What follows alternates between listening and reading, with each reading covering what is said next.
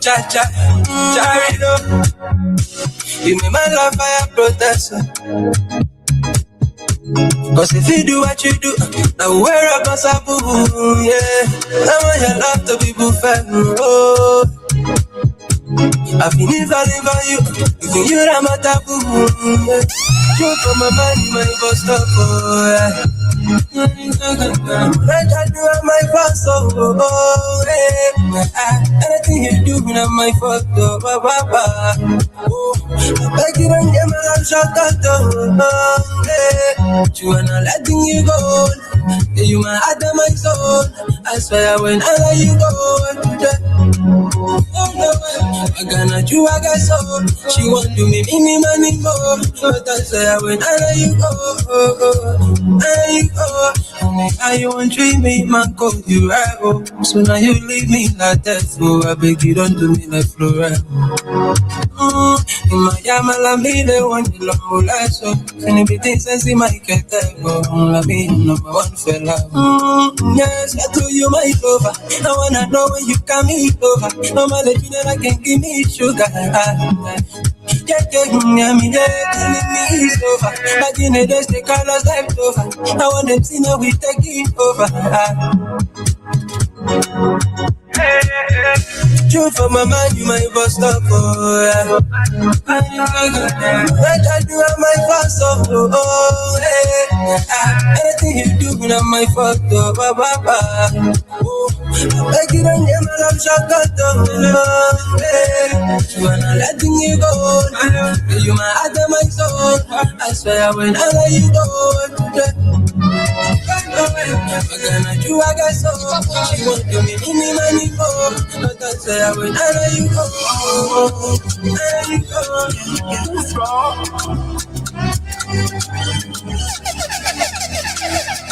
I thought I was my lady, yeah, but she showed me there. If I trust woman again, they let me lay on my elbow, play with my heart. She use me for 2 deal. They call it pure. Then I what a monkey say one, they eat me, yo. He said, now we want, that the child can yeah, they can feel. Now, hey, my home, take me. Who said that one book on, you know, can you say, that the child can yeah, they can feel. Now, hey, my home, take me. Who said that one book on, you know, can you say, God, you mean it, you know, in them, on mini, I can't do, I want you. If we need, I done it with you.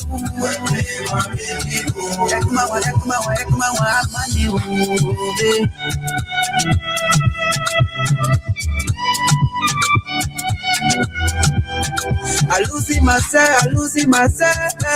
My child show me there. They love the eye in my fair. I feel this year for myself. I hope my wife be woman. I pass me above woman. I thought I was friendly. I see it with my own ass for relationship any hospital. They check back the floor. Don't you need it? Now I can hear they can feel. Now hey my home take me. Who said that one book on you know? Can you say the one? Now I can hear they can feel. Now hey my home take me. Who said that one book on you know? Can you say what you be the story? You know you can move on me. I can do I want you. If you need I done it with you.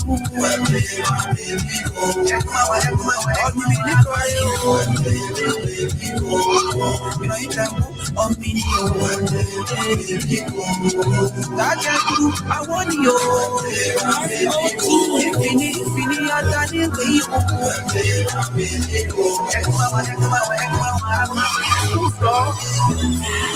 I'm in the yard to your end, G to your friend. Still I'm in your phone to your web. Now you know say love in the air. What you be there? Don't you need like close to your wife?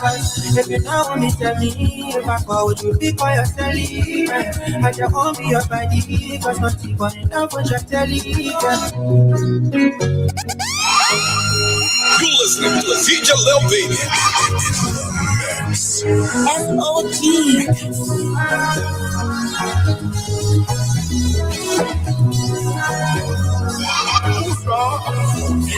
People, I'm in your ear to your head, knee to your brain. Say I'm in your foot to your way.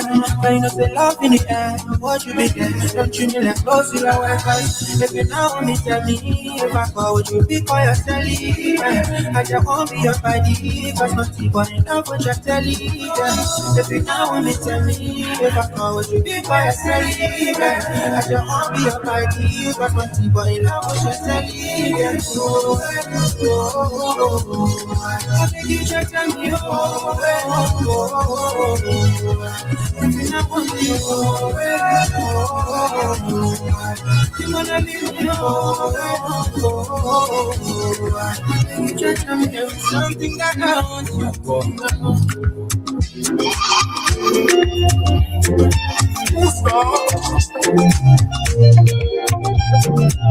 SOG.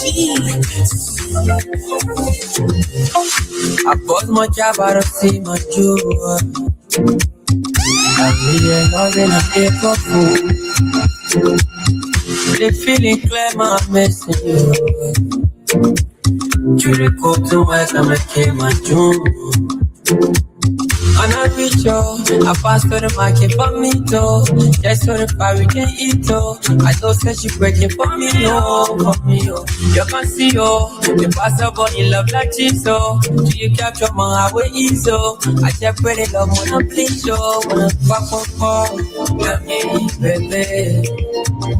Open up, or you wear another man.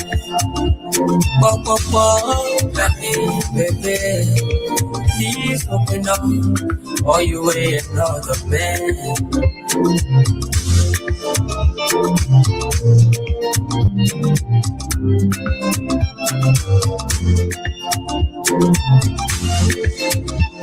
You listening to DJ LB.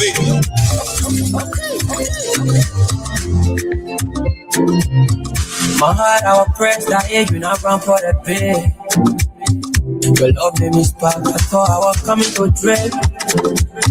You not feeling for baby, it's right. Oh, fight me, your heart, yeah, oh, I adapt to my spirit inside, oh.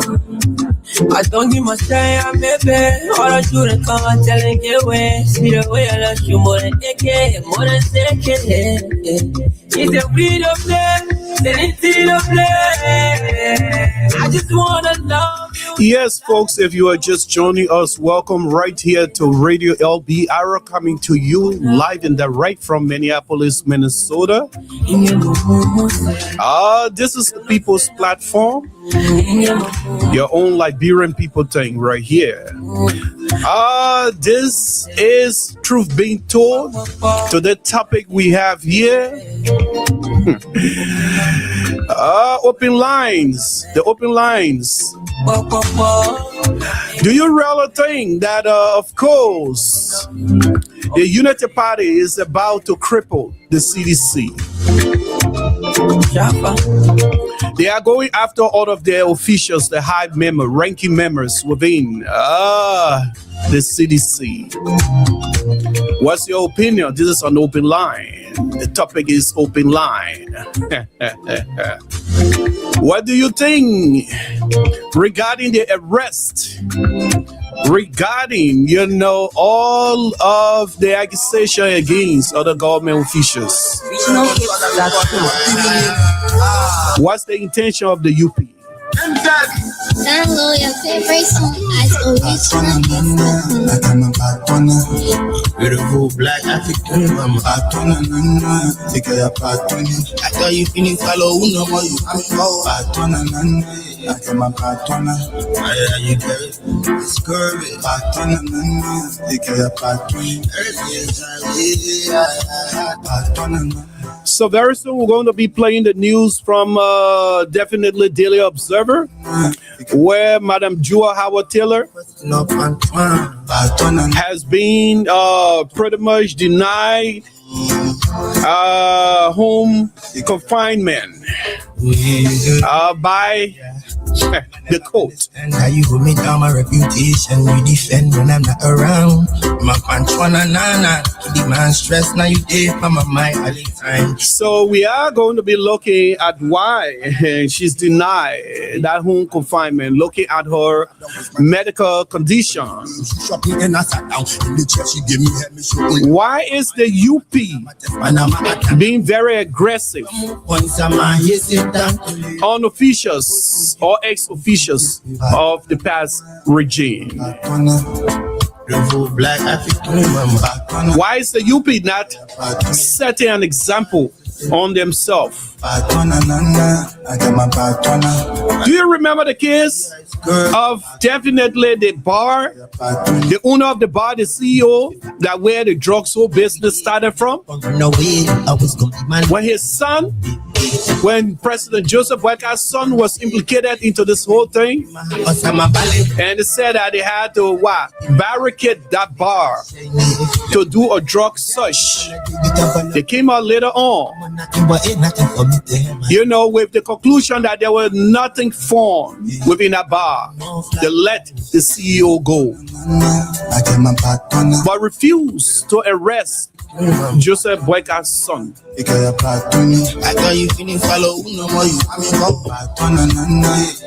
What is the UP up to? Are they trying to cripple the CDC? Let not waste any much of your time, but go to the news. I'm feeling the fire.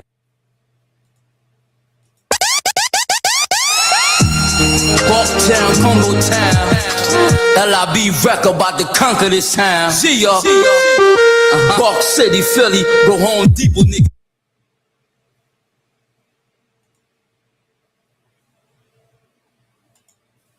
The Monrovia City Court has rejected a defense request to move former Vice President J.Will Howard Taylor from police custody to home confinement or a medical facility, drawing a firm legal boundary around the authority of magistrates to grant humanitarian accommodation to defendants facing serious felony charges. Stipendiary Magistrate Ben Barco, in a brief but consequential ruling Tuesday, denied the application seeking compassionate detention for the 63-year-old former vice president, who remains in custody following her arrest in connection with a major narcotics and financial crimes investigation.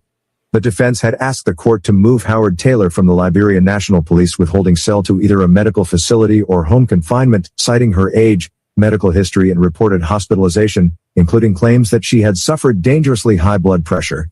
But Magistrate Barco ruled that the medical assessment presented to the court showed that Howard Taylor was sufficiently stable to remain in custody.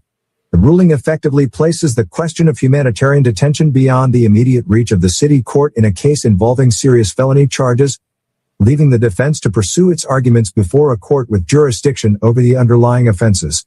The decision is being viewed by legal observers as more than a setback for Howard Taylor. It could establish an important procedural precedent for other defendants seeking medical or compassionate accommodation while awaiting trial.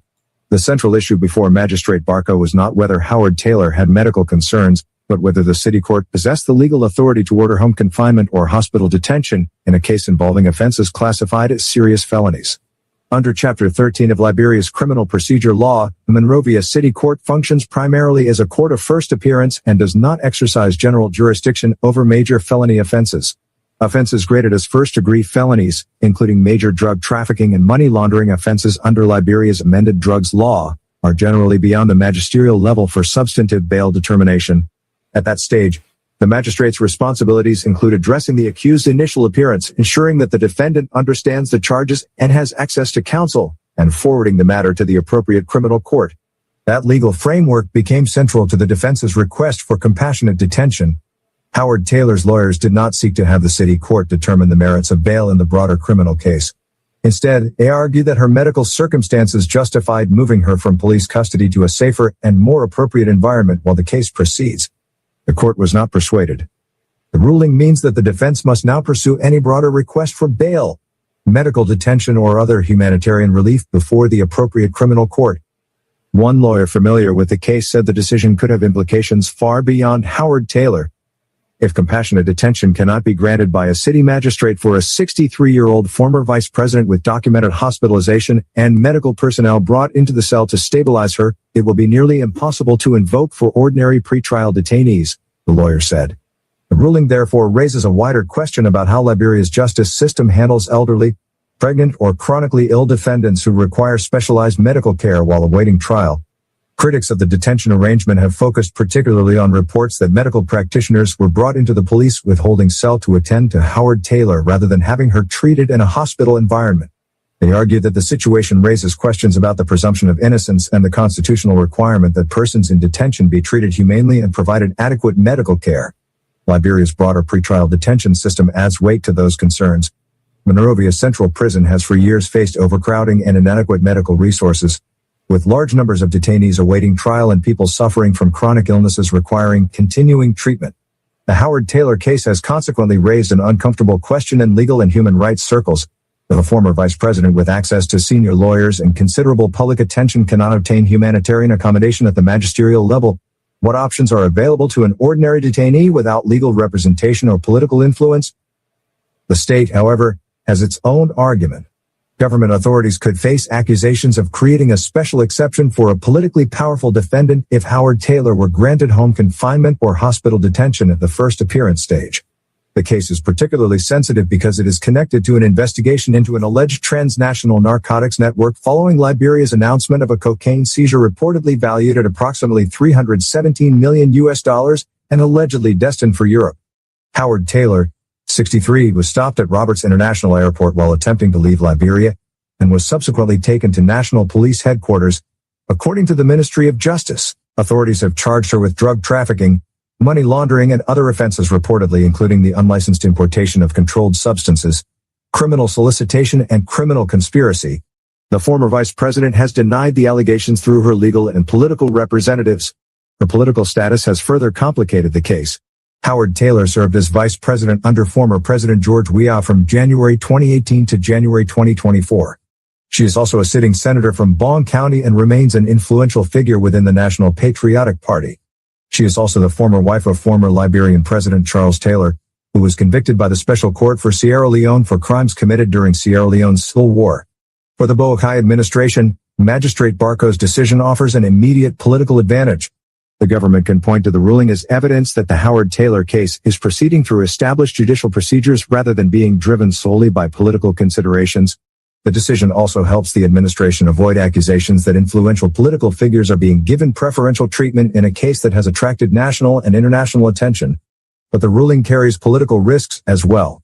If Howard Taylor remains detained while questions about her health continue, her supporters could increasingly portray her detention as politically motivated or excessive. The National Patriotic Party has already characterized her arrest as selective justice. That argument could gain traction in Bong and Margibi counties, where Howard Taylor maintains significant political influence. Following the city court's decision, Howard Taylor was ordered transferred to Monrovia Central Prison, shifting the focus of the detention debate from the LNP withholding cell to the country's principal correctional facility. What comes next?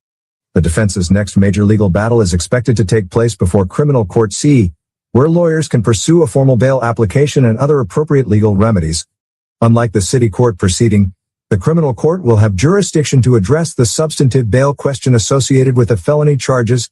The defense is expected to argue that Howard Taylor does not pose a significant flight risk and that her arrest at Roberts International Airport does not necessarily establish an intention to evade prosecution, particularly if she was traveling on a scheduled trip to Ghana.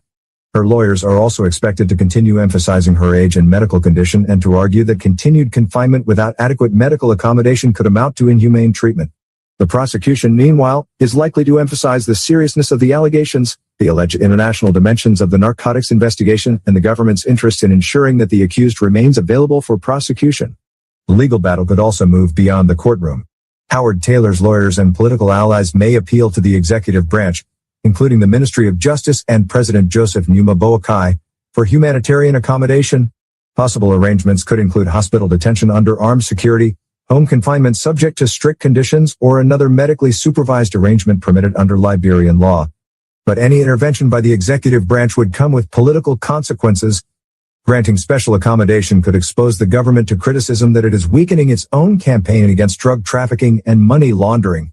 Refusing such accommodation while medical concerns persist could, on the other hand, expose the administration to accusations that it is placing political considerations ahead of humanitarian concerns and detainees' rights. As one defense lawyer familiar with the case reportedly put it, "We are now fighting law in Court C and politics in the executive mansion." The Howard Taylor case has therefore evolved into a test extending beyond one defendant. For the courts, it raises questions about the limits of magisterial authority. For the defense, it is a fight over liberty, medical care, and humane treatment. For the government, it is a test of its commitment to fighting transnational narcotics trafficking without creating the appearance of political persecution. And for Liberia's wider pretrial detention system, the ruling could become a reference point whenever elderly, sick, or otherwise vulnerable defendants seek humanitarian accommodation before trial. Magistrate Barco may have been deciding a narrow application involving one defendant, but the consequences of his ruling could reach much further. The immediate question is now whether criminal court C will grant Howard Taylor bail or provide another form of humanitarian relief. The larger question is whether Liberia's justice system can simultaneously enforce its increasingly aggressive fight against narcotics trafficking while protecting the constitutional rights and dignity of people who remain legally presumed innocent until proven guilty. That's the news from Daily Observer right there. So wherever you are watching us from, folks, please go ahead and share, this show here. We are here definitely to speak on issues concerning Mama Liberia. This is Truth Be Told right here with lines open. This is Truth Be Told. Looking at the situation here, basically a lot of people will think and look at it from a different perspective or different view. And everyone, we are limited to our opinions. I will say this for a fact. The UP needs to really come down. The UP needs to understand in which that they are doing. Folks, Liberians, do you even think that this government is just fighting, or trying to score a political point? Do you think that they are trying to cripple the CDC? Because from a broad perspective, looking at everything, we know that within Liberia at this current moment, within Liberia, the two major parties that really hold stake within Liberia are the UP and the CDC. And knowing very well that this is the match, and the intention of Joseph Boyka has already been made to come back in 2029. So one may think that they are doing all of these things here to cripple the CDC, which is obviously a formidable, match to the UP. Now, you looking at a 63 years old man. You looking at this woman. What threat does she pose to the society that you cannot even grant her a bill, or that you cannot allow her to even, be home while she's under surveillance, while she's being taken care of? Instead, you are demanding that she's okay to face the prison. Now you want to say the law is not respectable of any man, or obviously no man is above the law. But you got to take into consideration, the health factor of the individual you are dealing with. You got to take into consideration the age of the individual you are dealing with, and whom you are dealing with. The court know all of these things here. The very government knows all of these things here. The Liberian government knows all of these things, but they are not considering it.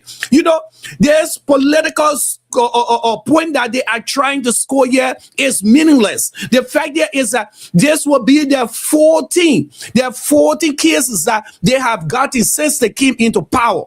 This is when you're talking about the arrest of government officials from past government. This is the 14th case that they have had, and knowingly they have never stuck on any of these things here before. For everything from classic rocks to today's top hits. Let me stop this. At home, at work, or on the Let me stop this.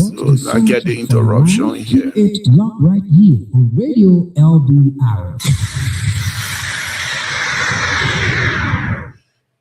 So as I was saying, folks, this is the 40 case that they have had. They have had against past government officials. This is the 40, and none of them they have won. None of them they have won. And you want to even talk about that. Let's go into the fact how this whole thing started, alarming coming about. Look at the case of Joseph Boyka's son. Look at the case of Joseph Boyka's son, when he was actually brought out in the open from the cartel, video that have been sent. You can exactly tell that video is not a Liberian video. That video is totally from outside of Liberia.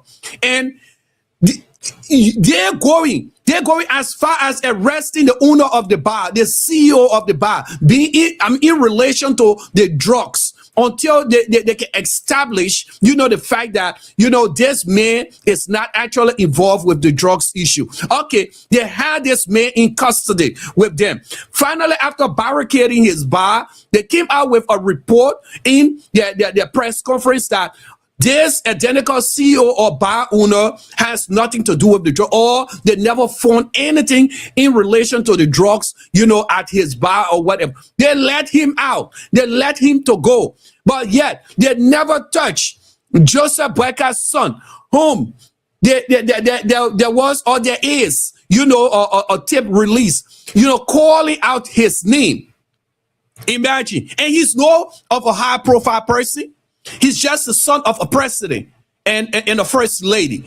But we never have seen anything being done to this kid here about what is happening or what is circulating within the news. What is circulating within the news? Okay? This government here is being tinted in all shape, form, and way that they are making a mess for themselves. This UP government. Since this UP government came into power, since the UP government came into establishment, even our land at Lofa border, we have lost our land. Now, every diversionary tactic has been played. Now, the attention of losing our land in Lofa there to Guinea has been shifted. It's all on drugs now. In this identical establishment here, look at the kind of house, the $1 million home that was built or that is built in Lofa for this president with no accountability. That is something that has been, a shield there as well. Yeah. His son being involved, nobody have touched his son. But this 63-year-old man, a woman of this status here, no. People does a lot of things. AI is fully and wholly available. I don't care how they manage to definitely, show that how this woman is related to this whole drug saga. They should take into consideration her health status. They should take into consideration her age. You think if this was Joseph Boyka's mother or his wife, he would have allowed it? He would have allowed it? Look, this government here is not balanced in their investigation. The UP government, it's not balanced in their investigation. They are handpicking. They are handpicking a lot of people. That's what they are doing. The fact here that they have not been executing justice correctly is unfair to the Liberian people. It's definitely unfair to the Liberian people. Even the very man that is, they have said that obviously is linked to J.Will Howard Taylor is walking scot-free in Liberia there. Yes, it's walking scot-free. What is the solid proof and evidence that they have against this woman that they cannot let her take proper treatment? Why would they let this woman of high status, this woman who have served our country diligently, this woman who you have never found in problem, who have obviously been nothing but, the best friend and leader of our country, be in such a situation? Why?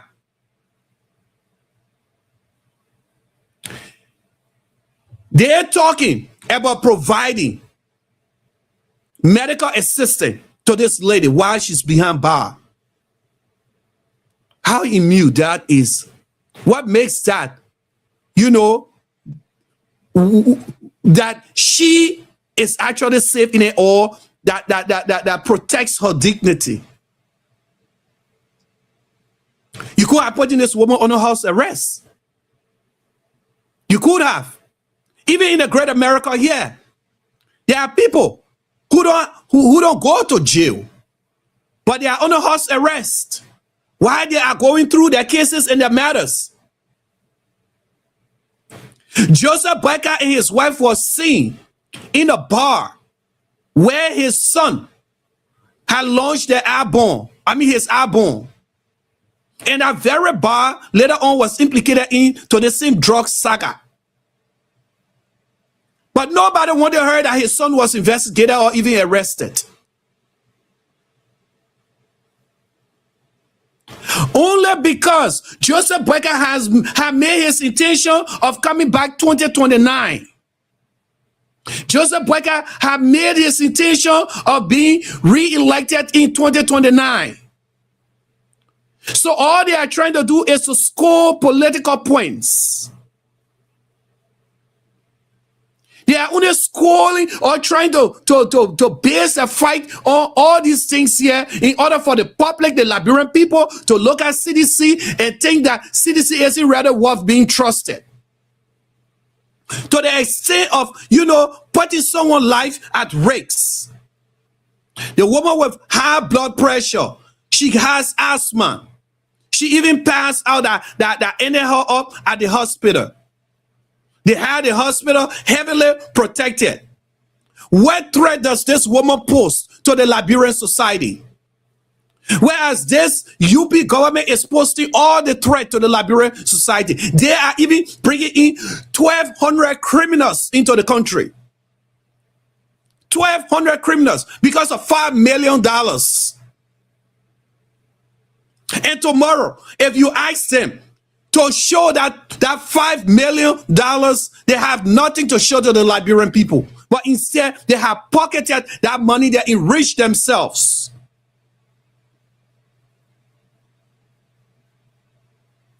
J.Will Howard Taylor is of no threat to the Liberian society. She's of no threat. The woman is 63 years old. She already has complications.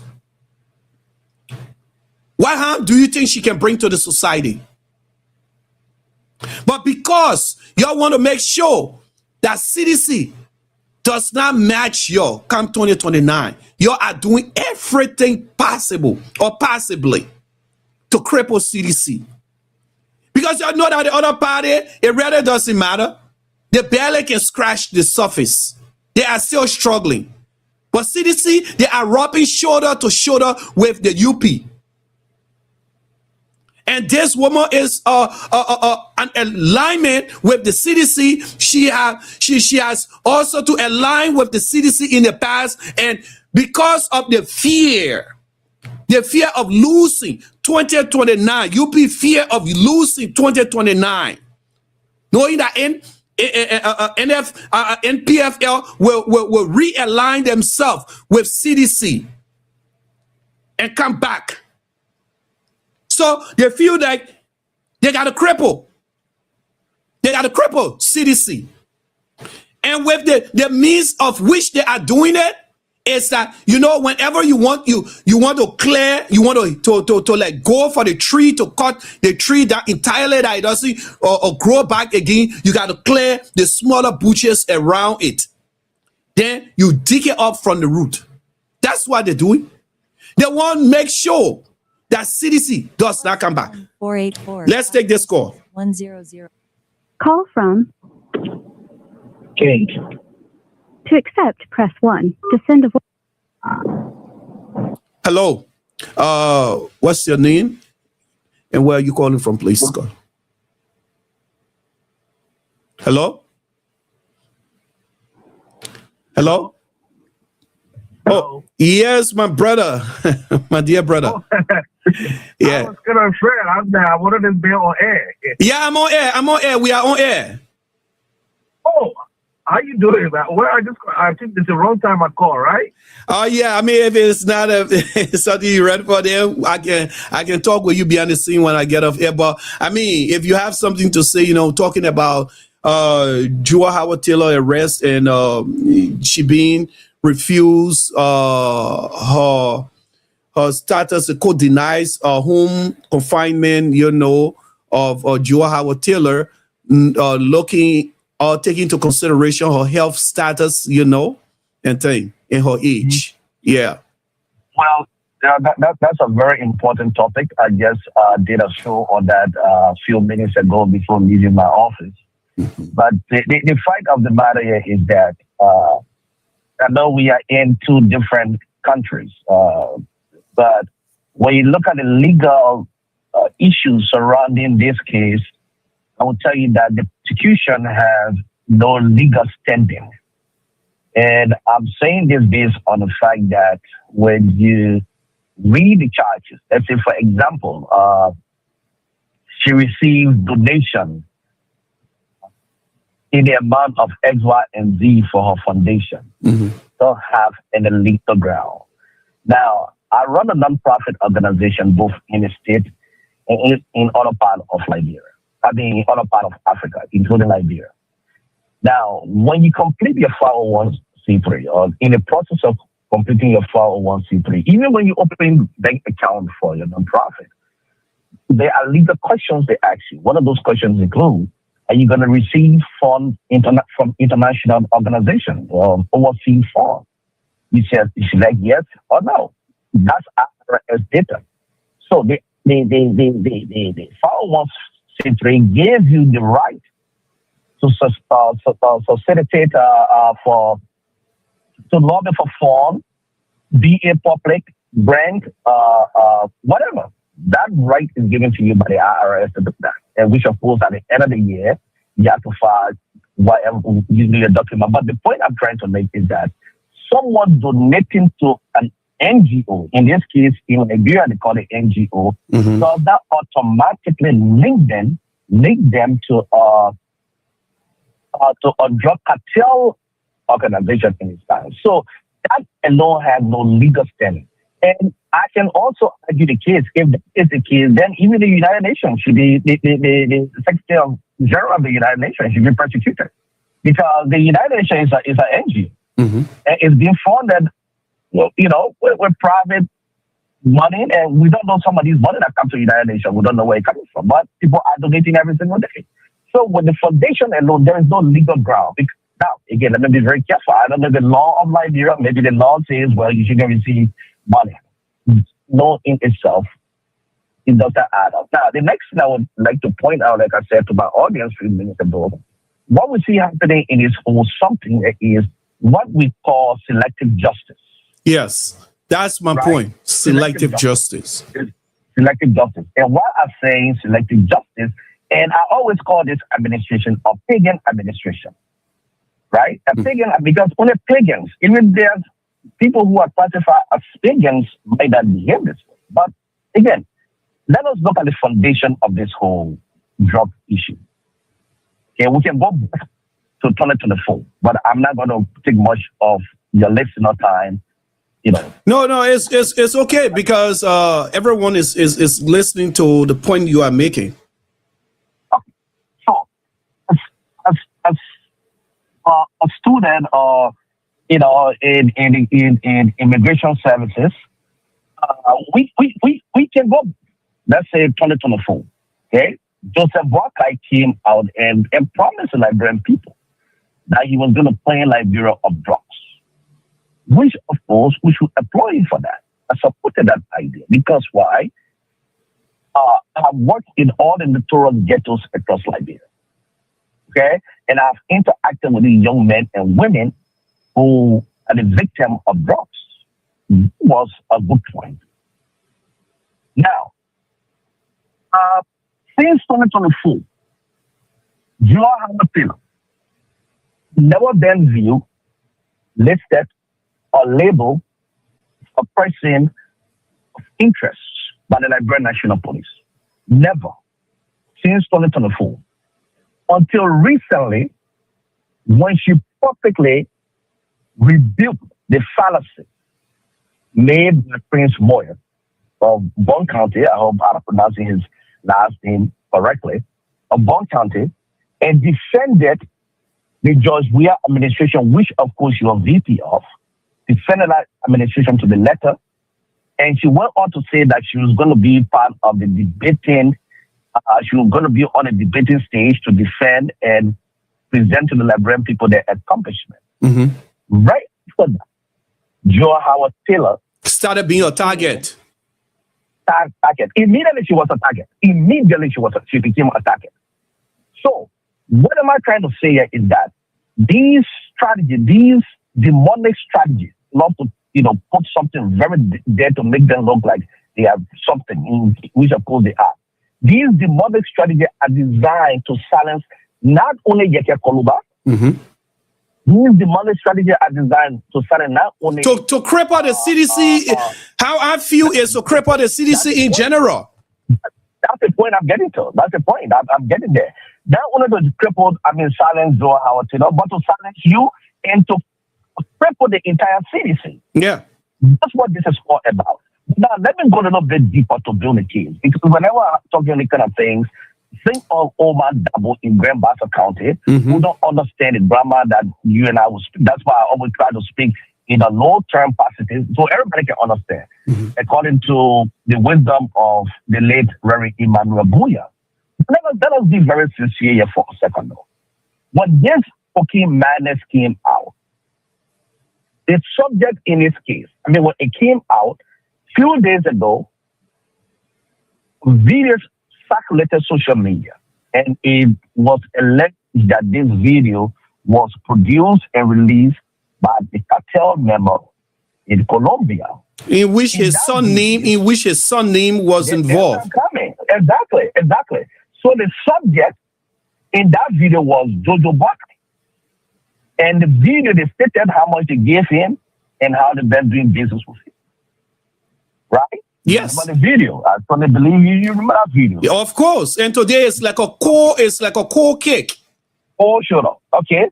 Now, from the legal perspective, that individual called Jojo Buckley become a primary suspect.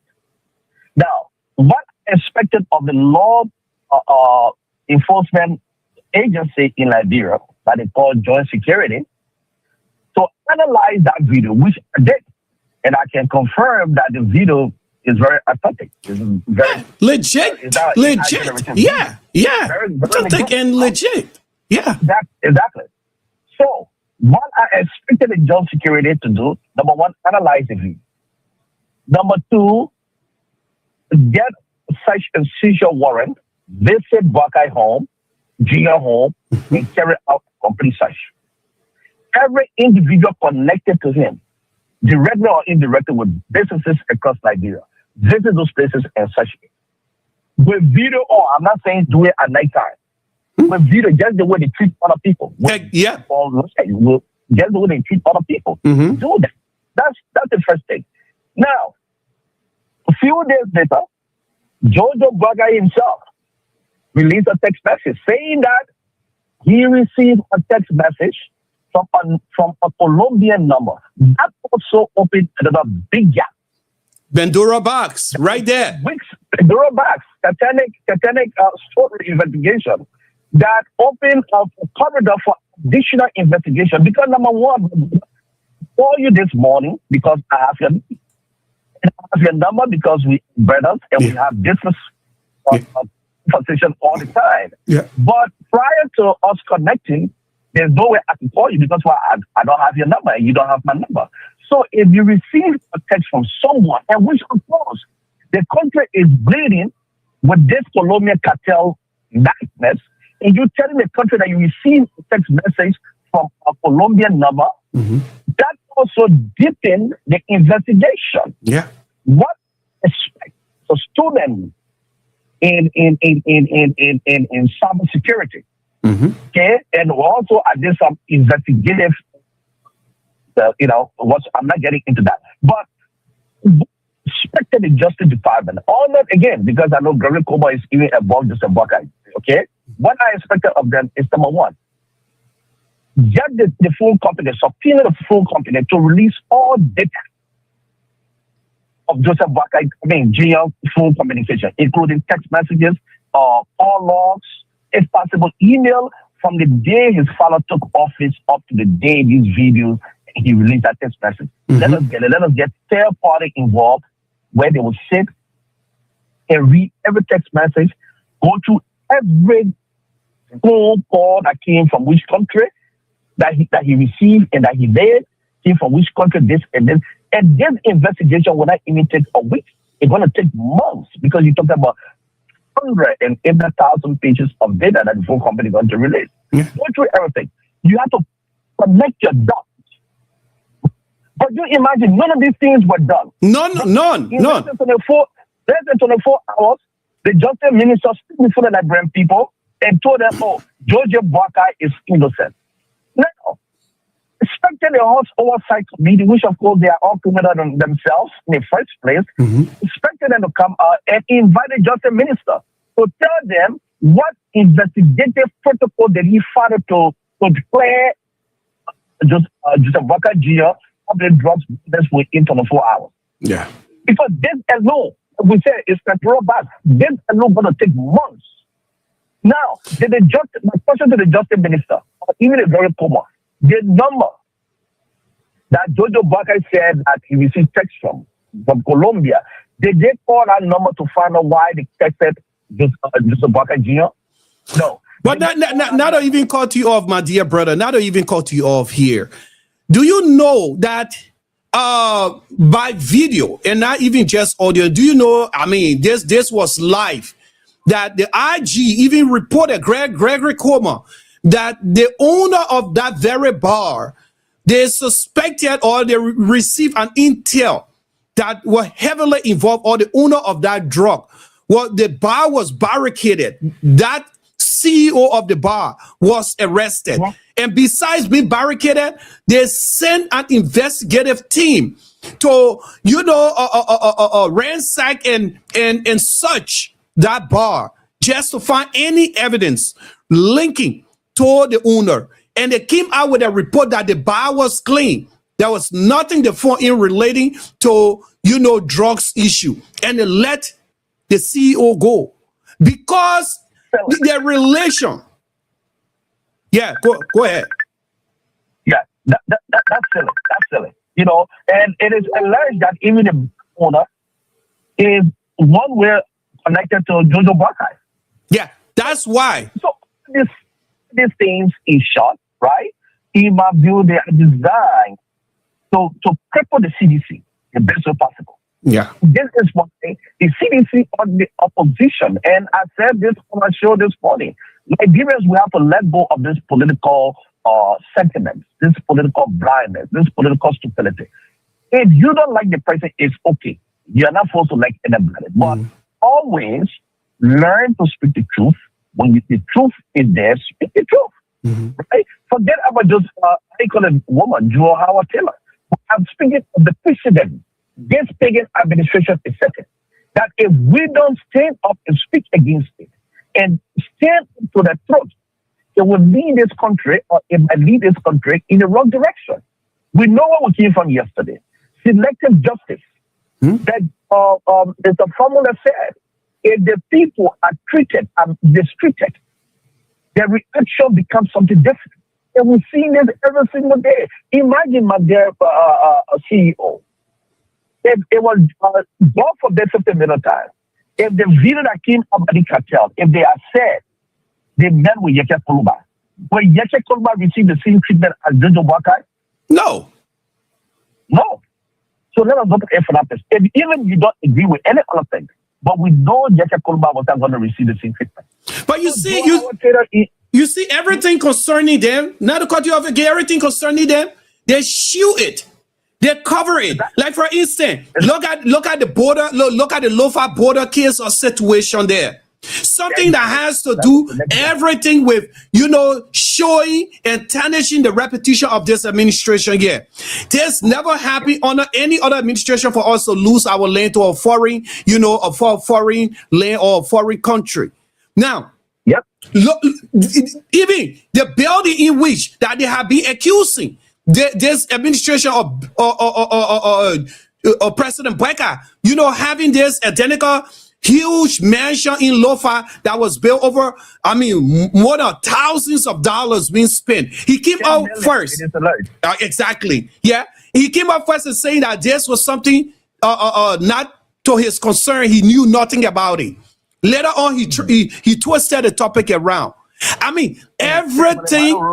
Yes, everything concerning them that has a point on them, they try to shield it from the Liberian people by using diversionary tactics. Yep, and that's what they're going on, and that's what we're going to see for the rest of his first term. That's what we're going to see. They will hide everything possible. They will deceive the Liberian people in best way possible, right? So that they can pick. I mean, let us just think about this now. Let us be real here for a second, man. Let us just be real. Who in a sound mind, my dear brother, who in a sound mind will wake up and say, okay, hey, your Howard Taylor is not a sin. That means make this very clear. She's not a sin, and she will never be. But sometimes we have to use common sense. We have to use common sense. And this is what I said. You cannot say because somebody gave you money, link you to the crime they committed. No. It's impossible. No. Okay. That's not enough evidence. That's not enough evidence. They just brought out the Mano River, the Vida bill by Joseph Boakai in Norfolk County.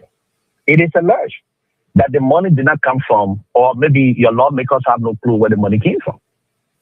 They have no clue where the money came from.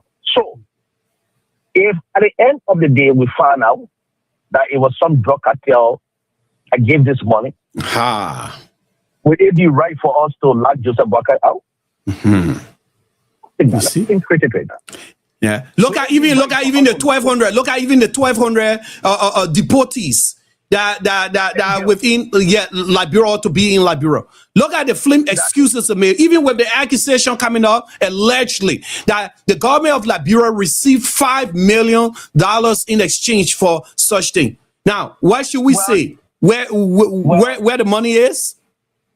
Exactly. Well, I did a show on that also. The New York Times reported that the U.S. government gave $5 million for Liberia. But again, like you just pointed out, deception. When the government is considered a pagan government, these are things they do. They came before the Liberian people, deception, and told the Liberian people, oh yes, the U.S. government agreed to give Liberia 3 years visa. Yeah. And Liberian people naively became super excited. Why? Because they feel that, okay, the U.S. government had given them 3 years visa. But they never told you what lies behind that 3 years visa. And what lies behind the 3 years visa was that Liberia got into agreement with the United States to receive third-party deportees. Not Liberian deportees or African deportees that did not agree to accept African deportees.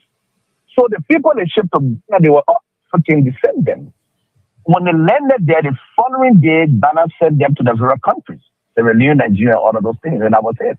But Liberia agreed to accept third country deportees, people from Colombia, people from Mexico, people from this place, people from that. And that's why the Nigerian said on his show, he said Liberia did not agree to accept intellectual doctors. Scientific minds and things. Yeah, they agreed to accept criminals. But this is how low people go. And I told someone, yet many people claim to undermine Joshua, to undermine his level of education or level of thinking. That's fine. It is the right. But what I will show you, I strongly believe Joshua could never sign that kind of a deal. Oh no, I don't even think so, man. Now they have given me a different thoughts and feelings about George Weah. I even believe that the very man that they claim to be far more educated than, I think he has common sense than them. Common sense. So you're telling the Liberian people, you are all trash. You're living in a country where people can barely afford a couple of rice to eat, which of course they say is a stable food. Life is going to the green every single day. People are crying. You don't have electricity. You don't have good healthcare facility. You don't have good clinics in Liberia before I talk about hospitals. Yeah.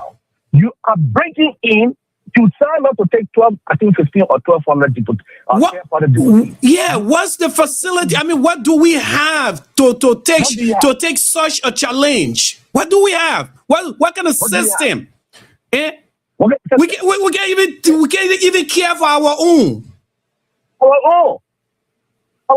Just a few months ago, the U.S. deported Nigerians to Sierra Leone. which of course we are all African. Sierra Leone were jumping in the street. They said they don't want Nigerians in their country, deportees in their country. This is the African brothers.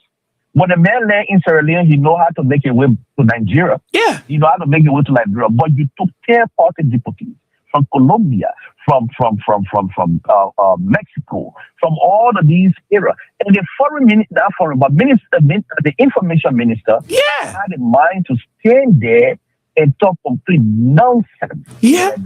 I'm telling you, I nearly thought that we were back in those days because he started reminding us of our history, of how Liberia was founded and what we are noted for. What? Yeah. Well, you are lecturing people who don't have head on their shoulder.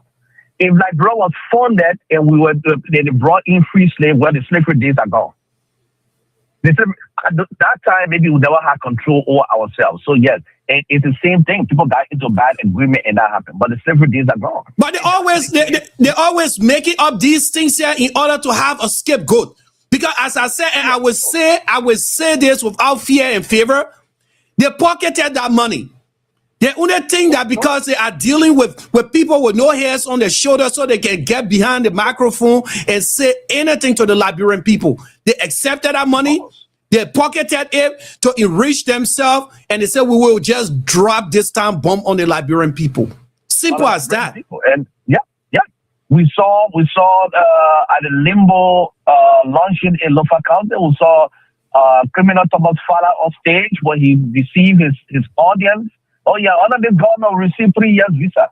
But a 3 years visa, how many Liberians gonna come on a 3 years visa? Bam. And the matter of fact is that if you are lucky to come, you are worried thinking that ICE gonna pick you up the next minute. Mm-hmm. Because I come here, it's not just a thing. They didn't promise you that when you come, you're going to get status. No. Thank you. They didn't promise you that. All right? They didn't promise you. So what Joseph Boakai administration told the Liberian people in short is that, you know what? I don't care about you guys. Let all the trash come in the country. Some of these people, you don't know some of the crimes they might have committed in the U.S. Yes. I can speak to you in October of this year, Gonzalez, one of the notorious Mexican guy, he was in a heavy maximum security prison. In October of this year, he should be deported. He will be deported. He's still in the court process. His lawyer is still fighting it. They're saying that Liberia is that a safe environment for him. Liberia don't meet all of these, requirements, but they stay in court. But it's listed that his deportation to Liberia will be in October. We're looking, we're still waiting. We're still, checking if that's going to go through, if the judge is going to allow it to go through and what have you. But imagine a crime this bad. He was in maximum security prison in the U.S. So now Joseph Boakai say, you know what? The Liberian people don't give a damn about you. Mm-hmm. Let really come to the view. They who was engaged with the same cartel stuff. Yeah. Some of the most horrific crime they can think of, vicious crime they can think of about. But Mr. King, we saw that when these people were even being deported, we saw these guys being chained to their ankles, their legs. Yeah. Normally, when they are even, sending people out of their country, I mean, you not be involved in crime. They don't hang you up. They don't put chains on your legs, on your hands, like you have committed crime or anything of the kind. I've never seen that. Never. But, like you said, Joseph Boakai just said, I don't give a damn about you Liberian people. Because imagine, what is it going to do to, our security system within the country, our economic system and thing. Now, the crime rate is going to go so skyrocketing. Yeah. You don't know the capacity of these people that you're bringing. Imagine if America can say they cannot live with these people, with all of the high level of technology and security within this country. That tells you that it is beyond their reach. They cannot continue taking or compromising, their safety of their people, the safety of their society and their communities, and you name it. But they find a dumping spot to put them. Then you going further than that. These are people that are going to merge within our community, in our society, our counties, and start having a lot of bastards by our, I'm sorry for my words, but I want to be plain and direct. A lot of children by our Liberian young girls and women in that country there, that today or tomorrow, when they show their child father, that one ex-combatant or that one criminal or, that's a deportee from America and all this, it's going to be injustice to our people because those children, those future generations to come, these are the kind of connection and links that they are going to have. Now, all of these things here, the Liberian government isn't even taking it into consideration. They are not looking at the amount of failures that they are having. But instead, a 63-year-old woman that poses no threat to society with all health complications, that is the woman that they are putting behind bar. Not even to say, she can even be on a house arrest and we gave her home treatment due to her health status. Yeah, they won't do that. And the reason why they're doing that, number one, they want to handicap the opposition, the CDC. Yeah. Number two, they understand that you will be a threat to them in 2029. Mm-hmm. One of the big things, a threat. Because number one, she came up, she rebuked the fallacy of Prince Moya of Bond County, rebuked his fallacy. Mm-hmm. She set the stage. If you listen to the clip, she set the stage for 2029. In which she said she'll be part of that conversation. So they view her as a threat to them in 2029. So if a man is a threat to you, what are you going to do and you in power? Is to silence him. And the best way to silence her is to pull beyond bounds and put some of all of these mixed charges that make no sense. Thinking that they are breaking the wing of the CDC because knowing that CDC is a formidable force. They know that. But I said this morning on my show, Mr. CEO, I said on my show, no, for CDC spirit, right? Because spirit cannot be killed, it cannot be seen, it cannot be touched. So CDC, in other words, CDC is not the individual. CDC is a spirit that dwells in the heart, mind, soul, in blood, the men and women who are part of the party. You can kill CDC, but you can never kill the spirit that lies in the heart of the individual. Because why? It's in the DNA. When that woman gave birth, she gave birth to another CDC. Hope you understand what I'm trying to say. Of course. She gave birth to another CDC.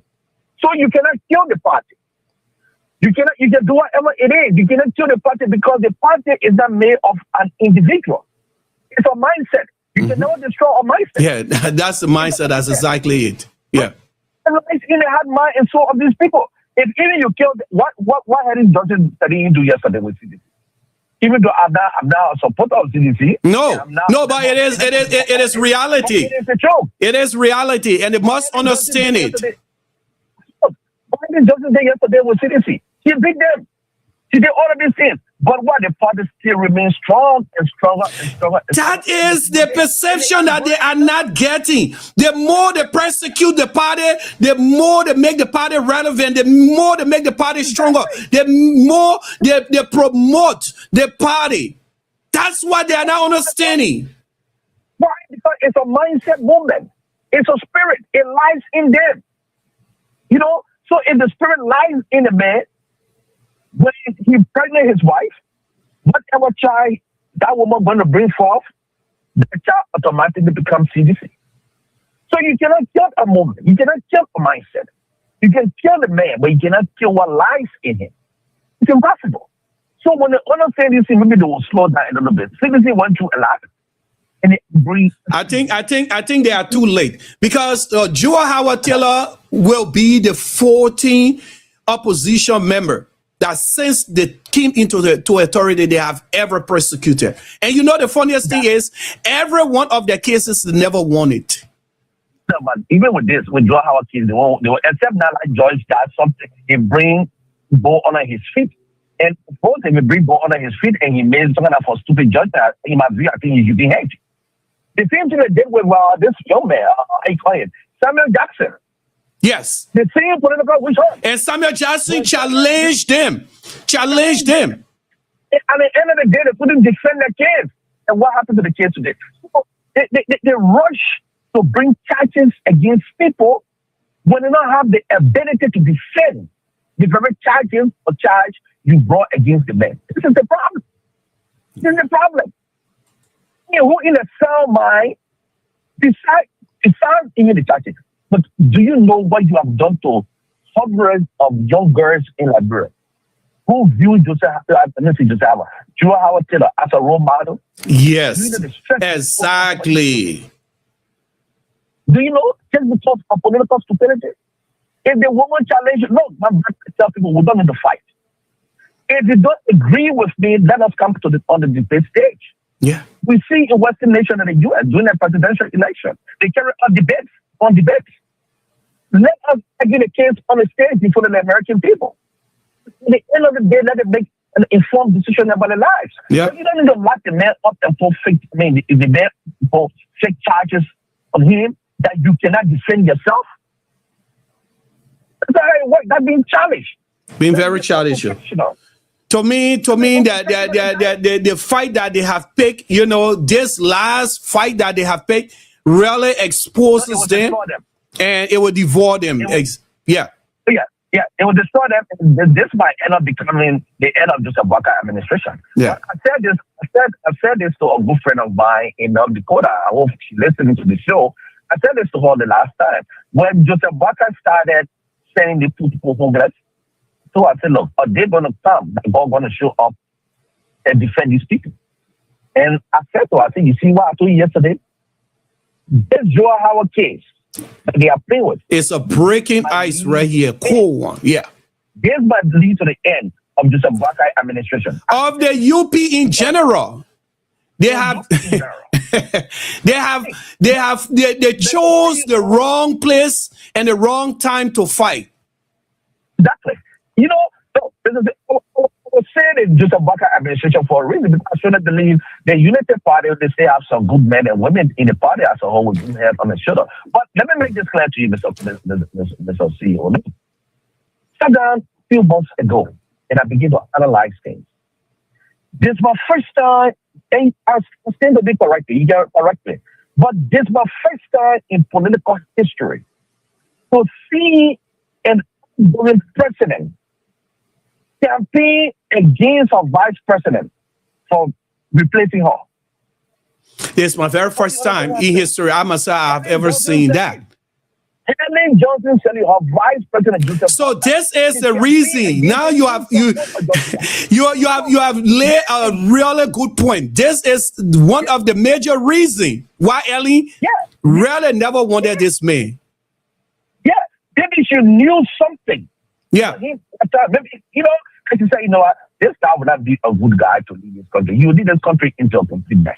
Yeah. Right? Yeah. While we were focusing and thinking George Weah was the mistake, no, we had it wrong. And said no. And I said no. I see something in George Weah. It's a poor man mindset. It's just like anytime I talk, I love to reference the Bible because I'm a big amateur.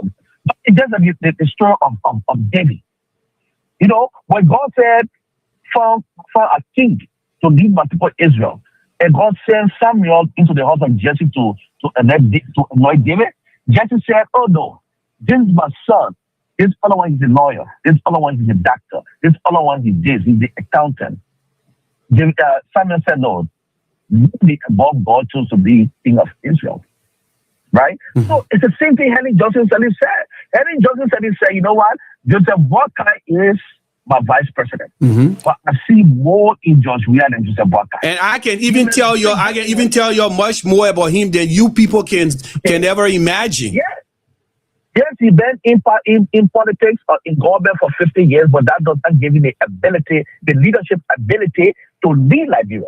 So therefore, she said, he's he's looking good, but guess what? Found favor in George Weah. So she campaigned for George Weah. Think about that. See, it's a sad. I'm not seeing any political of this time.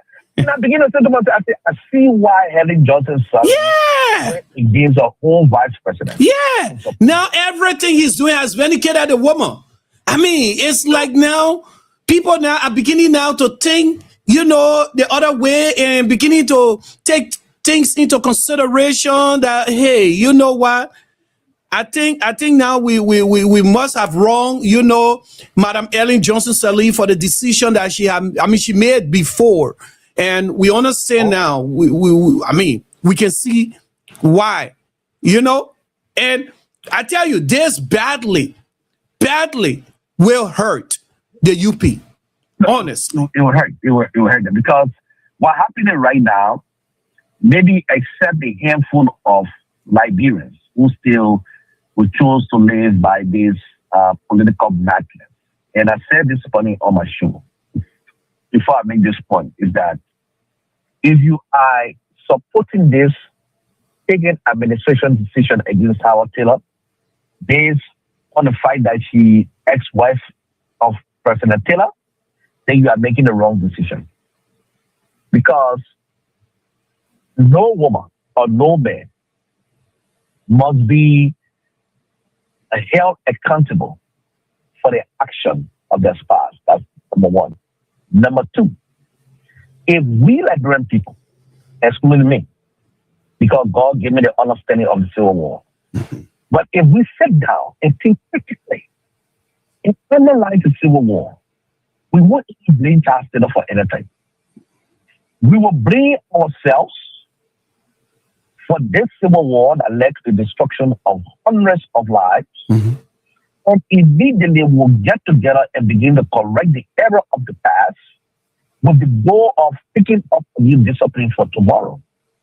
But Joseph Boakai, on many claims, he has 40 years or 50 years of government experience. He came into power, not with the mission, not with the vision, correcting the error of the past and picking up a new discipline for the future, but he came with a vision of taking us to the past and destroying the future. And that's what we see through all his administration since he took office. Destroying the past. Yeah. Because what led us to the Civil War in the first place is what Joseph Boakai is doing. So Joseph Boakai is doing. And a young boy gave a prophecy before his inauguration. He said when Joseph Boakai is inaugurated, Liberia will be divided into two. If you agree with me, Mr. CEO, and the rest of Liberians, are we not seeing Liberia be divided into two before our very eyes? Border, very, very clear. We see it. Yeah. And it's happening so quick. So quick. Like, it's running like you have to run fast right now to catch up with this administration. They are running even like you gotta run. Now, when he came into office, he came with this thing asset recovery. I just want to drift from this subject a little bit, because for me, it's good that we set the stage for our people. He came out with the asset recovery task force. He became the same man who undermined the very institution he established. Recently, what happened? Fida Bono was placed behind bars. It is alleged its interference they led to Fida Bono being out of prison today. He has sided with him, gave him money, so that case is a strong possibility is there today. So why establish an institution that you are going to undermine? So in other words, Joseph Boakai is telling us, whatever crime you commit today, tomorrow, or day yesterday, or whatever crime you might have committed yesterday, once you side with the United Party and you give money to him or to his administration, you are a free person. Yeah. And we see him working in a drug case. The owner of the private bar that they call, is he in prison? Oh, that is a court case now. You can't hear about it anymore. You never hear about it. Okay? You never hear about it. Just how they are trying to kill the border situation case. Because they said that the person gravely involved into that border case there is like his nephew from Lofa. Okay. Yeah, it's true. It's true. Somebody who have close relationship, understanding of the case told me that. So that's what we see happening here, my brother. Selective justice. It's selective justice. If the people don't feel, if the people feel that they've been treated like leper, a day will come, they will have to rise. So that's what Joseph Boakai is a breed. All the life, the thing he never lived, the thing he never built for himself. And he said the things he's trying to build for himself. So our political system has become a ground in which people come in not to move this country in the right direction, but people come in to enslave themselves. I can't call it enrich themselves, because technically it's not enrichment. You are enslaving yourself. Because whatever you work for, the next government can come in tomorrow and take everything from you. Great point there again. Yeah. These are things we got to talk about. Yeah. Because everything they are doing now, guess what? By the next administration, they are going to counter-react them too. They are going to go after them. They are going to pay them in their own coins. Then what are they going to say tomorrow? Being witch hunted? You know? Because the good book said, do unto others as you wish them to do unto you. And that's what I said. If the CMC will election tomorrow, I look forward to that day. Whether it is Bility, whether it is Comey, whether it is the CDC going to win election tomorrow, I look forward to that day. When Joseph Buckeye and all these pagans in his administration terrorizing innocent people's lives, look forward to that day that they will be charged and persecuted in every way possible. In every way possible. Because it's unfair to these people. Rather unfair. That's elected justice. It hide the country. It leads us into places or into things that would not have any reason for getting into. That's why I always ask the question, then why we fought the Civil War? Why you kill all of these people? Yeah. Only for some old man to come and bring division in our midst. If this woman said that all these projects that Joseph Baka is dedicated, which of course find it difficult why presidents should always be dedicating things that didn't build anyway. They have written a toilet. He had to dedicate toilet. How low can our leaders be? But anyway, that's not the point here I want to. But just recently, the woman came out to say all of these projects that Joseph Baka is dedicated is a project of the CDC. Yeah. I listened to that. I listened to that exclusive interview. I did. Exactly. He went on to further to say that even the fight against drugs started with the CDC, because it was the administration that started building rehabilitation centers. But and he went on to say that the only thing we had told them was that they were not going to force the men and women to go to the rehabilitation center, which of course is the normal standard, even in the United States. You know, based the patient to take their medication. Mr. King, based upon this, Mr. King, the thing made me to start believing that this whole thing here, sir, I think it is a setup. Allegedly, it is a setup. None of these things here against this woman here is true. None of them. It is a setup. None. Just look at the report I read from the Africa this morning. What are they talking about? Oh, she received this money. Yes. She compromised her integrity as a fact. Because to me, I don't think it was fair. This is the norm in our political system. Even the current vice president, I was saying that from the time he became vice president, he had not received brown envelope from somebody. People had not met with him to say they want to invest in Liberia. Can Joseph Baka and the entire Baka family tell us that since Joseph Baka took office, they had not received brown envelope for hotel? From the fact of he covering his son dirty deeds, I believe that he would never even come out to say the truth. Exactly. They had never been invited places to say want to establish business. When Joseph Baka was elected, we never saw his son in private jet flying to Dubai to meet people who were the people that he was meeting. So it has been the norms within our, it is the norm within our political setting, which is, in my view, is wrong. Yes, Howard did not compromise her personal integrity. Without one, I'll be free to talk that. She did. Because number one, she's a sour. So we can't bring her too.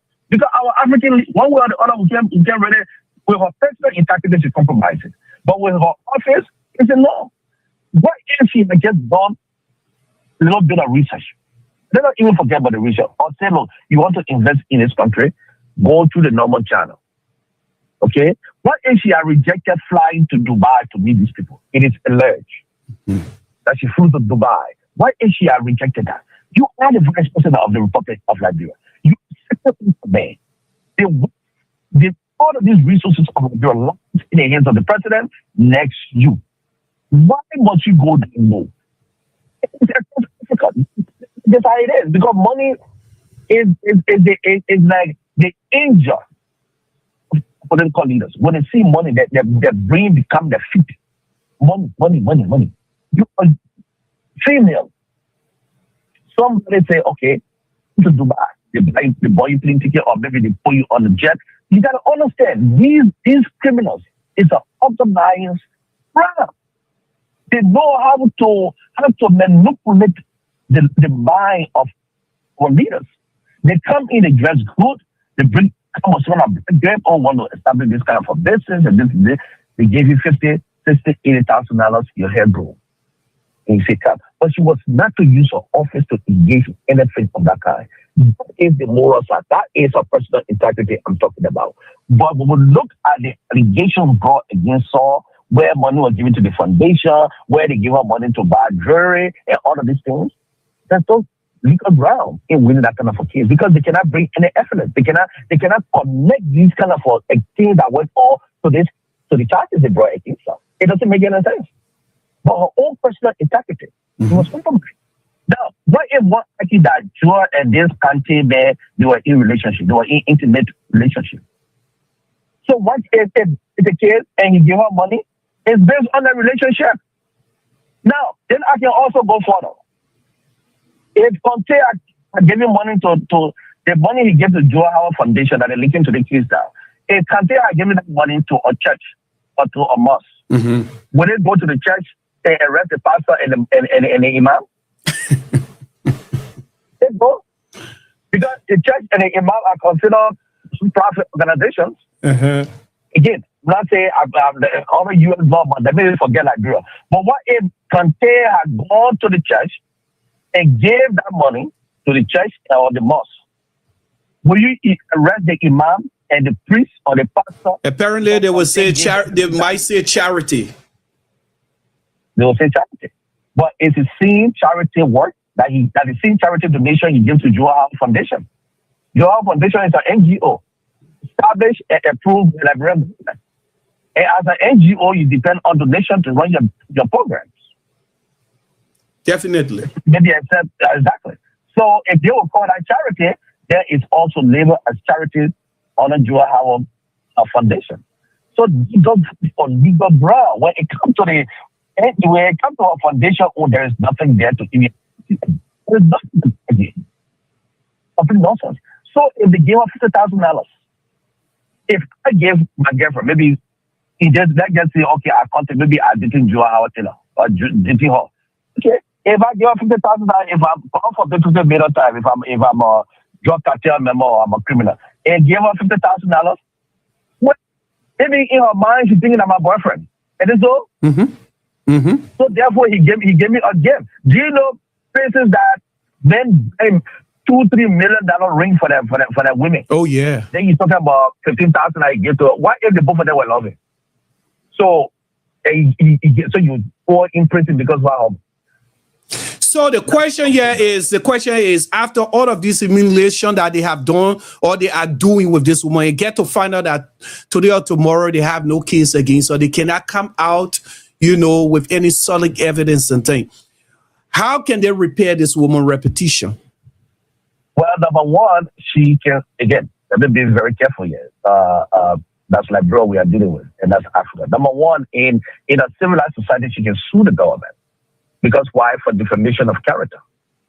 She can sue the government for whatsoever amount, whether it is $1 million, $2, $3, $1 billion, whatever it is, whatever her lawyers say is okay, it's okay. They can sue the government. That's number one. Number two, the government will drop all charges against her. And in some cases, the government will have to make it public. All these charges have been dropped, which of course is not going to win this case anyway. They cannot support none of these things. None of it. But that will be the main thing. The government will drop the cases. The charges against her, they will expunge her record. I don't know if they can do it in Liberia. They will expunge her record in every dollar basis that they have. Her record will be expunged, and her lawyer can sue the government for damage. Because of course it damages repetition. The damage of repetition, that's defamation of character. Yeah. So yes, that's what's going to happen. Wow. I'm so upset of the fact that they are being, there are so many injustices going on since this regime, being going after previous government officials and things without any relevant evidence. The fact that they keep on losing their cases and things. So what are they giving the Liberian people? Under what circumstances they are making the Liberian people to understand that they are working? Just by showcasing at the expense of, tarnishing and destroying the reputation of prominent men and women in society? Someone once said, why does Liberian official or every administration that comes into power has to start all over? For the fact that we know that government is continuity, but when they come, wherever they left their predecessor, they met them, why they can't continue from there, but instead they want to score their own political point to an extent that it affects other people? For many reasons. And that's what got this country called Liberia where it is today. The first reason is that selfishness. They don't want selfishness, number one. Number two, love for country. They want to highlight their own political ambition to say, okay, we did it. But if they have the common sense to say that, okay, this project started on Y and Z precedent. If we complete it, it still reflects on us. You understand what I'm saying? It reflects on us as we did it. But even forget about the project aspect. The fact that they came into authority, they met or they got to know that WATCHLIVE were not doing what they are doing now. Going after previous government officials and things, trying to bring down people doing hand picking and all those stuff there in order to divide the country, as you just rightly stated, Mr. King, into two. Why they could not just move on from where they met, because I don't see the sense of what they are doing. They are not accomplishing any aim there. It's not like as they go after these people here, they are proving, that these people are guilty and these people are serving the terms of being noted to be guilty. At the end of the day, those people are set free. They are led back into society and they are out there, going about their normal lives and activities. So why the essence of doing all of these things?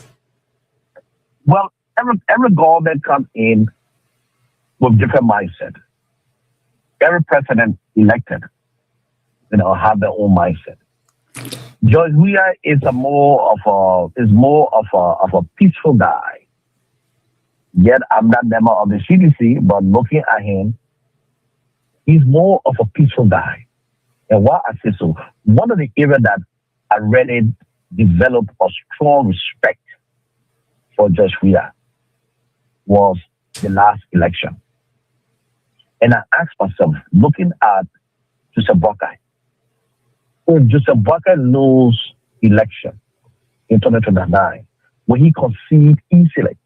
I don't want to believe so, because even before the result of this election was read or in it, what were his threats? What did he say? If they don't win, they are going to put, I think, set Liberia on fire or what building or whatever. He made a threatening statement.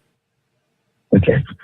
So, but WATCHLIVE, the numbers, the vote was not completed. They are not complete the counting of the vote. When WATCHLIVE called Joseph Boakai and congratulated him. Yeah. That is a peaceful mind. So now, if another person comes into power with a different mindset, a different thinking ability, it does not have a critical thinking, then the way in which he will rule the country, and I use the word rule very deliberately because there's a difference between leader and ruler. But he decided to rule the country with a stone, with an iron hand. Then his administration become one of a kind in which we are seeing every single day in Liberia. Because that's how he chose. Maybe he chose primarily from day one. Joseph Boakai came in office primarily to silence the CDC. It's just a few months into his administration. What happened? Yeah, I learned that allegedly he's very vindictive. I learned that. Oh yeah, he is. Okay, got into office. First 2 months into his administration, the CDC headquarters were demolished. Completely demolished. Okay? So maybe that's why he came into office for. And if the man feels that CDC is a threat to him, he has the power, he has all the guns, he has the military under his control, he has the police under his control, what do you think he's going to do? He's going to try to silence the CDC because he feels inferior to them. So that's all going on in Liberia right now, my brother. But George Weah didn't do that yesterday. They had their own problem. Okay? You think today what George Weah did for Joseph Boakai? Today, God forbid George Weah is not well or George Weah is in a situation. Do you think Joseph Boakai will step in and provide aid, provide assistance? He won't do it. Because that's the kind of heart he has. But George Weah is the opposite. So that's the problem. That's why he couldn't carry George Weah's way of governing. I'm not saying they were perfect. They did a lot of stuff themselves that are opposed and are spoke against so many times. But I think this government is worse. It's worse, especially when it comes to just locking up people, doing things to people that they shouldn't do. And my greatest fear is that I hope and pray, because I still see the dark days over Liberia. I hope and pray we shouldn't cross aside. We have a serious crisis at the border as we speak. You in the field of technology, we have something called vulnerability. If your network is vulnerable, attackers attack you any given time. It's a nation, we are vulnerable. Even the vice president said just recently that it is God and money in Liberia. Yeah. He said when you go through all our borders, nobody there at night time. At daytime, maybe they will go there because they want to harass innocent businessmen and women to take money from them. But at night time, nobody there. So the vice president himself said, it is only God and man in Liberia. You have crisis at the border. Yeah. You have men and women who have connection with top officials in Guinea. Some of these things, do you know if they can get help from Guinea? Excuse me, Mr. King. So to our brother James W. Ika, I have just sent you the link. You can check your messenger. You will see the link there. You can click on it and you will be able to join us. So I just sent you the link. Or the number is on the screen there. You can call the number and I will still put you on or put you through. But James, I have sent you the link to join the show.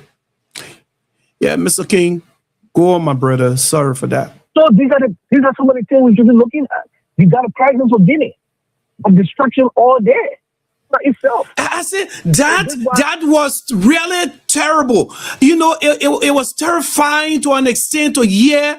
You know, it was the vice president that made that statement, right? To say that it is God that is taking care of our border. Do you know that even the very people that are serving this government here is spitting out the truth about the weaknesses of this government? It's terrifying. The vice president, at least I must applaud the vice president. He was born to come to the Liberian people. Whether he did it intentionally or unintentionally, that's not the point, but I must applaud him. Because most of the time they will hide these kind of things. But he was born to tell the Liberian people that it is all the money in Liberia. Because at next time we go to our border, nobody there. Look at the last drugs that they said that was coming by ship where later on ran back on high sea. They said it was due to dock at another entry point again that they later on discover. Of course. Vulnerability. You don't have Coast Guard. You don't have then you talk about security. In my view, look, I say to people, we don't have anything called security in Liberia. That's the gospel truth. There's nothing called security. All this nonsense, you know, we have private institutes, we have our private platform, to give us the freedom to talk the way we want to talk and to say what we want to say. Is that my platform? That's certain word I'm going to use, but I will take that one back. We don't have any security in Liberia. We don't train private security in other nations can run the entire security network of Liberia. We don't have those security. Number one, hacking out data, you don't have communication. The police officer in Banga County, in Banga, there's no radio there that he will communicate with his police officer that is on Banga Broad Street. The man, think about security. He got to take his cell phone to call. Sometimes he don't have data. So what will happen? There's no communication. These are key things here that I expected this administration to even be paying attention to. Look at the Ralphie Highway there. They came into power. They met at a point where the last administration stopped. Instead of them completing or moving on from there, guess what? The jumper will overhead bridge. And they said that, depending on the organization or the donors that wants to invest into the country, they chooses their own project. Okay, so why can't you? Why can't you find out where the donors came from for the last project that you made there in order to see if you can continue from where the last man stopped? All of those things were designed to loot the country. You gotta understand these guys that come into office, and I want to be very careful because they cross all administration that come into power. All the design is to steal. Why? What's the reason of you putting overhead bridge somewhere? When they talk about the bridge, I thought it was bridge that car gonna be moving, or now it's something for him to be the walk on. Are you ready killing me? Are you kidding me? I just learned the other new development. I thought that was something for car to move on. No, they said it's something for people to walk to overhead for people to walk. Oh my God! Because they have been making all of these news, high class news on the fact that how from where the bridge will be when traffic is, I think coming from Ralphie Highway or so, basically it's going to cut down, reduce traffic and all those stuff there. So even where they're building a bridge, someone told me and they gave me the landmark of everything. No. It's a waffle. No. Now, what if the money you spend to just build overhead bridge for people to walk on, which of course it will go deeper. We can also argue that case and I will still be right. Building bridge is one thing. China building your bridge is one thing. Maintaining that bridge is another thing. Just a few years ago, some of that bridge broke down in Vata. I don't know about the old bridge or what kind of new bridge, what they call it. Broke down. It was all male at the time they were in Liberia that repaired that bridge. So building this bridge is one thing, but the maintenance of it is another thing. But we'll leave that one for another day. But what if they are taking on the initiative to say, okay, Samuel Doe had a project that wants to connect, I think, some kind of street from there straight to Barnesville Junction. Mm-hmm. We take on this project and connect, because if you look at a road coming from the, I don't know, all like, bro, be very careful on this. Coming from Dupo Road to town, see how congested. Yes. Those places. The traffic is, now, yeah. But what if we connect a road network from that single belt that at least we have, like, for every 3, 4, 5 blocks, we have another road that connected. With that road, I will connect you from XYZ, maybe from the City Hall straight to Barnesville. Mm-hmm. We'll connect another road there. I think that's something that Samuel Doe working on. What if they are taking on a project instead of wasting money on bridge? Where that bridge going? Where is it heading? But they took on this kind of a project just to loot the country. And I'm not saying it's bad. They are the one authority. They can decide whatever they want to do. That's it. No problem. But what if the project continue after 2029 and maybe another government comes in? What happens? Will it continue or will it come to an end? Let's say it comes to an end. That money going in vain. It's a money that could be used to move this country or to be invested in another era Yeah. that will benefit. And we're talking about being invested or properly. Look at our military.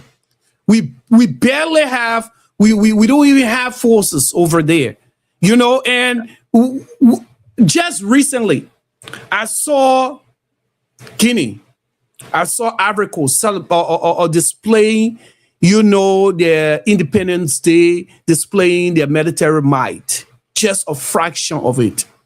See equipments those people are putting out being displayed that shows that or tells the citizen how protected they are. This is why advantage has been taken of Liberia there. And the fact there is that, you know, we have nothing every now. Look at the amount, how much our senators and representatives taking home, and our government officials, they are making, pocketing and all the stuff there. When we have the mean sector of the government that should be paid attention to. These are the kinds of things we're talking about that brings, you know, the country forward, or move the country forward, instead of talking about going after, you know, former officials and all the stuff there. Even if you go after former officials and so forth, at the end of the day, if you get anything out of them, would you take it and, you know, turn it over to the Liberian people or to the country, or you pocket it yourself? Oh, Mr. CEO, you brought a very important topic out, talking about the military. It's a very important topic that we can sit here and discuss from now until that kingdom comes. And we can look at it from different angles. In the first place, in a lot to give to hope to why people are alive. I won't blame the Joseph Boakai administration only when it comes to security in this country, and that includes the airport. Reason being, this country been around for almost a century. Almost a century, if not over a century. Now, at this point of time, like I say to people, the things that we shouldn't be discussing right now, at this point of time. Number one, road construction. Number two, security. And the list go on and on. Healthcare, education. And the list go on and on and on and on. Why we shouldn't be discussing these things at this point of time? It's simple. The men and women who are lord over this country, from the Joseph Jenkins Rabble to the Toba, that's why the Toba, the Topman, and all of these names, I'm not a big fan of them. People will sit there and say, oh, the Toba times, this or this. All that thing that was nothing but complete foolishness. They did nothing for this country. All of them only seek their individual interests. They looked at this country. Liberia is the only woman in my lifetime I've seen who have been raped by our own children, who have been abused by our own children, who have been insulted by our own children, who have been whatever treatment you can think by our own children. And today, her great grandchildren also raping her, cussing her. They are in everywhere. Liberia is the only woman I experienced all the kind of this risk. So all of these things we shouldn't be talking about it. Amen. But the difference between yesterday and today is that the men and women in power yesterday, whether it is Toba and the Topman, they understood what they were doing. They operated like the devil. They gave you one hand and they took away with the other hand. The difference today is that it's the country men, the native men children in power.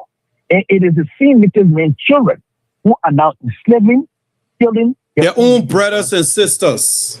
Okay? This country is a very small country. In my tribe, the people got powerful. They say, the time your spit could soak Gary, you won't soak Gary. The time water can bury so far, that the time you want soak Gary, you're going to find it difficult. When life was easy, at the time you could buy meal for 1 cent, you build your infrastructure. The time inflation is above the roof, where drugs cartel are all over the place, where one meal is almost $50,000. Is the time you think you're going to build? You think we're talking about medical AFL should be in this kind of a position? Look at the barrack. Telling you. Then look at Sheffield barrack alone. Look at the BTC barrack. Beside this barrack, how many counties you can go in, you see military barrack? Zero. But it's the foundation. And sometimes people come in and argue and say, it's the war. I said, no, they won't do anything to that deal. The war only added gas to the fire that was already burning. So that means that we would never find a patriotic leader. We would never find that leader that has the love for that wonderful country, Mama Liberia, that will be and that will make the difference. Well, I'm not saying so because only God knows the future. Because if you look at Burkina Faso suffered for a long time until how you call it, young boy, Ibrahim Traoré. Yeah. And in less than 5 years, see the transformation of Burkina Faso. As you speak, Ibrahim Traoré, all the men and women who have been in prison over these decades, he have released every one of them. And what he did after releasing them, he came up with a career training opportunity. Those who have interest in becoming a mechanic, they train them. And these people that they took out of office today, they are the one working to what? Build roads in Burkina Faso, working on the farm. But we look at Liberia today. You got everybody men and women in prison. So in short, let me not go ahead of myself. Who knows tomorrow? Maybe God will give somebody like Ibrahim Traoré to Liberia. But the leadership without vision is a dead leadership. You can never accomplish anything in the life if you don't have goals, if you don't have sense of direction. You can never do anything in the lifetime. You'll only be doing things by guessing. You must have vision plan. We talk about the LBR. I spoke about this. Just like I say, you go and fight drugs. You go and clean like drugs. But there was no strategic plan in achieving the vision. So all they did was to kill the marginalized children, loot people, beat innocent children, put them behind bars, and do all of the things. Why? Because there was no strategic plan. They don't have any strategic plan. So this one of the problems we see in Liberia, we do try and error things. And life cannot go try and error. Any successful institution must have a vision, or mission statement, or strategic plan to carry out the activity. If you don't have none of it, it's just try and error we are going. So this is the problem. That's why I said, in my view, I would not even talk about military today. Look at the military of AFL. The first thing we should be thinking about, AFL should have bases all across Nigeria. And what frustrates me most is that most of these fools that work in government, 90% of these fools live in Western nations. From the Toba to the Totman to the Joseph D. Rama, all of them have some connection with America. So why do you take this knowledge, some of this knowledge from the U.S. and test it into Liberia, especially the early stage when the U.S. really has serious interest in Liberia? They could say build business. Lay off our country just like chose one of the states in the U.S. Lay off our country just like maybe Pennsylvania or Minnesota. Liberia is a small country, but road network with zero. The funny thing that is building in Liberia, the part around, what is that Baka Baby Road? Is that what you call road?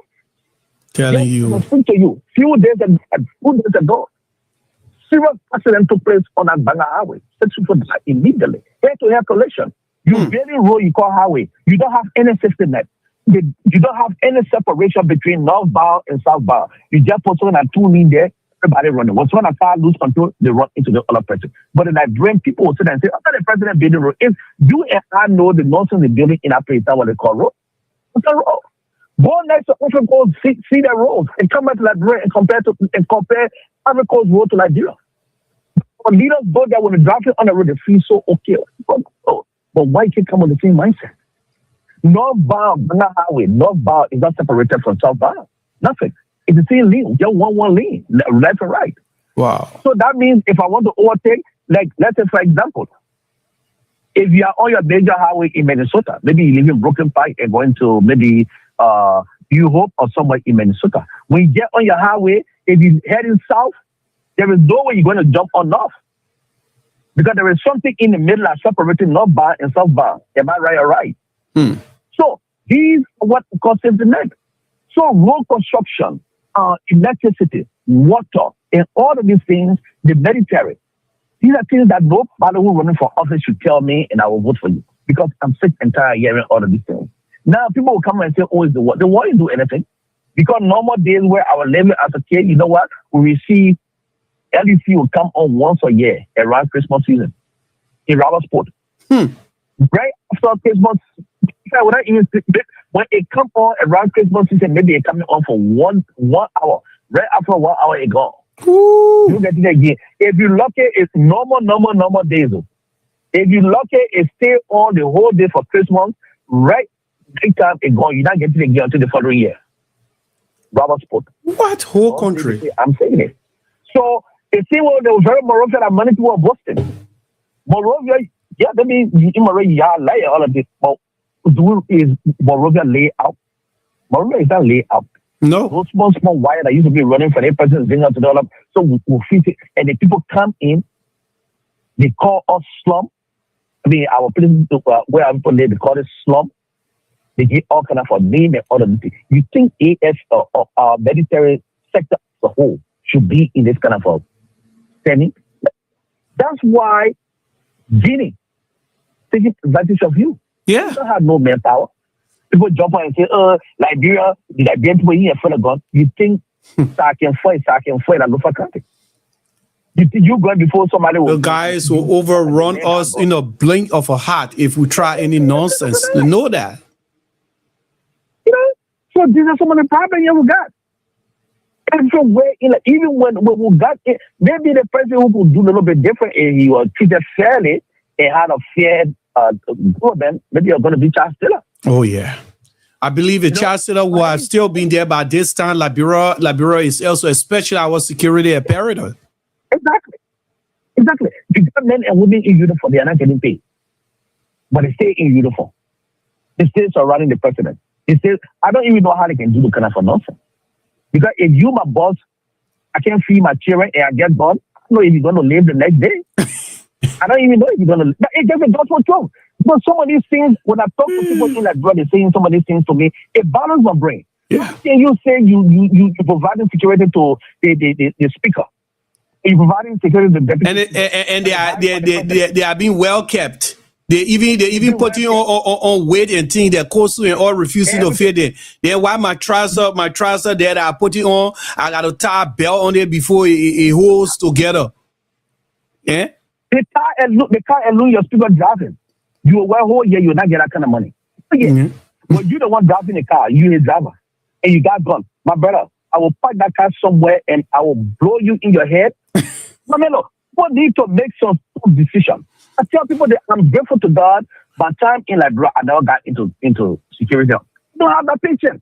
If I can sustain myself and you earning $30,000 a month. Anything else you look at it for what? I think my children go to school. You look at it, what's so exceptional, what's so special that they are doing? What? You see senators carrying $25,000 to $30,000 a month home. Representative carry $20,000 to $25,000 a month home. And while the country is lying in abject poverty, then you want to say the country is poor. I did a research the other day. You know that your speaker earn more income than Speaker Johnson of the U.S. Senate? The US speaker. Oh yeah. I found that out too. In fact, yeah. Liberia, the poorest country on earth. You earn more money than the speaker of the richest, the largest economy in the world. Yeah. You earn more income than the speaker. The deputy speaker earn more income than everybody combined, than all the members in the U.S. Senate. Whatsoever. Deputy Speaker. So, wow. Deputy Speaker. They have more money. But then people will be guarding you. But even say I don't have gun, but I got direct access to you one-on-one. My children are going to school. I see my children dying from promoting the headache. No hospital. And you play with that kind of money, my brother. I bless God that I never got myself involved into those things, and I'm not even there to even think about it. But believe me, so many things will change. Because that's why I say, the major sector that they should pay attention to in the country Those are the things that they are not paying attention at. Instead, they are just going after each other, something that has nothing to do with the Liberian people. In no capacity is going to benefit the Liberian people. The security apparatus or the security sector, the educational sector that we are talking about, even the healthcare sector. These three areas are key areas for development of any country. Why do you think up to now, when their families or when they are sick, they fly themselves outside of the country for treatment? Why? What sense does that make? Are they going to come in the U.S. that I am going to form a certain institution? The primary focus will be to go after Liberia law government officials and their family who come to the U.S. to seek medical treatment. Why the poor people are sick in our country? Even some of you in the U.S., you need to stand up. Look at Ghana. Ghana today is in the cyber world. Ghana is in the cyber world. Ghana is in the cyber space. Yeah. We're talking about cyber technology. Ghana just built a multi-billion-dollar cyber warfare space in Tema. Wow. The president said the strategic mission, on a school our strategic, that's why I say we don't have strategic plan in Liberia, is to monitor and defend Ghana from external and internal threats. Multi-million-dollar building in Tema, surrounding that border territory. Why you think these nonsense people that call investors that come with drugs and all of these foreign investors? Google company investing in Ghana to speak. Twitter right now is X. I don't know if they are making any job. I was trying to believe they make any adjustment yet. Their Africa headquarters is in Ghana. US, you go to Ghana, you got KFC, you got McDonald's, you got all of these US companies in Ghana. But you who will sit down and say, oh, I'm Liberian, we got more connection with America. Show me one American company in Liberia. But yeah, you're talking about investors. Where are the investors? The reason why they can risk their business in there because you're not ready yet for business. Not ready for business. KFC is in Ghana. Chick-fil-A, McDonald's, all these US companies are in Ghana. Twitter, Alibaba, what Twitter now is their Africa headquarters. It's in Ghana. Do they have many trillions of dollars going to Ghana every day for US company? But go to Liberia. Where you got it? Oh no, we got criminals. We got criminals being deported, to our country. That's all we have. When you sick, you fly to Ghana for medical treatment. Yeah. So the Ghanaians have not transformed their mind to move the country in the right direction. When you go there for medical treatment, if they can do it, why can't you do it in your own country? They just put cement and steel raw together and say they build hospital. You go there, you go in the hospital, it's 200 degrees heat. You go in the hospital, faint. In a morning, day and time. My nephew got sick, which of course they killed at JFK. Was admitted. They told the man to buy a bucket. I had to pay for bucket. Wow. Bucket, normal day hospital. For somebody to be in bucket. JFK. Wow. JFK. How can you have hospital and you have heat? How your germs and things get killed?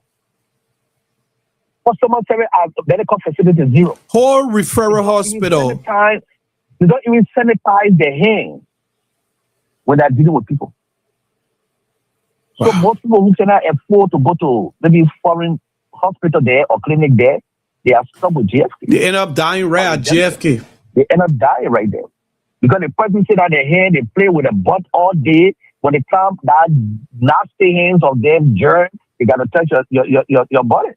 They're not sanitizing it. So DC, we shouldn't even be responsible at this time. Yes, we fought war, but if the foundation was built, my brother. How long since the war being over that we always will want to put excuse on the war?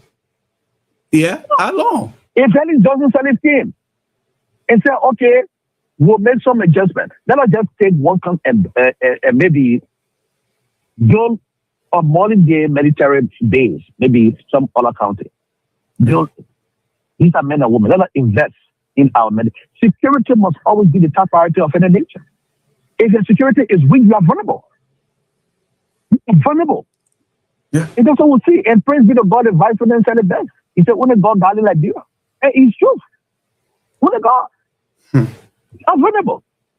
Oh, God. Yeah. So these are things that we should, and you will sit there and say, oh, we have direct connection with America. Oh, yeah, we have this relationship with America. And your country is like that. All the money that's coming into your country. Go to Firestone. I was in Firestone the other day. Firestone. See life there. Firestone is a whole city of its own. We got into construction. In this construction, Firestone or Bear Mountain is responsible to build houses for the employee. I say that's complete bullshit. No company must be taxed to build any house for their employee. We are not in the slavery days. They don't own their employees. If a company build house or what's equivalent for the employee is considered business expense. That young man can come out tomorrow and say, "Look, you know what? I cannot pay my fair share of taxes because why I use XYZ amount to build houses." Why we should be talking about let them pay these people good living salary. In that way, they can go out and buy land and build their own homes and own it. Because a Firestone, for example, Firestone, you work there for 50, 60 years. You living in the home. You born your children, all of them living there. The day you die, Firestone kicking you out of the home, out of the house. You don't own it. So is that fair to the employees? Now that poor woman and her children have to move up and go somewhere. Or when you born there, your children join you to start popping their rubber and all of this thing. That's a slavery mindset. So we still not doing good for ourselves, and they're doing these things only to see. Because if I have to say, okay, we cannot build a quality home, then the senator got to be robbed, this person got to be. So all this construction they talk about, they're Bear Mountain, oh, they must build home. Why are you building home with people?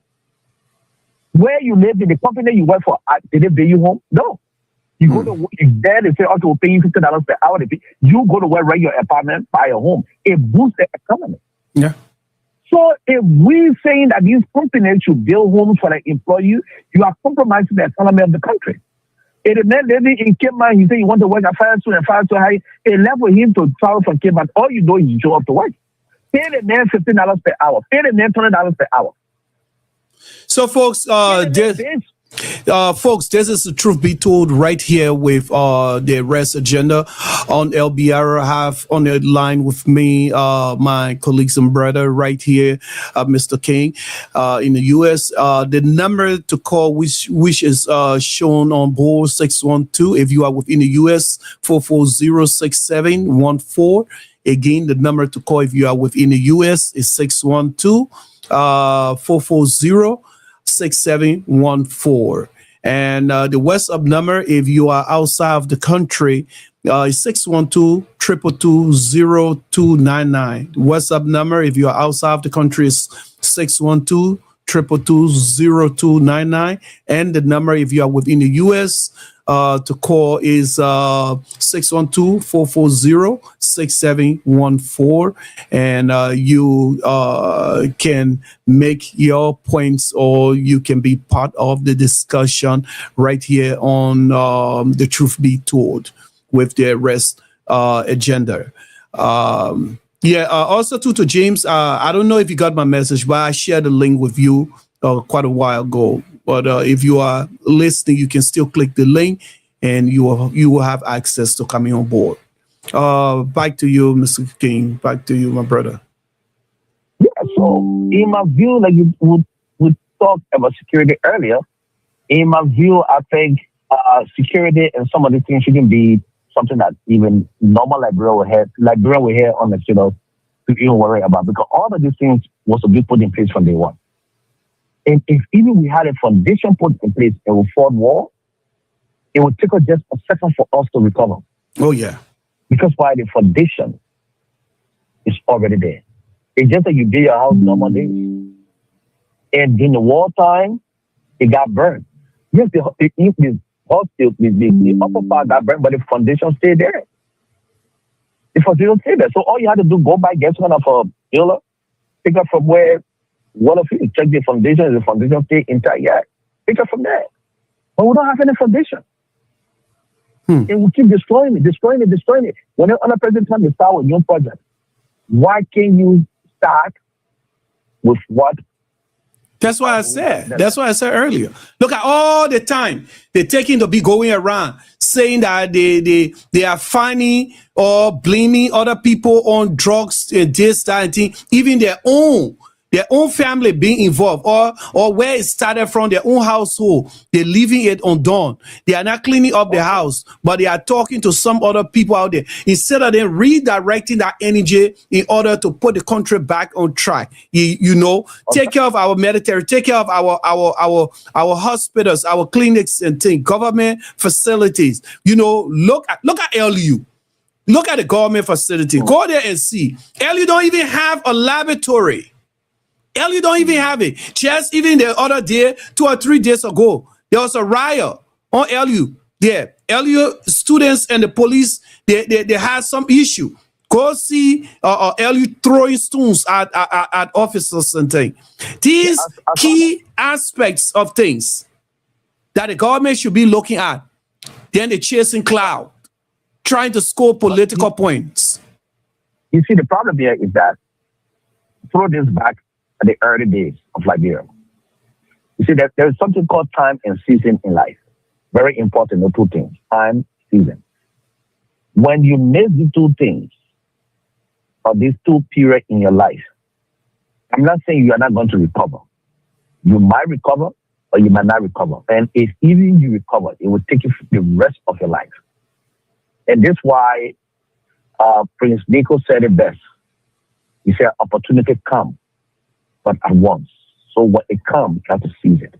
So with the issue of the University of Liberia and all these other institutions we spoke about, I will still trace it back to the days when Liberia, when people say Liberia was Liberia, the Toba, the Tottenham, the this.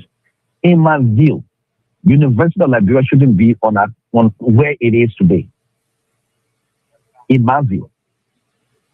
But again, it's just based on vision.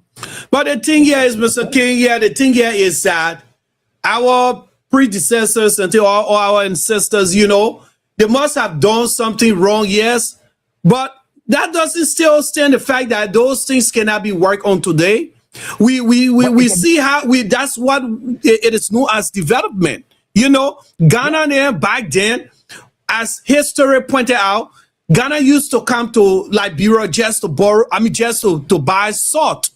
Salt has come. But today, we are running to Ghana when it comes to medical, business. We are running to Ghana when we want higher education or other incentives.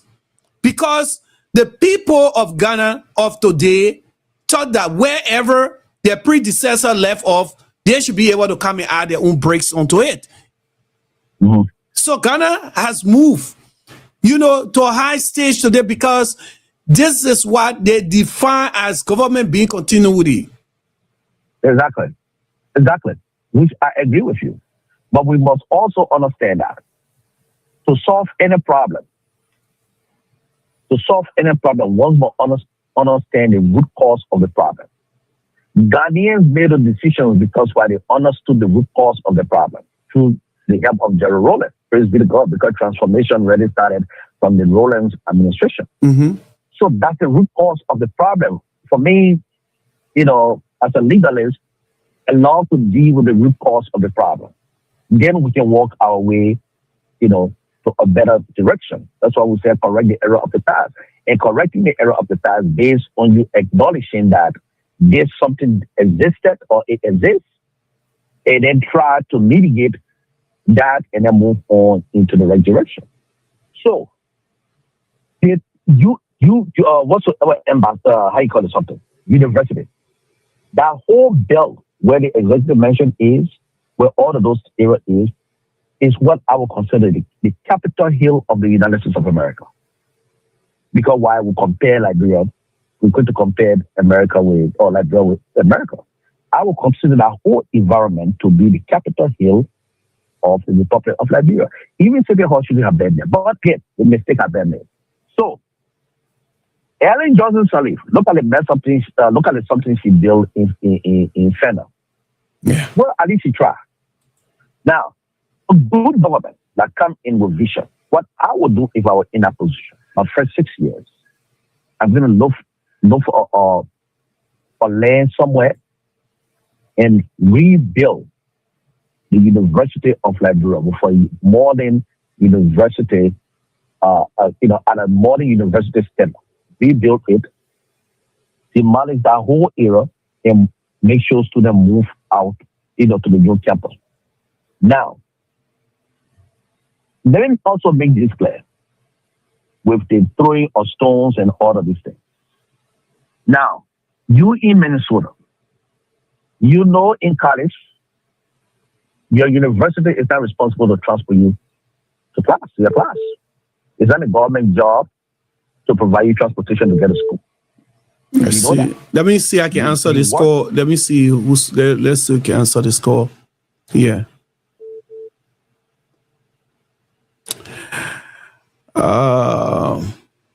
Hello, caller. Your name and where are you calling from, please? Hello, caller. Are you there? Okay. We lost that call there. Go ahead, sir. Okay. They will call. Hopefully, they will call back. Now, you in Minnesota, in college, the government is not responsible to transport you. The university is not responsible to transport you from your home to class. Now, if you live on campus, you can take the university shuttle from maybe where it depends on the distance of your building, and maybe take it to another building or one of you. The shuttle is on campus based on how big the university is. So, I believe the next administration that will come in, or even by this time, University of Liberia, like Helen Johnson Sirleaf did, that entire area where she moved to University of Liberia, she was to take that all that land, maybe 10 acres of land. Mr. King, my brother, let's just read this comment here. Our brother just posted here. One Clay Richie. He said, I got an important information from Liberia. Once George and we are enter Monrovia, he should be arrested. Trust me. Yeah, we got that information already. Why? So the question is why? Well, again, you are dealing with a pagan administration. That is already alleged. We got that report already, and we're looking for monitoring the situation that is going on. And this is what I said to you earlier, that this a pagan. The why? Let me answer the why. This a pagan administration, and we said earlier that they are doing everything possible to handicap CDC. Yeah. Now, remember now, the VP is gone. George Will is the backbone of the CDC. If George Will is eliminated, the CDC. That chaos that they're trying to cause now, they want to take Liberia back into war. Eh? Yeah. The CDC struggle among themselves now to come up with a leader to represent them in 2025. In 2029. They will struggle. It will take them years to struggle. But the very first thing we should be worried about thinking here, you think CDC will sit down there, or the people will sit there and let this government put their hands on George Weah? There is a situation coming, honestly. Yeah. Well, why I say that this will be the end of the administration if they go after George Weah, they cannot understand the contact of George Weah. George Weah has a very good relationship with the French president, Emmanuel Macron. Very good relationship. George Weah has international connection. And this is what I'm saying, that they're going to come, this is going to be the end of the regime. George Weah has a very strong international connection. We're talking about FIFA president, all of these people. Do you think these people are going to sit down and they allow, or they will support George Weah with this kind of a madness going on? So that one, the report the gentleman just said, it is alert. That few weeks ago, that when George Weah is going to happen, we are monitoring this situation and we'll see. But this is what happened when you are dealing with a pagan administration. Joseph Boakai want to cripple CDC 100%. And it left with CDC to sit there, it left with the opposition to sit there and say, no, I would. This is not only about CDC itself. Any opposition, even I will put my neck on chopping bull. If Musa Hassan Benete step out today and speak negatively against the administration, one way or the other, you will be beyond bars. This is not only the city.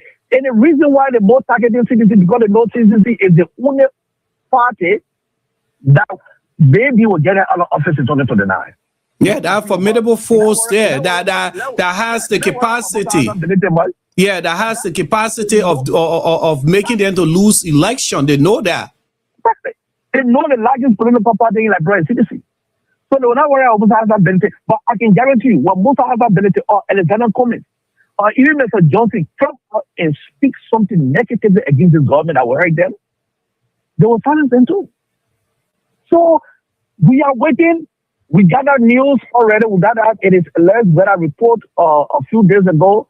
We are still monitoring it. I don't know when we are going to lay in the country. We are still seeing what's going to happen. But I'm telling the Liberian people that's going to be a very, very dangerous decision that this government is going to make. And whether you like George Weah, whether you like CDC or UP, it's about time that you begin to have an inner conversation with yourself and begin to make every preparation. Don't put in fear in anybody. Begin to make every preparation. If you have money in the banks, get your money out and keep it. Because guess what? If things go bad, take all your money and leave. Oh yeah, because from the previous days, okay, the bank going to take all your money and leave. And if you got money in the bank, begin to withdraw. And there, where you're going to see actually these Liberians, our brothers and sisters, reminding us of our past, how we face, those dark days during the war, because these guys are going to get into the street relentlessly, and they are going to cause chaotic situation that even the very army, if they come outside from the barrack, they cannot stop. The love for George Weah, I beg this government not to take it there. They will lose woefully. Let me give you this. Mark this down. Okay? If they just say, God forbid, if this government makes an attempt to arrest George Weah and put him behind bars, that's what you said. Liberia want to go upside down. That's number one. Number two, if the AFF come out, you will see a great deployment of Guinean troops into Liberia from Lofa. Mark it down. That will be the end of the Baka administration. You will see Guinean involvement. Mark it down. You see Guinea involved? How? Wow. Explain to us. Well, the reason why you gotta understand, Guinea is still standing on the earth to invade Liberia. That's number one. Number two, connection. So if AFL come in and say they're gonna kill citizens, Guinea come into Liberia. It's called vulnerability. You are vulnerable now. The country itself right now is vulnerable. Guinea is going to move in and start seizing Lofa County. AFL is distracted. People within the inner schema circle of George Weah, or even within the government or opposition, don't sit there and think they don't have connection in Guinea. They do. And there where this government going to come to an end. So all we can say is that mark it down. Take my word for this. Just take it for this conversation, and then mark it and see what's going to happen. So what the government needs to do is to think twice. There are people you can wrongfully arrest and put behind bars, and there are people you can no longer wrongfully arrest and put behind bars to please your political narrative. You can't do that. So if they really want to enjoy the office, the term in office, they have to think twice. But we got this report that this person just reported. We got this report like, I think 2-3 days ago. Wow. Yep. The fact that you talking about the connection of Guinea to the sedition, that's putting even the country at far more risks.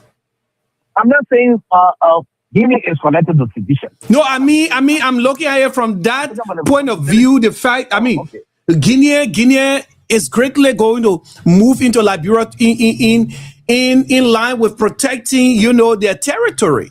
And that makes sense. Exactly. And whatever step Guinea makes, even after things cools down, Guinea not going to move on. Guinea going to claim it. They're already on our soil. Of course.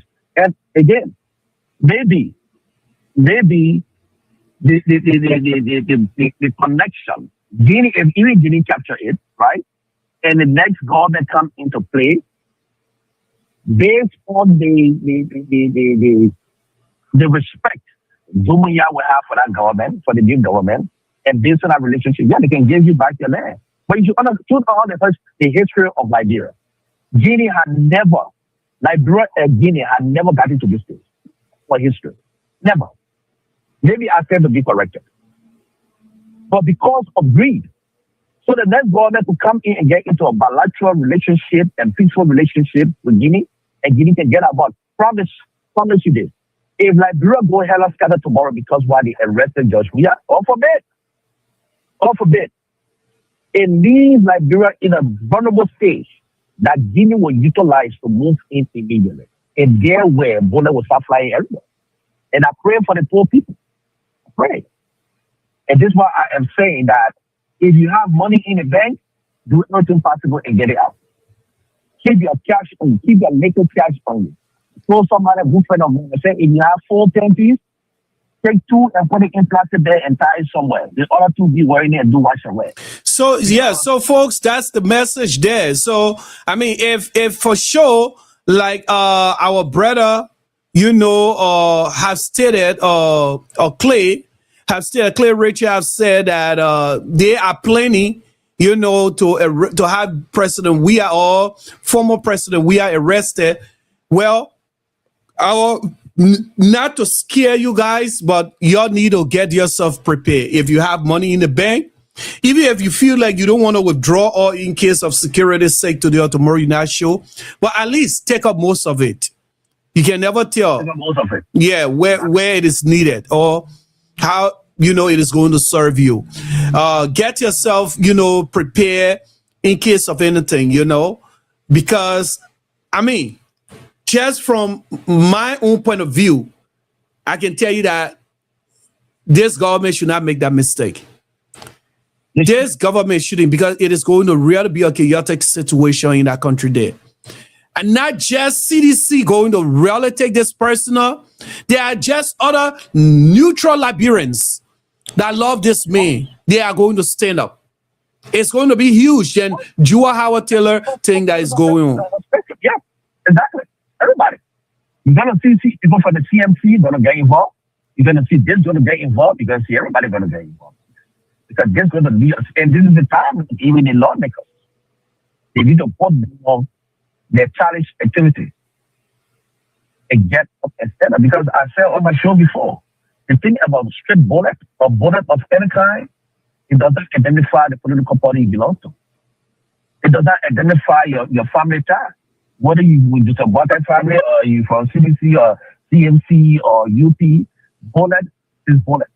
When it releases and you are there, it will hit you. That's the gospel truth. So we need to think twice. We need to think twice and begin to question ourselves. Is this the direction we're willing to go? Or we're willing to take the risks and warfare? Now, if you think the risks warfare, then fine. I don't know, there are people who would downplay some of these things. But, their family wants it. If the people see that they are marginalized, if the people feel that they are not part and they are mistreated, the reaction becomes very bad. So for me, it is a lurch. That would be one of the worst decisions this administration will ever make. And you have to think twice. You have to analyze it. before they even try to implement it, because that will be the end of this administration. And I'm saying it in a good faith, not in a bad faith. You got to understand, you got almost 200,000 ex-combatants in the country, man. Oh yeah, and most of them are actually enlisted within the CDC party. A lot of them consider themselves to be seditions. So imagine how risky it is for the country. Even if the opposition decide to protest and get in the street, you know, everything in life has to come with strategy. And I was saying to someone yesterday, I've seen a lot of protests in Liberia. And the reason why they are not successful in a protest because they don't have strategy. Everybody gets jumping and say, oh, we're going to protest. But in information technology, we got something called DOS, now of service attack. So if you have a strategic plan, you have to establish something called the now of service protest. You have the police, but the police cannot be in every place at the same time. If you stretch out the police, you overcome them. Yeah, we don't have enough servicemen. I hope you understand what I'm saying. Yeah, we don't have enough servicemen. It's a constant attack coming onto your server that your server cannot handle, and then eventually it crashes. Server crash. Yeah. No. So it's the same mindset they need to have. To say, okay, we're going to protest. This is how we're going to do it. We're going to make sure that all our men So we have Victoria Nangwe says here, hello, Mr. David. I'm watching from Tinker's Village. Thanks for the educative show. Yeah, you're welcome, Victoria.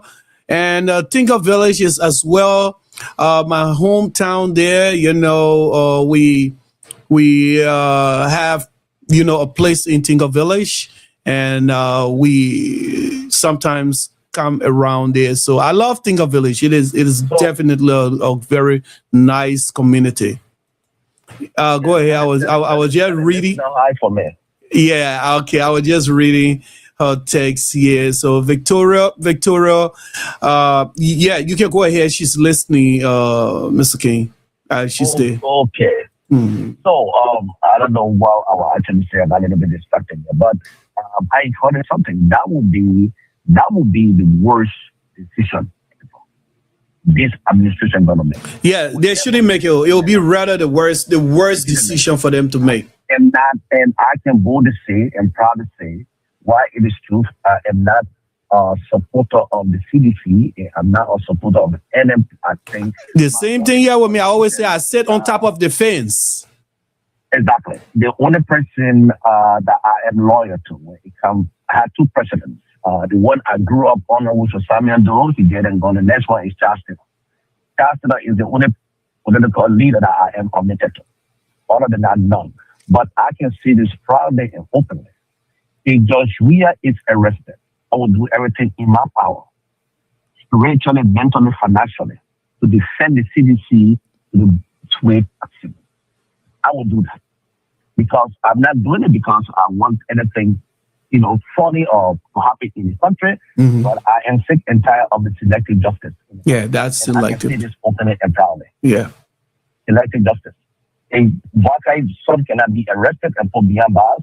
Nobody should be arrested and put behind bars. Not even behind bars, just the idea, just for the formality's sake of it, to say, oh, you know, we also too had Joseph Baka's son, you know, answering some questions and things with law enforcer, you know, at least to show some sign of fairness, not selective, you know, justice. But not the other kind.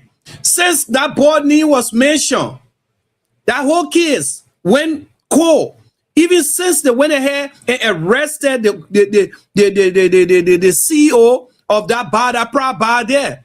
That whole case went cold off because of what? His connection with Joseph Baka's son. You pull Ropu Bush. No. And we cannot run this country this way. That's not what Joseph Baka was elected for. I mean, if you telling me that Joseph Baka came for the 4 years of experience in government, And I ask the kids, having 44 years of experience don't mean you have the leadership ability to lead people. And that's why Mr. Burger is lacking. You know, he's lacking that leadership ability. Because as an older man, your goal is to unify your people. As a father, as a grandfather, if your children are fighting, your goal is to find a common ground and unite them. You don't come in and bring division and bring chaos and bring all of these things among them. You're not helping the situation. They're causing more harm to the nation and things. So we hope and pray that this report we are getting, we hope and pray it'll come to pass. But if it do, you know, I mean, if it happens, if it does come to pass, it's going to be a serious problem. A serious problem in this country. To be very honest with you. A serious problem. This is something to take very serious and worry about. You know, this is something to be very, very. So the message go out there to seditionists.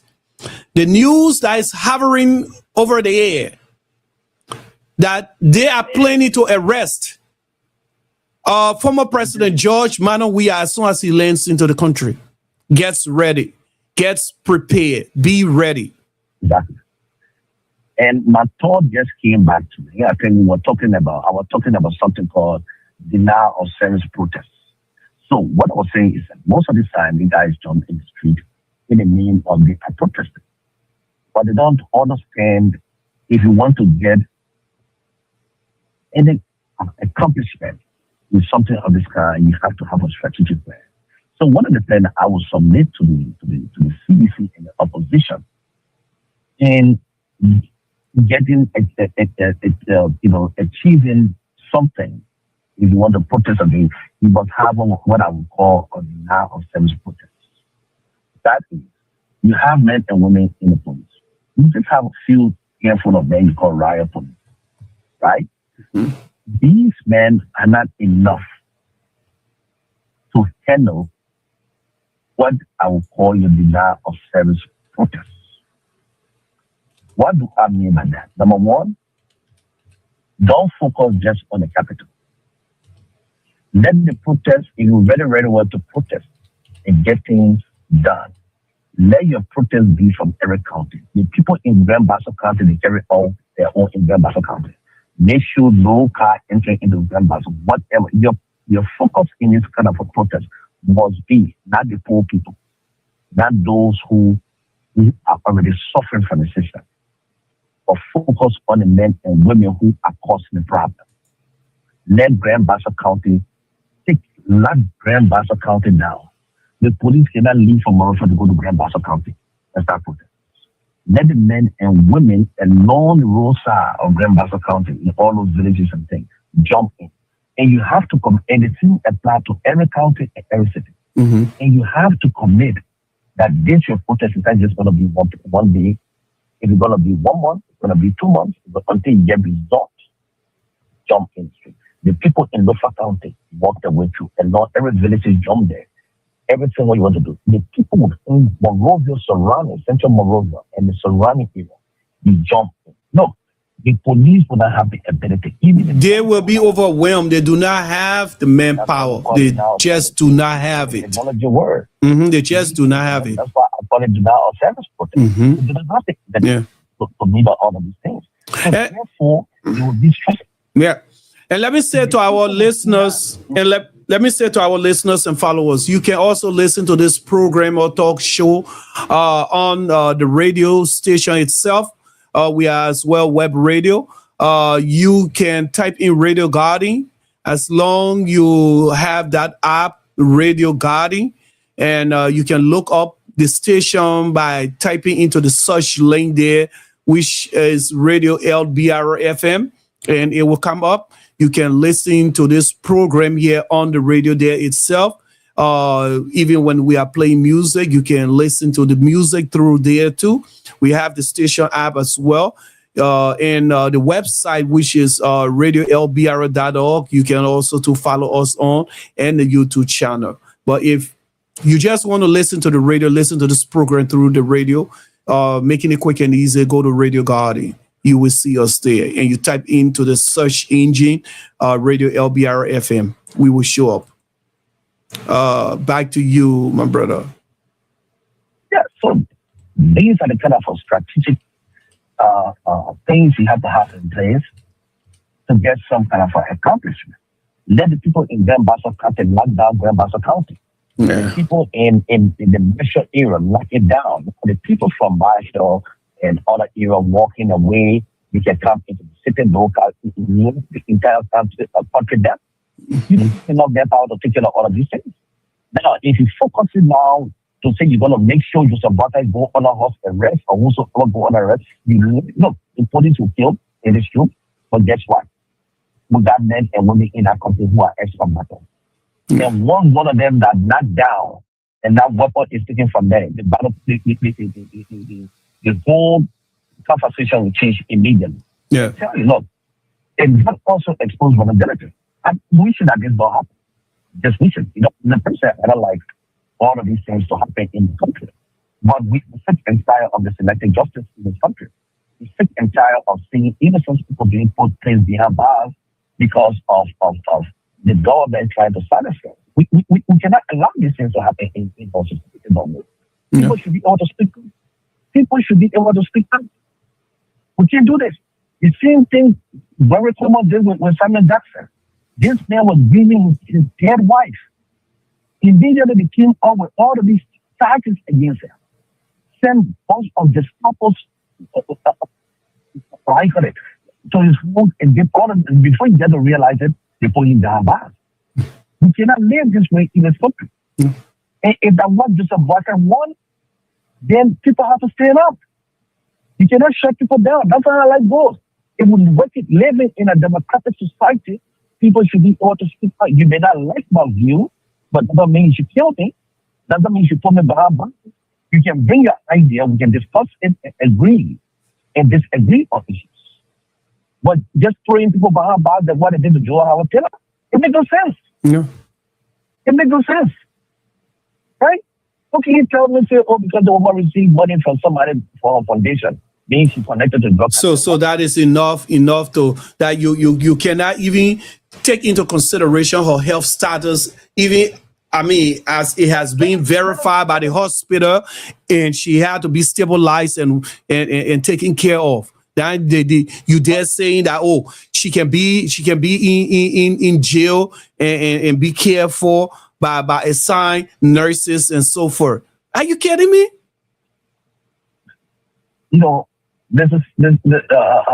CEO. Let us even forget the health situation. Let us just kill that for a second.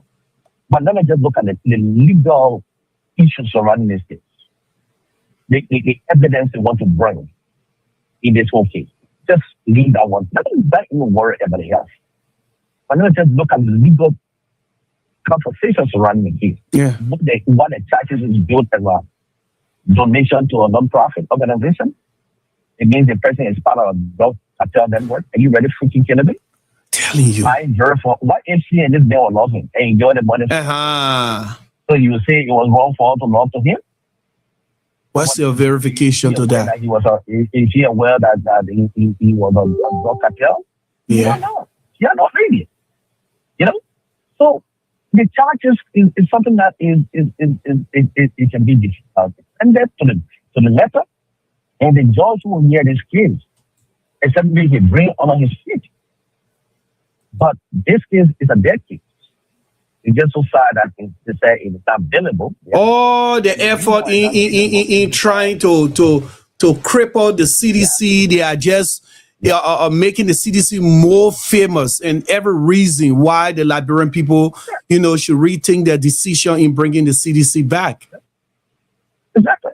And in my view, people who have head on their shoulder and independent voters, most of them might end up moving into the program of the CDC. Yeah, of course. That's not going to happen.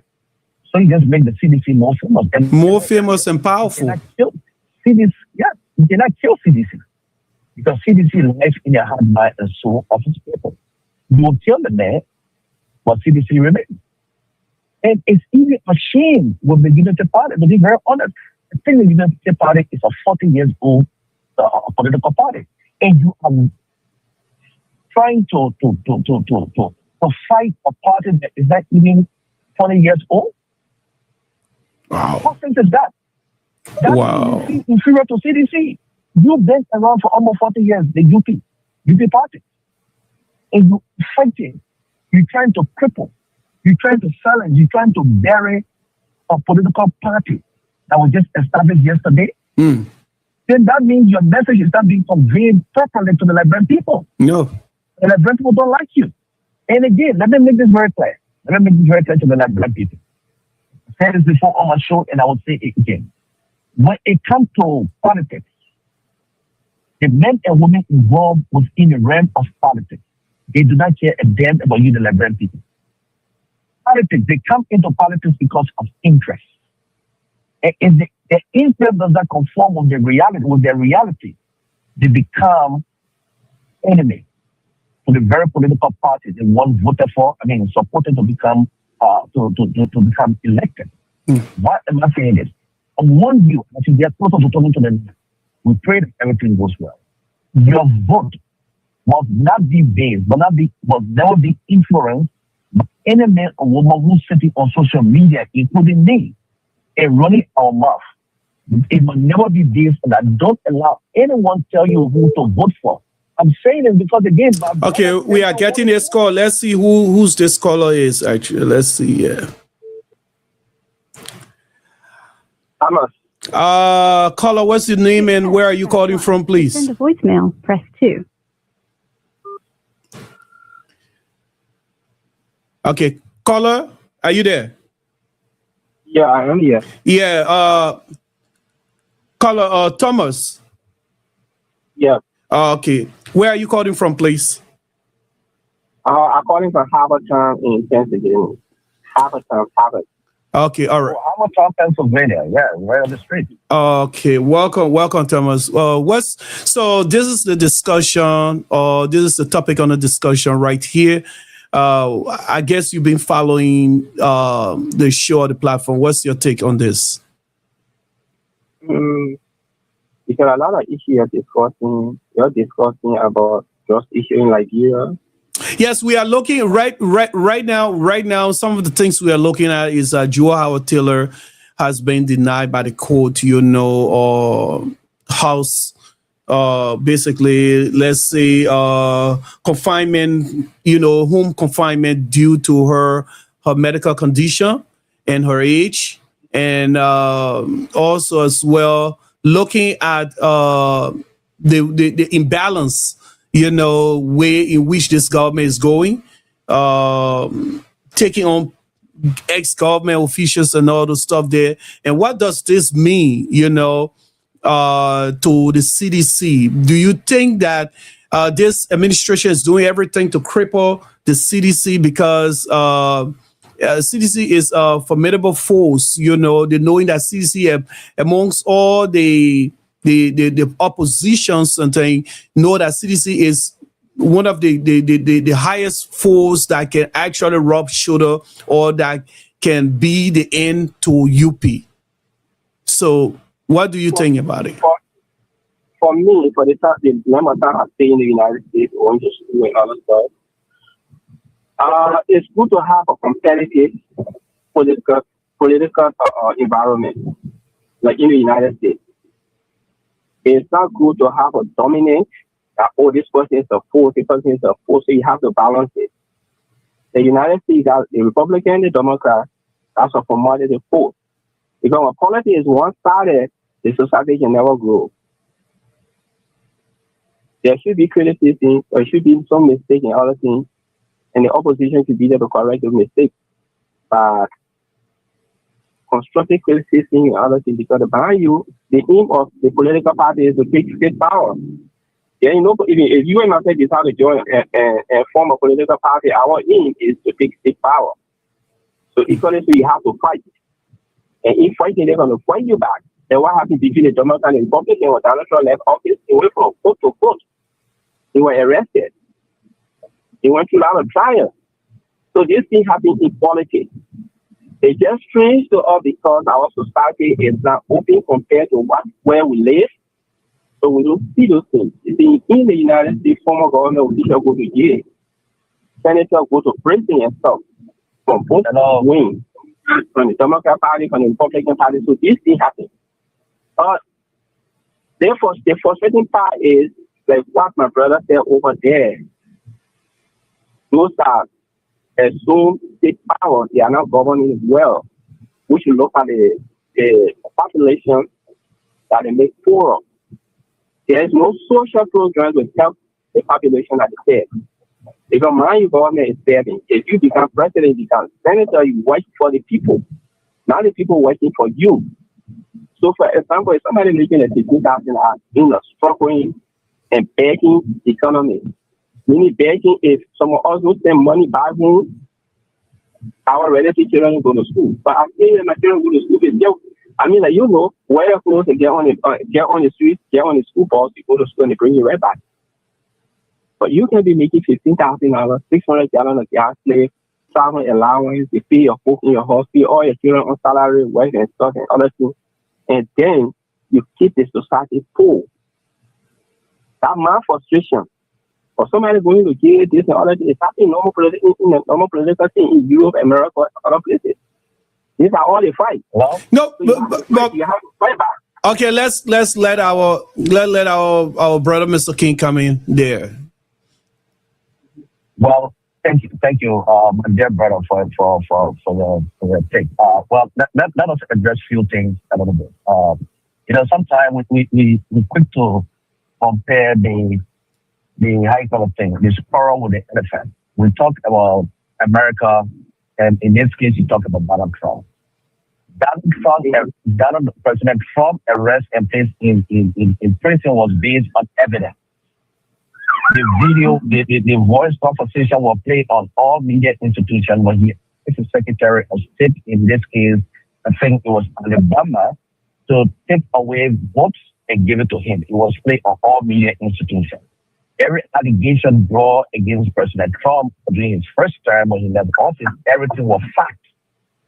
Everything was fact. So with John Howard King, we don't have any fact. Yeah, right. I got your point. The comparison is they try to compare Colombia. So that's number one. Number two, you talk about dominance. I don't understand what you mean by dominance in terms of political party, but when I say dominant, one political party cannot dominate the political scene. You have to fight. Well, so it's not a thing. It's really be like, oh, because I come in because for your statement, oh, they're trying to break down the CDC.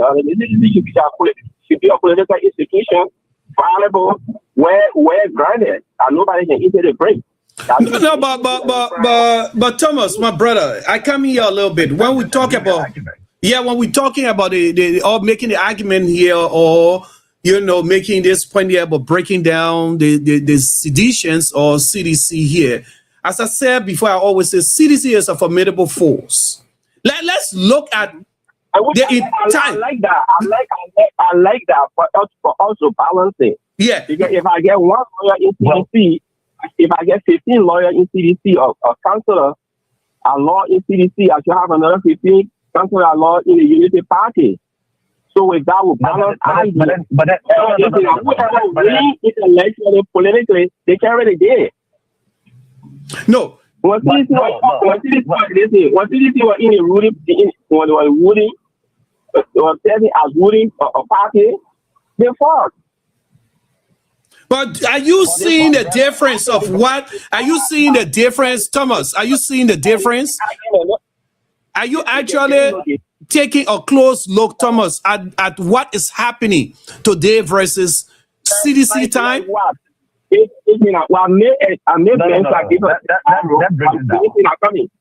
give you a scenario of Donald Trump going to court.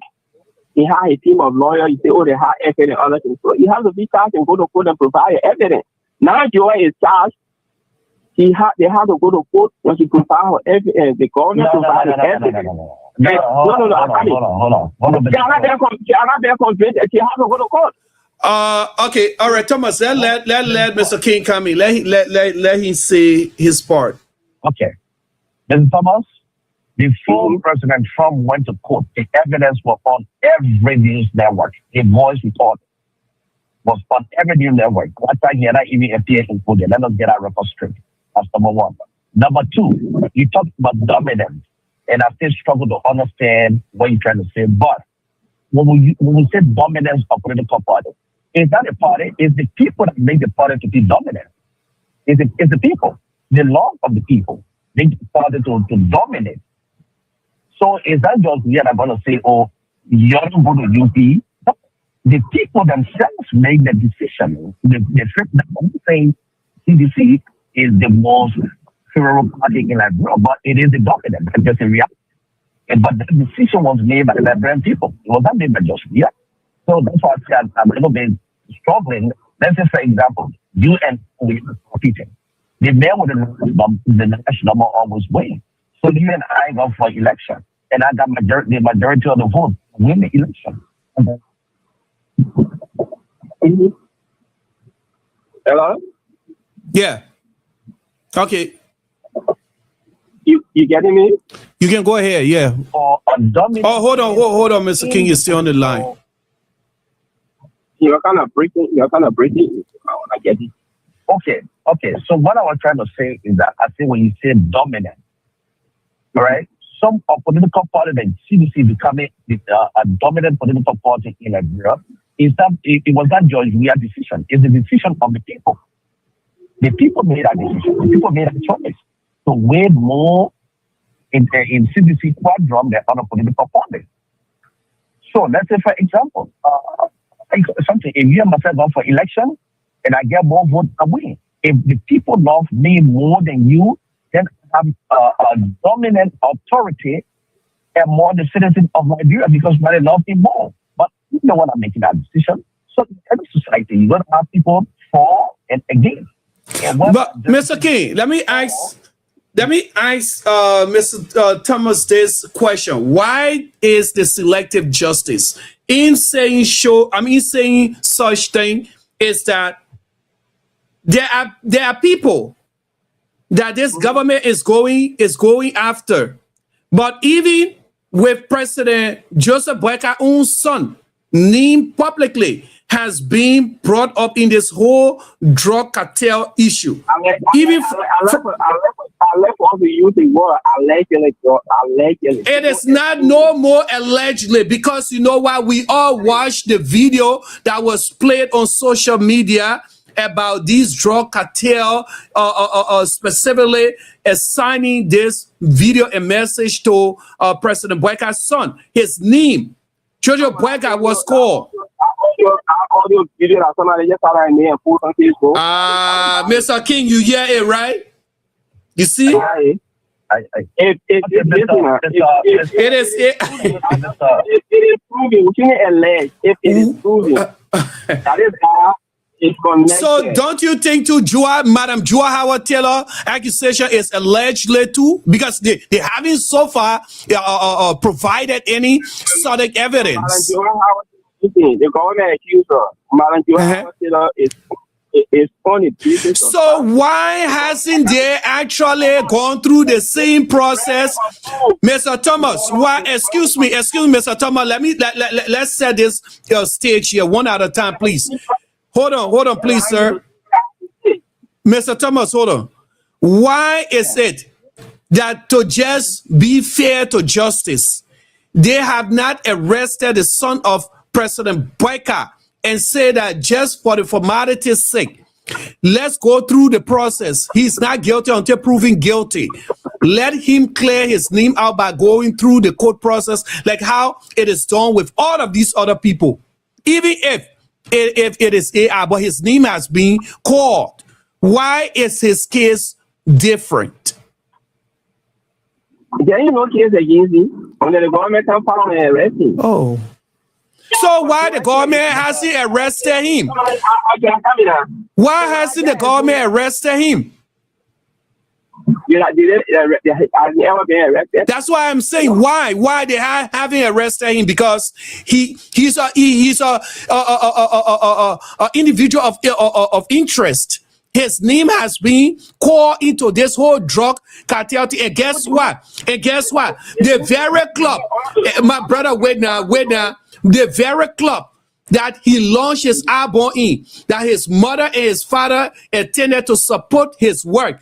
The owner of that club allegedly, that's what you call allegedly was accused to having something to do with the drugs. And you know what? He was arrested and his bar or his club was barricaded. And guess what? After doing a thorough search of that bar, they came out with a conclusion that they found nothing that can link the owner of that bar to this drug issue here. So why is Joseph Boyka's son not being arrested as well? Because you said the bar he launched his app or his music, whatever you call it. The question I ask is, why is he arrested too and treated like every one of the others? You mentioned the fact that he launched a music. It is not about the music. The question is, why is he arrested like everyone? They found evidence and they get arrested. The other people, they told you that they found evidence for the other people. Wait. Did they tell you that they found evidence for the other people before arresting them? Did they show you any evidence of the other people before arresting them? Government will have evidence before they arrest anybody. But they arresting people without evidence. No. They haven't gone to the court proceedings. Oh my God. Okay, let Mr. King speak. Thomas, I beg you, hold on. Don't let me go. No, I'm not letting you go. I just wanted our next panelist to speak. If they go to court, you have one of the best team of lawyers in the Republic of Liberia. When they go to court, if the government cannot prove what is there about Joel Howard Taylor, he go to court and sue them. She's a state woman. Okay, let's let Mr. King come in, please. My brother. Like they just arrest and just lie on her and you go free. So let me watch and see how the investigation will go on. Okay, hold on now. Hold on, please. Let's hold on there. Hold on now. Let our other panelists speak. Thomas, please. All right. So, hello. Yeah, go ahead, Mr. King. Yeah. So, what my brother name on the other end? What is his name? My name is Thomas. Thomas. Thank you so much, my brother Thomas. Okay. Let us break this down a little bit, because I think there's a little bit of contradiction in your statement.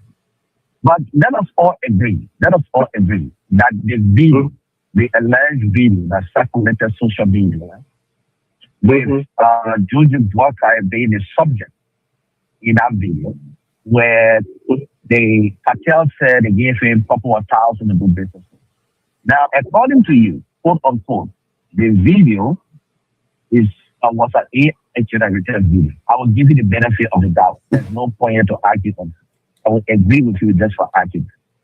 Now, can you tell me specifically what investigative protocol the Liberia National Police used under the leadership of the Justice Minister to come to conclusion that this video was fake and Jojo Boyka is not part of the cartel? Can you tell me specifically what investigative method they used? Did they, hold on one second, let me finish. Did they use technology to analyze that video? Did they track the IP address for where that video came from and was uploaded onto social media? Did they use technology? Did they use forensic evidence to do all of these things before coming out and telling the Liberian people that Jojo is innocent of this crime? So can you just answer that question for me? In the first day, the Liberian National Police and the Justice Ministry, they got a team of lawyers. They got a team of investigators. I'm not asking for lawyers, speaking of technology. You ask a question, I should tell you. Yeah, I think so it's not how you think it should be, but how it ought to be. That's the mind game. It's not how you think it should be. That's how the law works. Well, the law is how it ought to be. It's not how people think. It's not how people think it should be, but how the law ought to be. How you interpret the law to suit our situation. If somebody culpable of a particular crime. Let me come again to another point. If that's how the law should be, then why we always seek for forensic evidence? Why when they again the ones they put Samuel Jackson. When someone died, yeah, they want forensic evidence and all this stuff. Yeah. Okay. Why the no, Sammy, that's a big no, Sammy. Samuel Jackson case, that's a murder case. That's a murder case. I just no. Take example 5 way. We are all educated people. Shouldn't be example. No, but you're going off track, Thomas. You are going off track. It is not even about being educated. You are going off track. No, we are talking about No, but it may only related to forensic stuff in order to give example about technology. Someone according to the law, they say he killed his wife. You are in there up to now. Okay, but you said Mr. CEO hold on. Okay, for another argument.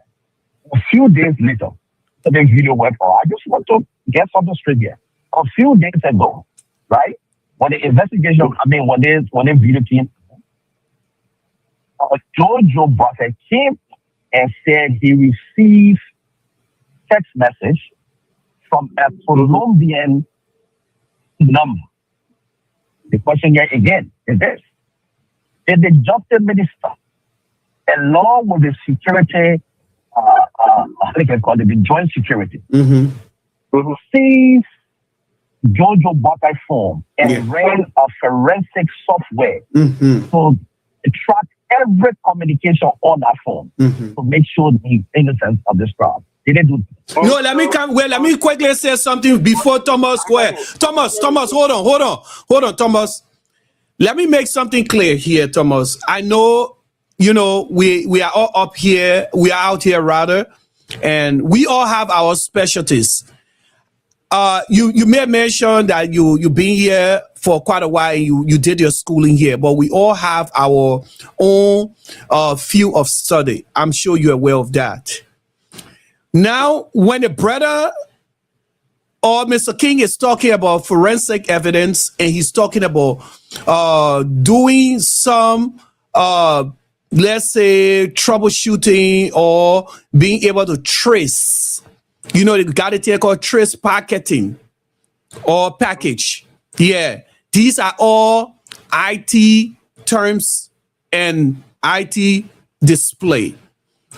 When he speaks about, let me not even go far about speaking, right here in America, let's just say if the FBI or, the CIA or the security apparatus feel that you are under an investigation, something that has to do with phone or data, transfer, something that they want to have sufficient evidence in order to, let's say, bill you to court or to make sure that every evidence that they were able to accumulate, through your transaction with whatever you have been doing. Some of the things that they get to take away from you will be electronic devices. When they take you, especially from your home, they take away your phone from you. They take all your laptops. They take your computers. They don't just take those things because they are trying to clear your home up. Those very things, they use it to trace your IP addresses, your port numbers, and all those stuff. I'm saying it because by profession, I'm an IT. So they use those things there in order to know who you are being communicating with or your last line of communication or transaction. Now, like I said, everybody has their own field of profession. You could be a doctor, you could be a nurse, and you know that area better than I because I'm not. So if Mr. King is asking you the question because Jojo Bueka stated that he received a text message from Colombia, and that is a leeway of tracing, exactly where that IP address is coming from. Have they done any of those things? Until the joint security come out, we did this, we did SYZ. They have not come out to tell us that Jojo is a person of interest. They have not come out to say that Jojo has been invited to the police station. So, basically, somebody can use a phone and call me or send a text message to me. Depends. Really? Based on my own research, particular information that make me that to the conversation. Mr. Thomas? Like something we saw on your talk. we saw you asked me two different questions from two different persons. And so I have to say for none yet. You have not answered none. So we saw another video that was trending on Facebook that the Colombian guy said that people they arrested, they coming for them, that money they spend, they coming for them, other things. They were all AI audio that somebody put. How sure are you they are AI? That's the thing. It is not a. You cannot even say allegedly. No. How sure are you that they are AI? There's a CEO. There's a CEO. Because based on the information that we gather, we are on the social media. Okay, let hear Mr. King. Let hear Mr. King. Let he come in. Because I took a time from him. Let Mr. King come in. I took his time from him. I'll give you a few minutes to get done with what you say. Go ahead, my brother Thomas. So the next one is, as I said, when J.Will go to court, he is proven innocent. He got all right. J.Will is not an ordinary person. He got all right. J.Will is one of the best team of lawyers in the Republic of Liberia. Mm-hmm. So putting her in custody does not in any way make her wrong or make her right. Mm-hmm. Until the burden of proof lies on the accuser, and who the accuser, the government of the Republic of Liberia. They have to go to court with J.Will and prove that what they're saying is true. And if J.Will lawyer counter IQ and make her case that, hey, based on this scenario, law is right. It's not how you think it should be, but how it ought to be. That was a reasoning game of my game. Don't you think that is selective justice if they are applying all of these things here to other people and not to if J.Will was denied from going to court and her lawyer to argue her case and for the government refused. But why in the first place they cannot even issue, they cannot do it to Jojo Boyka? Why? Yeah. We have discussed about J.Will. But that's selective justice right there. That's what we're talking about. You are handpicking, Thomas. You are handpicking specific people. You are handpicking specific people. No, I am not. Yeah, go ahead, Thomas. On a specific note, if you go to court to argue, if they have not given a final jurisdiction or they have not adjudicated the case, to come over a final verdict like, hey, you wrong, you either evaded, you transported drugs, or you have a drugs dealer and other stuff. They have not come out to that. It is an alleged allegation against her. So, I mean, they had the same alleged. Okay, let's agree to disagree. We had the same alleged allegation against Jojo Boyka of being part of the cartel or that brought those people into the country. Why didn't they arrest him too at the same time? I'm not saying there are other people who they arrest. They still out there. They haven't arrested any yet. So isn't that selective justice? Even the very bar, the bar CEO and Uno were arrested that Jojo had been in contact or very close to. Isn't that selective justice? Let me ask you a question. Because I came to Minnesota, I went to Raw Island, and this guy is my friend. I don't know his view. I don't know what the business that he does. But he got a hall that he renting. We all go there and rent a hall.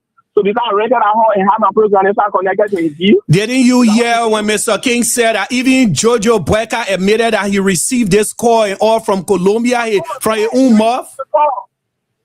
So because I came to that hall and rented a hall to have my daughter's birthday or my daughter's graduation, I know you, but I don't know what you do. Okay, my brother, Mr. Thomas, let Mr. King speak.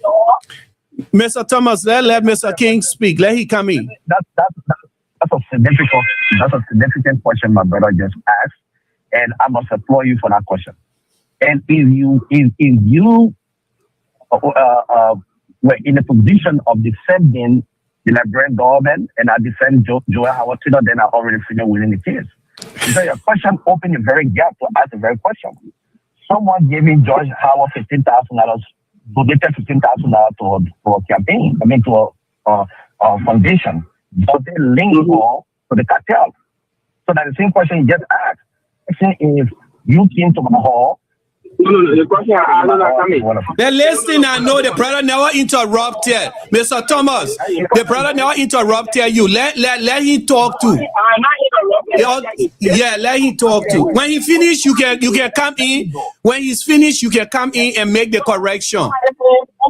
That you didn't say. You can't allow the person to finish. Say like, no, that's not. Go ahead. Go right ahead. The public listening to you. Go right ahead. My question was if I came to Minnesota and I have my daughter's graduation party, and I know that this brother got a hall, and I rented a hall for the person. There can be a lot of text messages, communication, other stuff. That communication can be tracked, can be tracked in case of anything. So because I celebrated my daughter's graduation in our hall, I had my wedding in our hall, my wedding reception in our hall, and it found out that the person who not played is doing drugs in the United States. Does that make me any way connected to that particular person? I didn't say the person gave me money, or they gave me even if they gave me the hall. Listen to me. I rented a hall to. Okay, let Mr. King come in now in order to have his saying too. He heard you now. He heard you. The answer is you are not connected to what our person may have committed in the past, or what our allegation that person is ongoing, because why you just rented the hall. But then again, as a defendant lawyer, I can also rephrase the very question that you asked. I can rephrase it. Having a full conversation, communicating with someone who once visited you in your office, does that link J.Will Howard to a drug cartel organization? At least you rented a hall, you pay money. But just have a full conversation. I pay money to the person, but your own, if you look at the person asking your own, your own, the person pay money to you. But for me, I rented something. No, I rented for let's forget the paying money. But the conversation, having a full conversation, and somebody recording you, does that link you to the crime? It depends on the specific of the listen, it depends on the specific of the conversation you're having.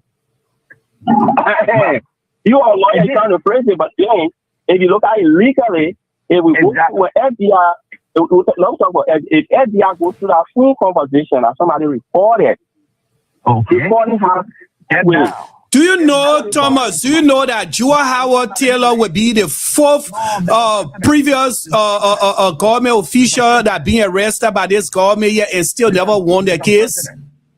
Mr. President, J.Will is not guilty until he goes to court.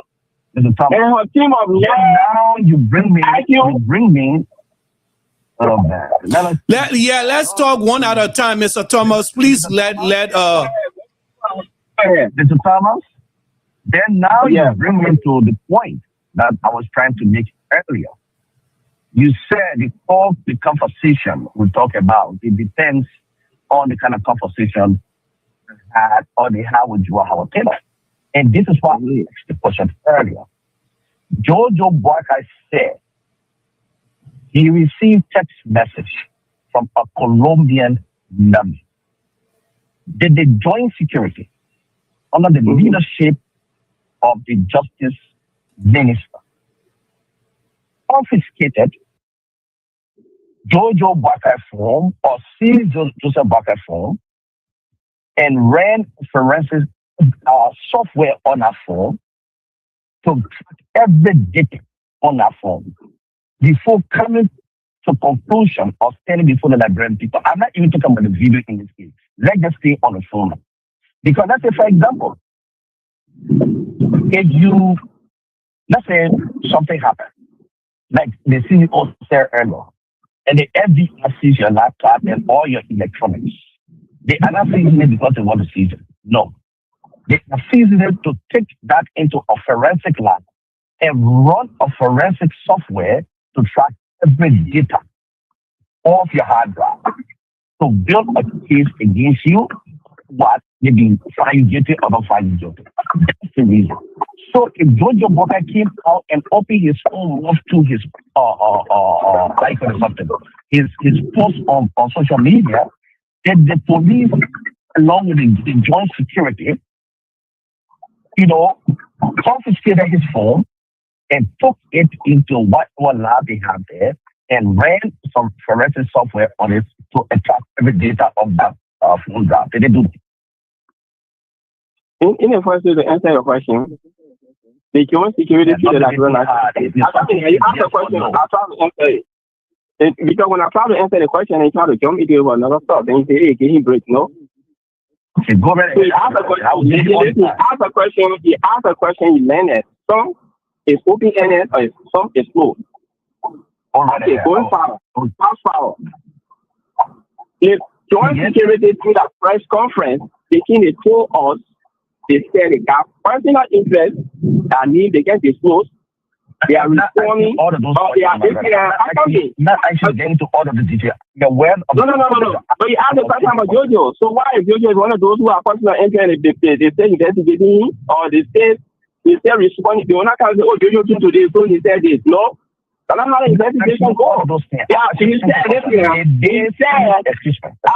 based on his press conference, what he said they are past government official and present government official, and they are cooperating with the investigative team. When they call them, they argue, they say, okay, we saw this. Until the joint security can come up with a conclusion that, hey, based on the evidence, based on the party testimony to the police station, with the joint security, they have been indicted. That's how it works. So now because somebody says text message to JoJo, and somebody made an audio video and say, oh, I get this JoJo and other thing that make it, proving to be like, okay, you want to do that, how about the drugs? Okay, let's hear from Mr. King. Let's hear from Mr. King. Because we got past and present government officials ongoing investigation at it. Thomas, my brother Thomas, let's hear from Mr. King, please. Okay. You cannot answer my question, but I'll give you the benefit of the doubt. We will agree. Now, let us just see with the same job that we're talking here. You have seized the amount of cocaine in your country. Now, video team. That video was analyzed by a security people. Let's leave that alone. The president's son came out in his own words, from his own human being mouth, said he receives a text message from a Colombian number. The very United States that we put to compare Liberia to. Don't you think if that was the U.S. in that case, that person electronics, every gadget he or she own will be confiscated and taken to a forensic laboratory, and a forensic will all those gadgets. That message is evident, right? So I come in. As an investigator. Why the police did again? Are you with me? You don't? Answer the question. Why the police did not? Why the police did not confiscate Joe Boakai phone and to carry forensic software on that phone to retrieve every data, images of one of you on that phone before coming out to say his innocence of the problem? Why? In the first place, the reason you say why, right? The reason being, I live in Pennsylvania. If there was an allegation, this now I say, okay, the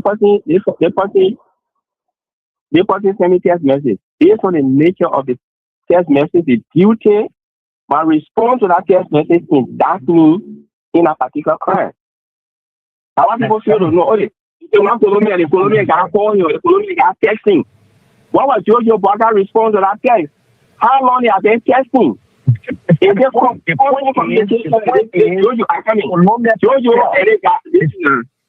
and the guy been talking since 2024. They've been talking since 2025.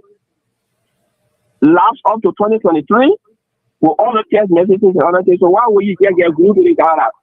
You talk to him almost every day. But in that is an investigation that the government should be doing. I received a text message from the person. And don't you think that the government is supposed to investigate that?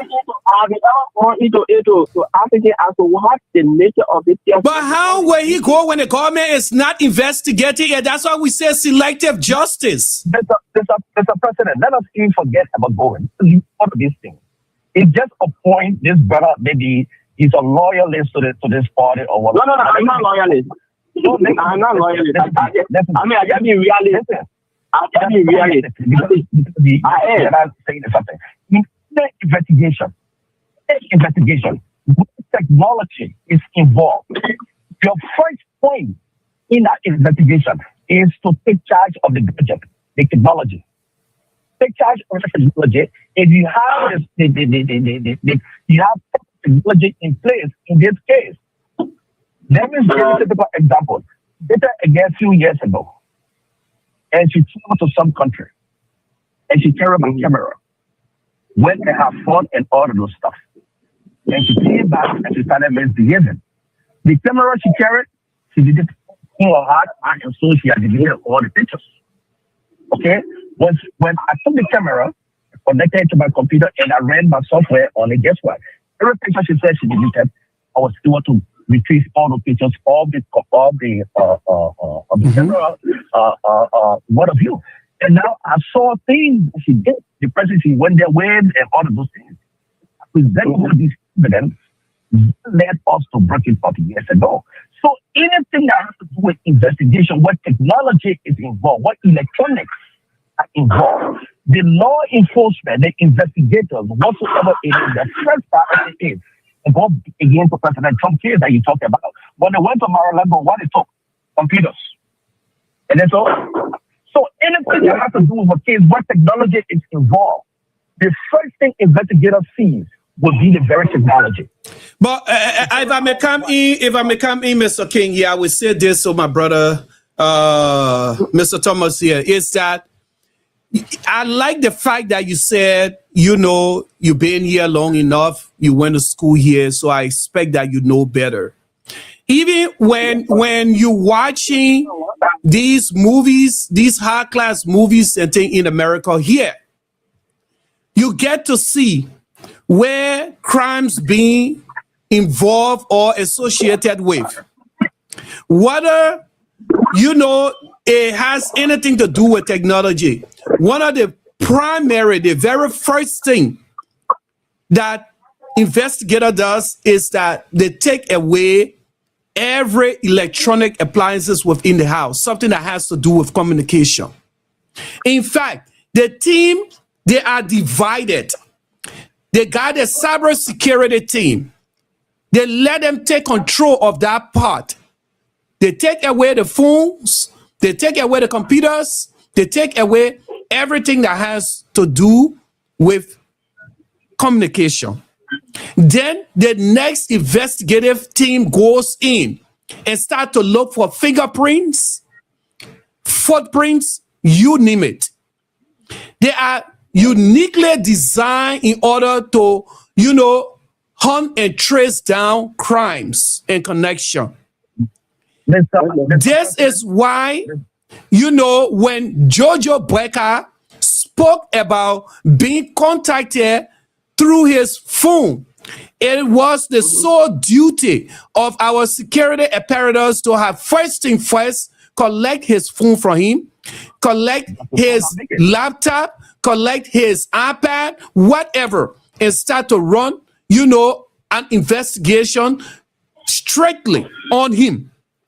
Start running it. In fact, possibly having in custody while they are running an investigation on him. But they did none of those things. They did none of those things. But other people that came up in things, they went straight ahead, arresting them while they are carrying out investigation. That's what we call selective, stuff. Yeah, that's the point we are making. If I heard my brother right, if I heard Because for each time there's a valid point, there's a whole no, they will have a drink with Baka. No, go right ahead. You got all the time. I'll go right ahead. I'm listening to you. Go right ahead. No investigator has come at the point to review the center of the investigation. He has constant communication. I mean, he's the center of the investigation. In fact, I'm alleged. You said what? After Jojo Baka have not been point out that he is the center of this investigation. Mind you, the national police, the joint security team, they said that this drug cartel settled in Liberia from 2001 up to present. They were the good things from 2001, who all the communicators, who all facilitated it. 2002, who all aided them, who all helped them to do this and other things, who all the discussed money. So then we go to 2003, go to 2004, 5, and 6. So what's your point? So my point is I am praying with the governor of Minnesota, authenticated. And I went to commit a crime that he didn't know nothing about. So because he said things, in the first class as an investigator, you look at the text messages, the communication between this person and the person, whether it links to the crime. But nobody doing that. They just say, what you receive a call from Colombia. You just came back, but they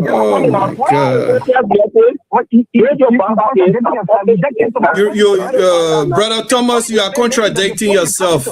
You are contradicting yourself.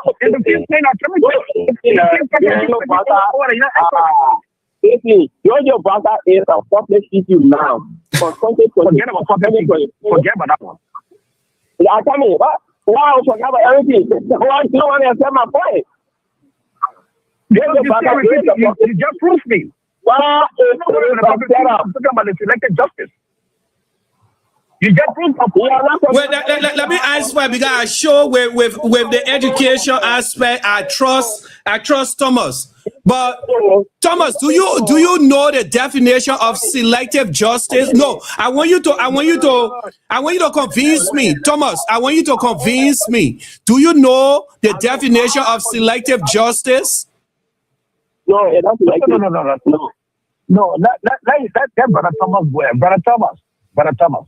So, yeah, your broker, it will be a setup. Somebody will say in Colombia somewhere you want no more texting. That's why you say here. I received a text message from Colombia. And then the first thing you know to look at is how to establish what are this particular text message, what I know they mean. Do you understand the word when it says selective justice? No. Mr. CEO. Because somebody sent a text message to me. Mr. Thomas, yes. You still contradicting yourself. I'm just saying the fact. Okay, let me help you understand this. In the first place, I told you, you want Howard Taylor is not guilty until you go to court. All right, Mr. Thomas,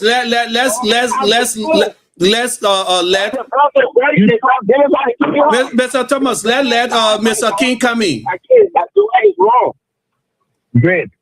I agree with you. You're talking about establishing key. You said by Jojo Baka receiving a text message does that link him to the crime. I agree with you 100%. No, and the key going. I agree with you 100%. And he cannot be arrested because why there is no case linked to him. I agree with you also 100%. Maybe even 500%. But then the question is, how would this case be linked when the legal channel or when the investigative channel or protocol are not then followed by the joint security of the Republic of Liberia who investigating this case? What do I mean by legal channel? Okay, number one, this is this president's son. Let us even forget about the equal to something. Let us forget about all that thing. But the president's son now has come out to tell the Liberian people and the rest of the world that he received text message from a Colombian number. Now, the reason why you are on this conversation tonight, Mr. Thomas, is because the CEO texted you this platform number. If you are not done so, or if you are not, hold on one second. I'm making a case. If you are not texting you this platform number, or you are not posted this platform number on whatever social site, there's a strong possibility you won't be on this platform at this particular time. So therefore, if someone texts you or someone calls you, there's a strong possibility to any dealing with a person, but that person has your number. So in security or in the investigation, the first thing, there are 4 or 5 interrogative pronouns we use when it comes to investigation. Who, what, where, when. These 4 pronouns are crucial when it comes to investigation. So if I'm investigating Mr. Boakai, the first thing I want to know, how these people on this number from Colombia, how they got your number? I want to know. People say, I do not know. That's great. You see, all of these questions. Now, at the end of the day, the first thing I'm going to do is seize the phone and run forensic software on our phone to retrieve every data. If even Mr. Boakai deleted communication between him or he even wiped out his phone, once we run out forensic software, it will retrieve every data on that phone.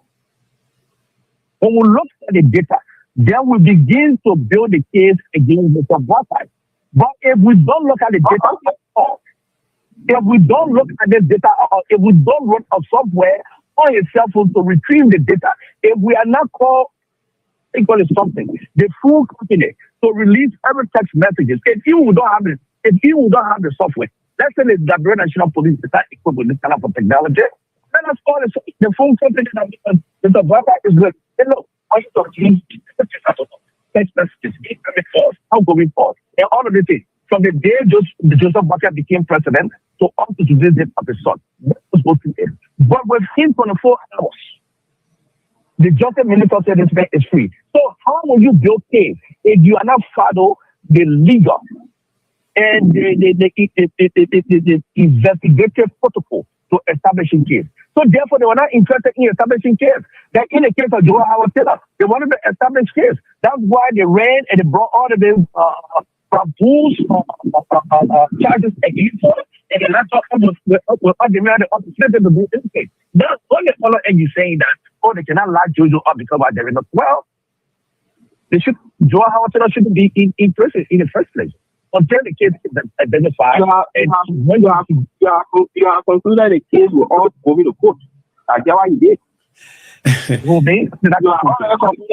Mr. Thomas, you just If I just and come up with a conclusion, you are already concluded the case and gave a final verdict that this is one case you are not fair or this is I don't give a verdict because she shouldn't be behind bars. You see, this is why today y'all can call Spoon Network. Y'all say Spoon Network is sedition. Okay, then you talk about the identity theft number. How many people got you the number? This is the question we ask. How did I get a number to call your show? You make it public. But how are they going to ask those unique questions and things when they are not getting to work? That does not give any legal barrier because I call on a show, if the show will not do something, so you can call on a particular day, so to be arrested and pull the crime. You don't have to say what I'm saying. You don't what I'm saying. That was said that. I don't know why he's there. No, that's not what he's saying at all.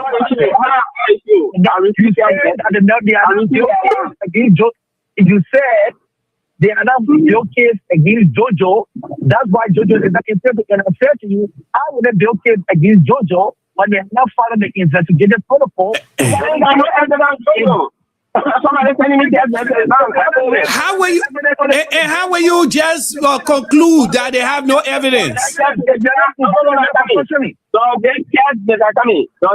message connected to the crime we are talking about? How would they know when they have not even started the process? Thomas, are you listening to Mr. King? How would they know the point I'm making when they have not started the process? Thank you. If you're not starting the process, if you get me Jojo one time you said it made how you feel. One time you said it made how you feel in this drug dealer I thought it said bar or how you call it. Maybe wrong or what's up, bro. It's a business dealer. Anybody can work. So okay, all right. Can I say something, Mr. Thomas? All the people are going in our club to bar. To have entertainment, all the people can arrest everybody. Mr. Thomas, can I say something? Let me say this. I come in, Mr. King, my brother, Mr. King, my dear brother. Wait, let me say something. You know, my brother, Mr. Thomas. You know, like you said rightly, and I quote you again. Since we all started going to school, you know what I really took notice of being very successful and competitive in school or in class where more your comrades and thing is close attention. Even in this country, to be able to say that you can really do well amongst your course mate, that you want to be on top of your class. Two precise things that I got used to. One is taking down notes. It doesn't matter, your note don't have to be perfect. At least it leads to an idea. And secondly, being very attentive in every explanation that your instructor, they are explaining or they are sharing with you guys in class. It gives you a broad scope of exactly what to come tomorrow. Why I'm saying this, you know, I don't know who we're getting some feedback from. I don't know. Okay. Okay. Why I'm saying this is that no, somebody is listening to me as I'm talking. You either they got another device on. Is it you or Thomas? I don't know. Nothing on. Not getting. I hear the grinding sound. Well, yeah, I hear it. But let's go on this. Let's go. There's somebody. Nothing on with me. Everything off. Okay, so what I'm saying here is that okay, now it's going with something was on. So what I'm saying here is that no, not to alter any this. Now that thing on again. Something there is on when I'm talking. Somebody listening to something. That's my point. All right. The final thing here is that what our brother Mr. King has been trying here to tell you and myself is that in order for justice to be done fairly, is that the process has to begin or to start. The investigative process has to start. When all of these commotion came about, even with Jojo Bueka making the statement, you know, about basically receiving texts on his phone, the opportunity should have been given to our security apparatus to investigate his case, especially when that tape came up on him.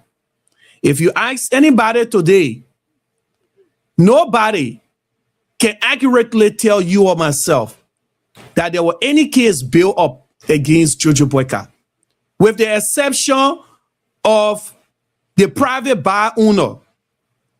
The private bar owner, the moment his name was mentioned, he was collected, jail, and they started going through investigation with him.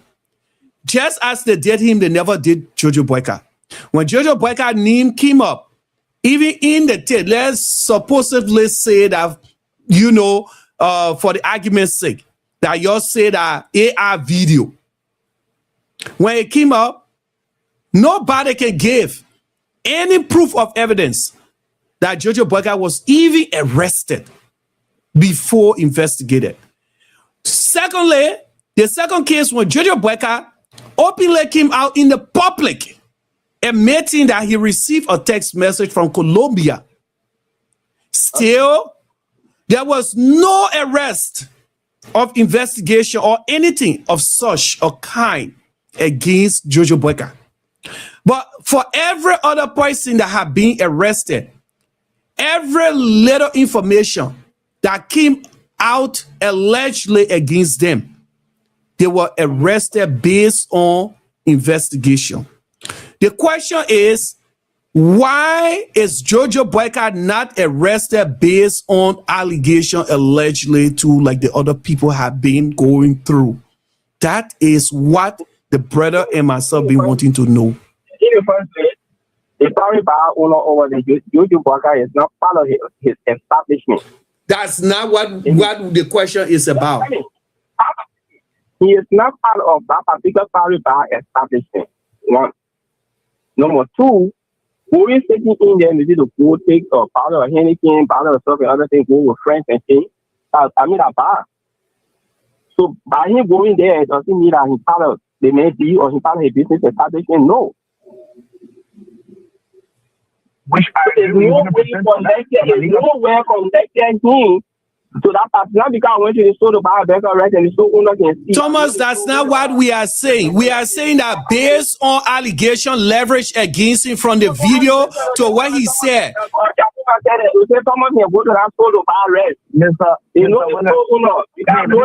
But Thomas, was it the private bar owner, the one that gave the police the video about him, or the video came up even when the police took hold of the video? I don't believe it because the audio is not fake.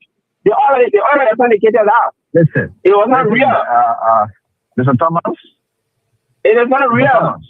The other audio came out and said, "Oh, the people say they coming to Liberia to bring in war. They coming to attack all. They coming to with all that." Okay, all right, Mr. Thomas. Let's let Mr. King. Let's hear Mr. King. Mr. Thomas. Yeah. Everything you're saying, I agree with you. Most everything, just for the benefit of the argument, not to waste much energy. You don't have to agree with me. I mean, it's an inch of eye. No. It's an inch of eye. I will not agree. No, I would not agree with that. It is an inch of eye. Yeah.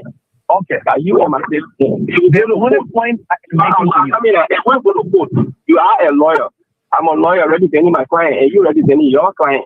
So now everything I see that you agree with it, I mean, it's a fight. Well, technically, when I say agree with you, I'm just trying to be a little bit sarcastic because while the time is being wasted and sometimes it gets a little bit boring if we are not getting to a point to understand and drop some of the disagreement and get common sense. All what I'm saying to you is that for any case to be established, there must be process. No case, even a homicide case, will never be established if the investigator don't start the process. Number one, let's just say a homicide case in this country, which of course relates to Pennsylvania. If a homicide case is going on, one of the first things they track is the communication. The investigator look at the person full wrong. Who was the last maybe 5-6 person to place call to this person? Let's say somebody walked in Mary house and they kill her. The first thing they look at is technology. You're speaking to a student of investigator who did some investigative studies in school and practicing and still practicing it. Okay? The first thing to look at is technology. The first thing we want to know is that we want to get this person's phone record. We call the phone. In this case, let's just say, for example, if you own iPhone, and you know iPhone is one of the very difficult form to unlock. So if that thing happens, the first thing the investigator doing here is they don't have your phone. They are calling technical support to your phone because they want to go through your phone to track what happened. The first thing, the last 10 people who plays call to the phone, the police is going to call them in for investigation. That don't mean they committed a crime, but you start the process. The text messages, they're going to look into it. This is going to look into it. That's how the case is established. In this case, Jojo Boycott said he didn't talk about the video. Let our video die down for a second. But Jojo Boycott opened his own mouth, used his own finger to tap, and said he received text message from a number in Colombia. And we are aware that this was coming from Colombia. Investigators, if they were sincere, they have to start establishing case. How do they establish a case? But number one, calling Jojo Boycott in the area of the person. I talked about it interrogative pronoun we use in investigation. Who, what, where, how, when. We use that. Interrogate him. From there, but the first thing we'll take forward will be his gadget, his technology, his laptop, his cell phone, whatever he has in his possession. At that point of time, we'll take all of it. Number 2 or number 3, going to get such a so we begin to connect the dots. Full conversation, full text message, it opens a bigger door to a bigger investigation. That's how you build your case. But if you don't know, how are you going to build case when you do it? It's like you walk in down the street, you see a girl that you fell in love with, and you want her to say, "Frank, I want you." You expect her to come to you and say, "I want you." So you build a case. The genesis of building case. That's the point I'm trying to make. We are not. So if you say they're not built, your case is kind of your case is kind of partial.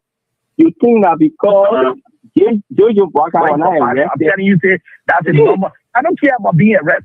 The case lead to arrest. That's the point I'm trying to make. Exactly. The case lead to arrest. The arrest of the 3.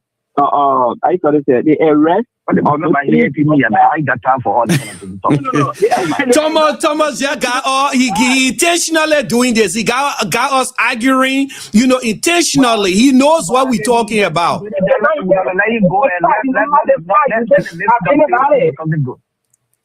Okay. You have a universal investigation on how it works.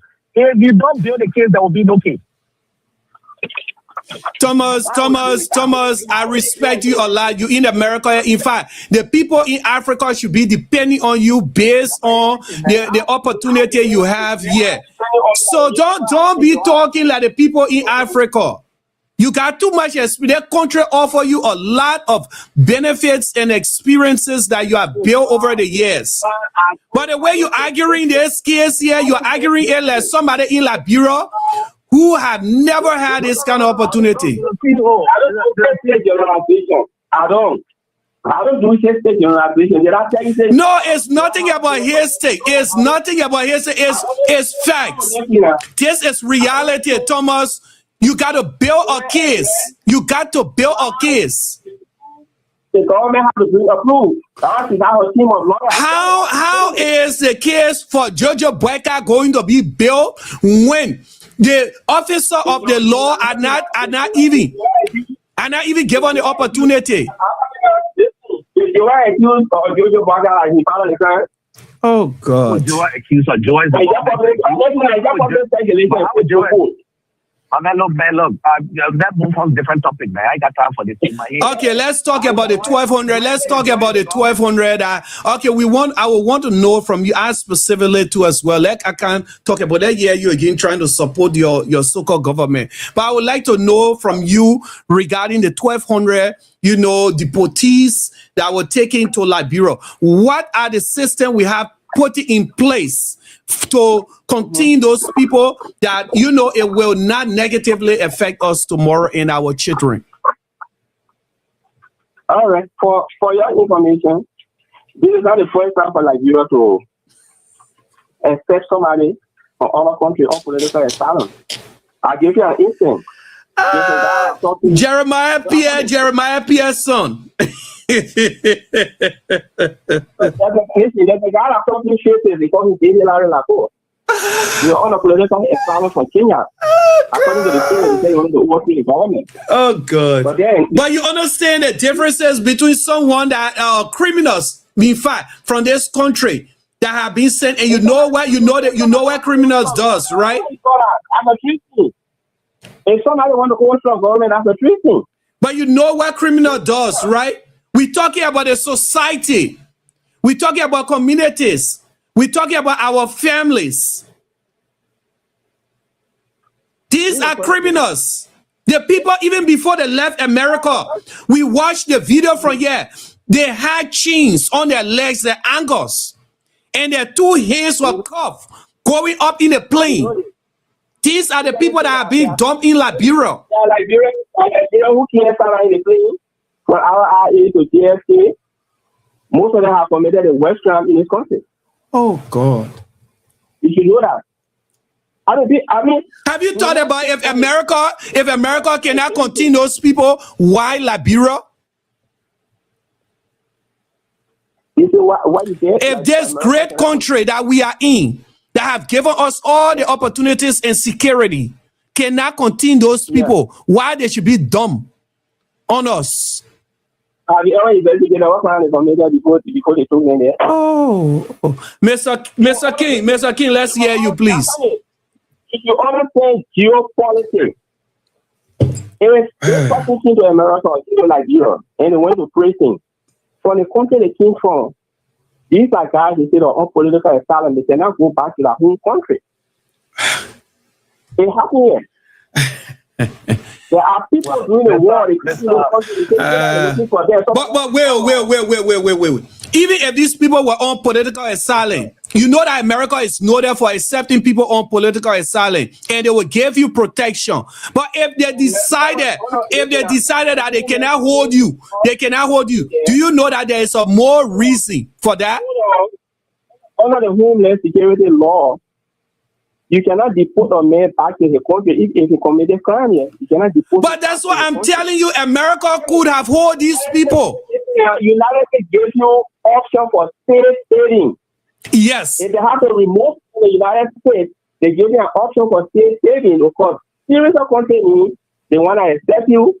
That's it. Okay, all right. Let's listen to Mr. King, please. Let's listen to Mr. King, please. That's geopolitics. Okay, let's listen to Mr. King, please. Mr. King? Mr. Thomas? Yeah. You use the word geopolitics. Good. If you compare the situation going between the U.S. and Iran, can that be compared to the deportees in Liberia, that is sent to Liberia? Because you use the word geopolitics.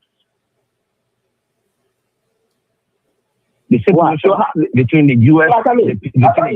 So United States government, you did not tell they were all consulting a panel. They just grab the guys and get on there. That was an arrangement. I'm asking a question. The arrangement is to give your government $5 million. Mr. President just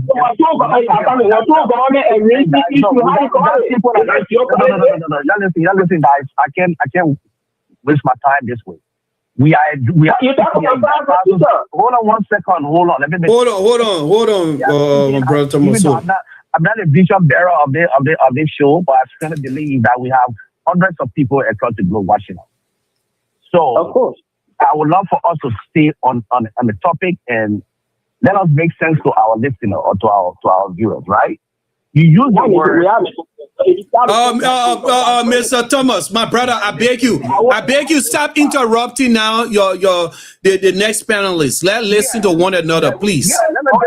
We're not going to agree on everything. Let's listen to one another. The word geopolitics. Yeah, that's the word you use. And I ask you a simple question.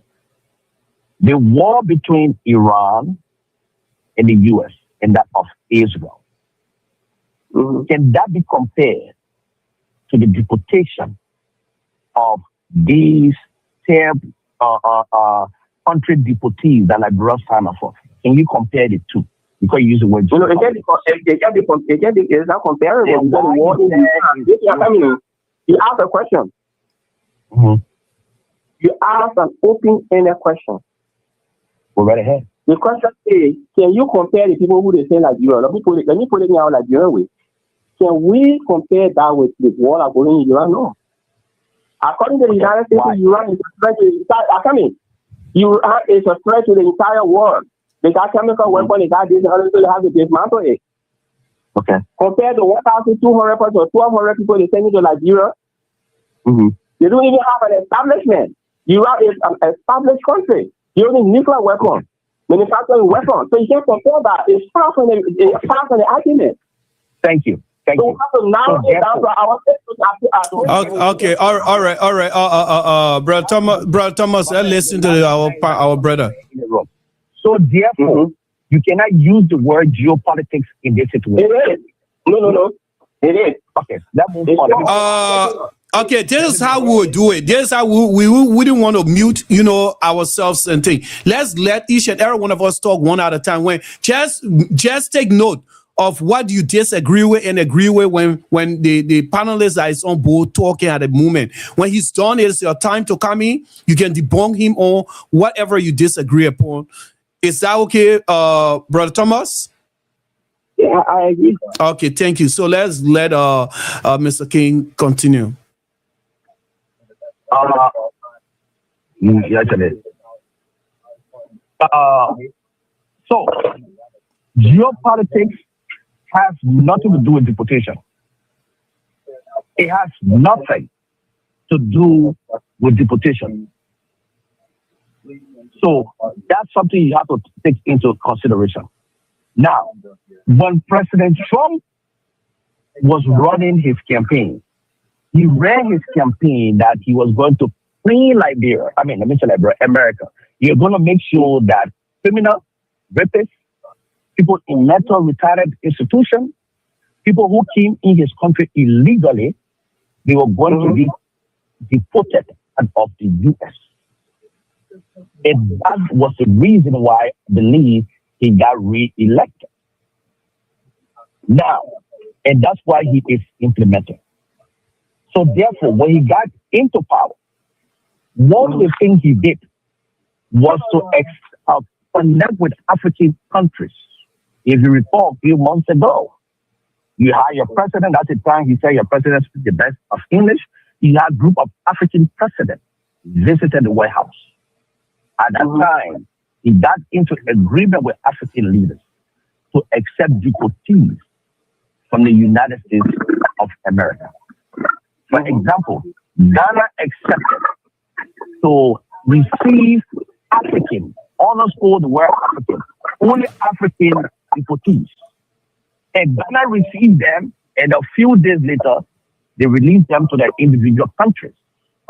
Liberia signed up to receive or to accept third country deportees.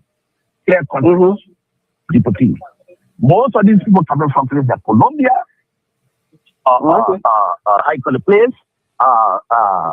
Mexico, and other countries. These are the people Liberia signed up to accept. Now, coming out and saying geopolitics. Geopolitics deal with you're talking about is based on how geography, climate, resources, and physical space affect politics and all of these things. That's geopolitics. There are a lot of things. So deportation has something to do with geopolitics. Because if we're using the word in the wrong context, then we're deceiving our listeners. Trump's goal is to get rid of all of these people. Why? Because he don't want them in his country. He don't want them dirt in his country. So therefore, he said, I was signing with African leaders and gave them the price that I did not want in my country. He spoke about the vetting process. He wants good people in his country. He don't want these people in his country because why? If you look at the statistics, there are a lot of killings that are carried out by some of these people from Mexico, by some of the people from Colombia, and all of these things. He wants to get rid of it, clear the welfare system, and make his country a safe haven for his people. So therefore, if you accepted this deal, we the Liberian people, we must stand up and say, look, Mr. President, even though we are not going to make any difference because the deal is already in place and the people have started coming, but we believe this deal it undermines Liberia's sovereignty. Knowing that we don't have enough space to keep these people, knowing that we don't have enough resources, knowing that these people might have committed some of the most whatsoever crime in the U.S. Number one. Number two, we don't even know some of the things these people did in this country that we ship them. Can we make any difference? You and me? No. We cannot do anything because why? It's already enforced. But if we're coming out now and telling our people, oh, this is geopolitics and this is that politics, then it's all right. Number two, Donald Trump don't need the approval of any international partner to clean his country. Let me make that very clear. The U.S. government is a sovereign nation. They don't need the approval of Canada or the UK or any other country to say we need our approval to go and remove deportees from your country. to ship people out of your country. That's not any government law. I bring you back to history. When George Bush was going to Iraq, when you're going to Iraq, the United Nations said he needed the United Nations approval before going to Iraq. George Bush stated that he does not need, or he never needed the time, United Nations approval to go to war. And he went to war, he is ally, and they took Saddam Hussein out of office. So when it comes to the United States, they do not need the approval of any country or any nation to clean their country. So these were sent to Liberia. There is nothing we can do. We cannot stop it. It already happened. But we can speak to the fact. And then the red word must be used in the case. But if we say this is geopolitics, then we're deceiving ourselves. This is not geopolitics. They pay your country. They give you $5 million to accept these people. That's the point. Let me give you a typical example. Just a few weeks ago, Nigerians were shipped to Sierra Leone. You know what Sierra Leone did? They took to the street. They spoke against the women are speaking against it. Can they stop it? No. But at least they were Nigerians.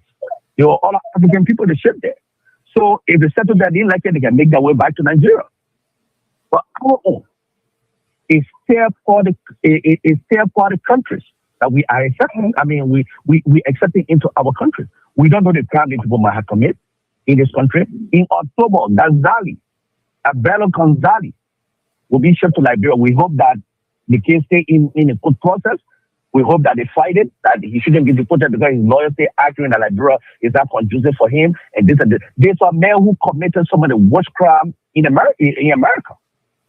You were locked up in a maximum security prison.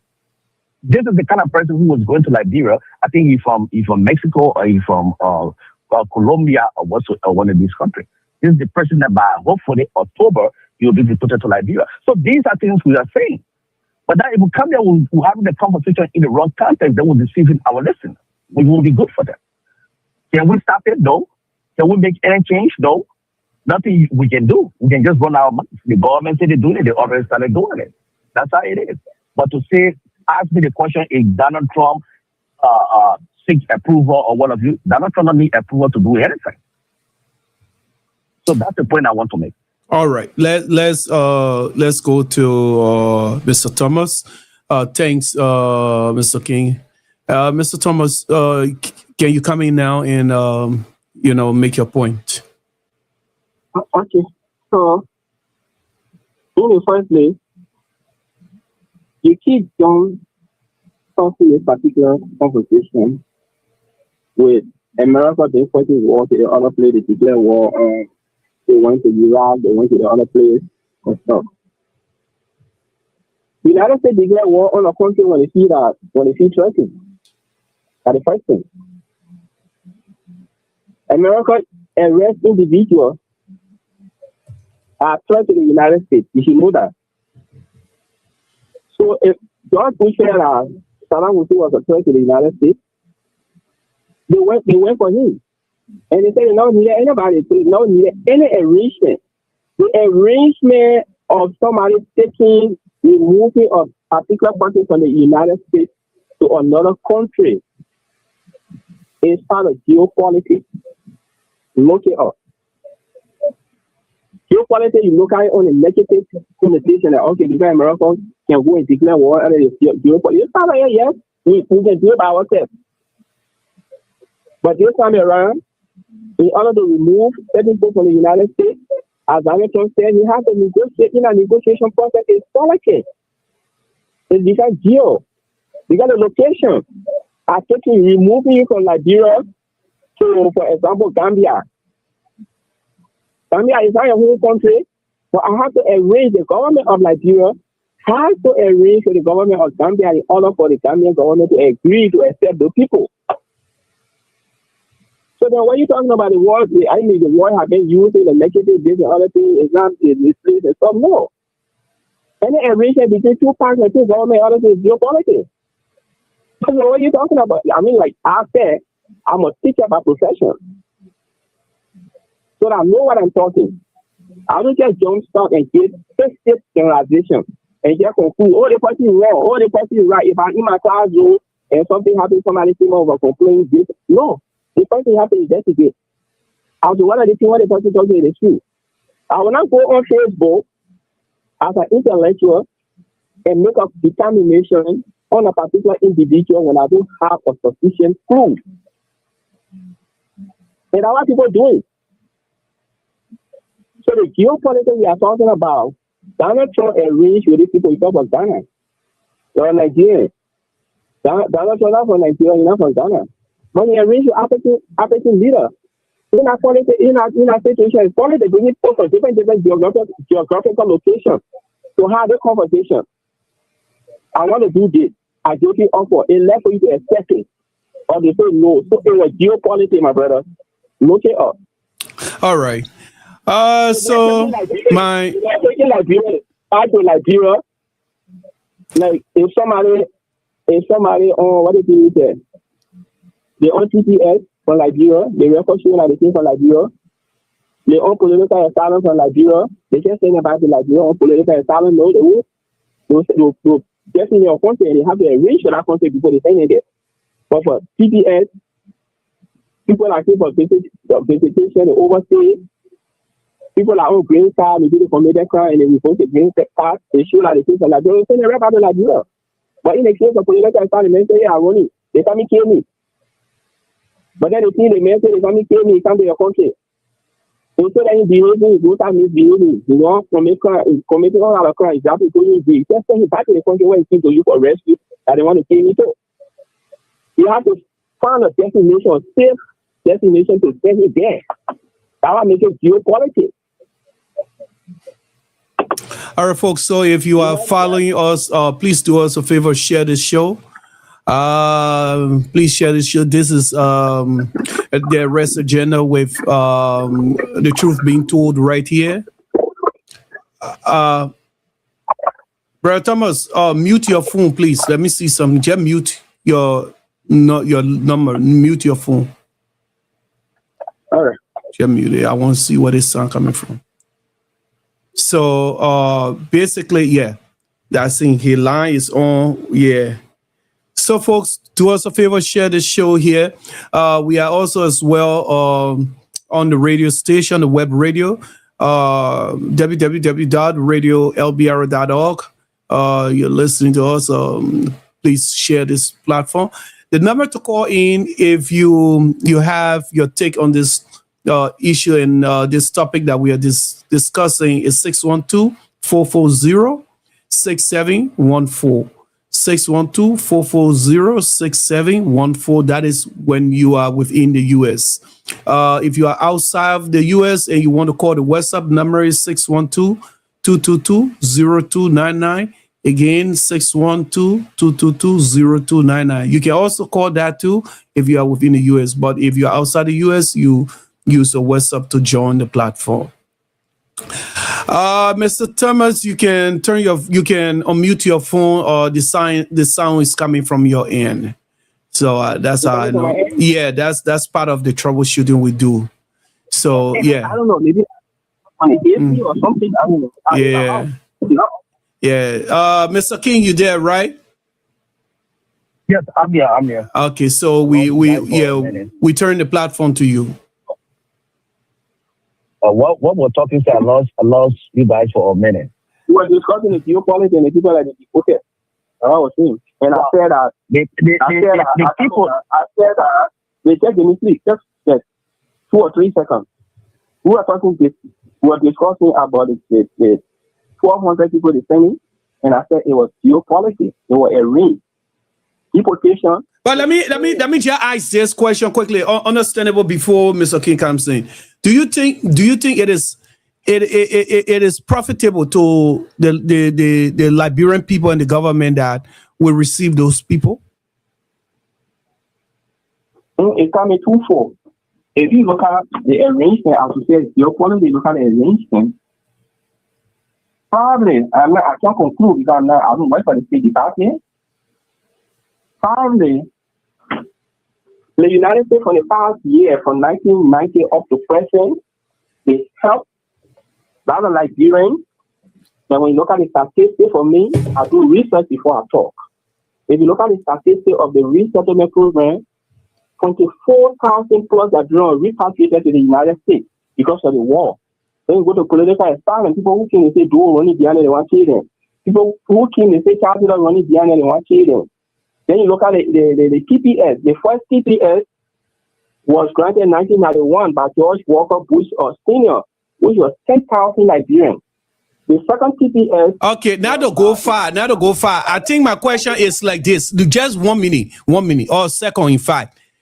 You think, let me paraphrase my question. You think if Liberia comes up tomorrow, let's say with our criminals and things we have in Saw Beach there, and tells America, or let's just put it this way, that you remember the drugs, the first drugs that was equivalent to, I think, 19 million, something like that.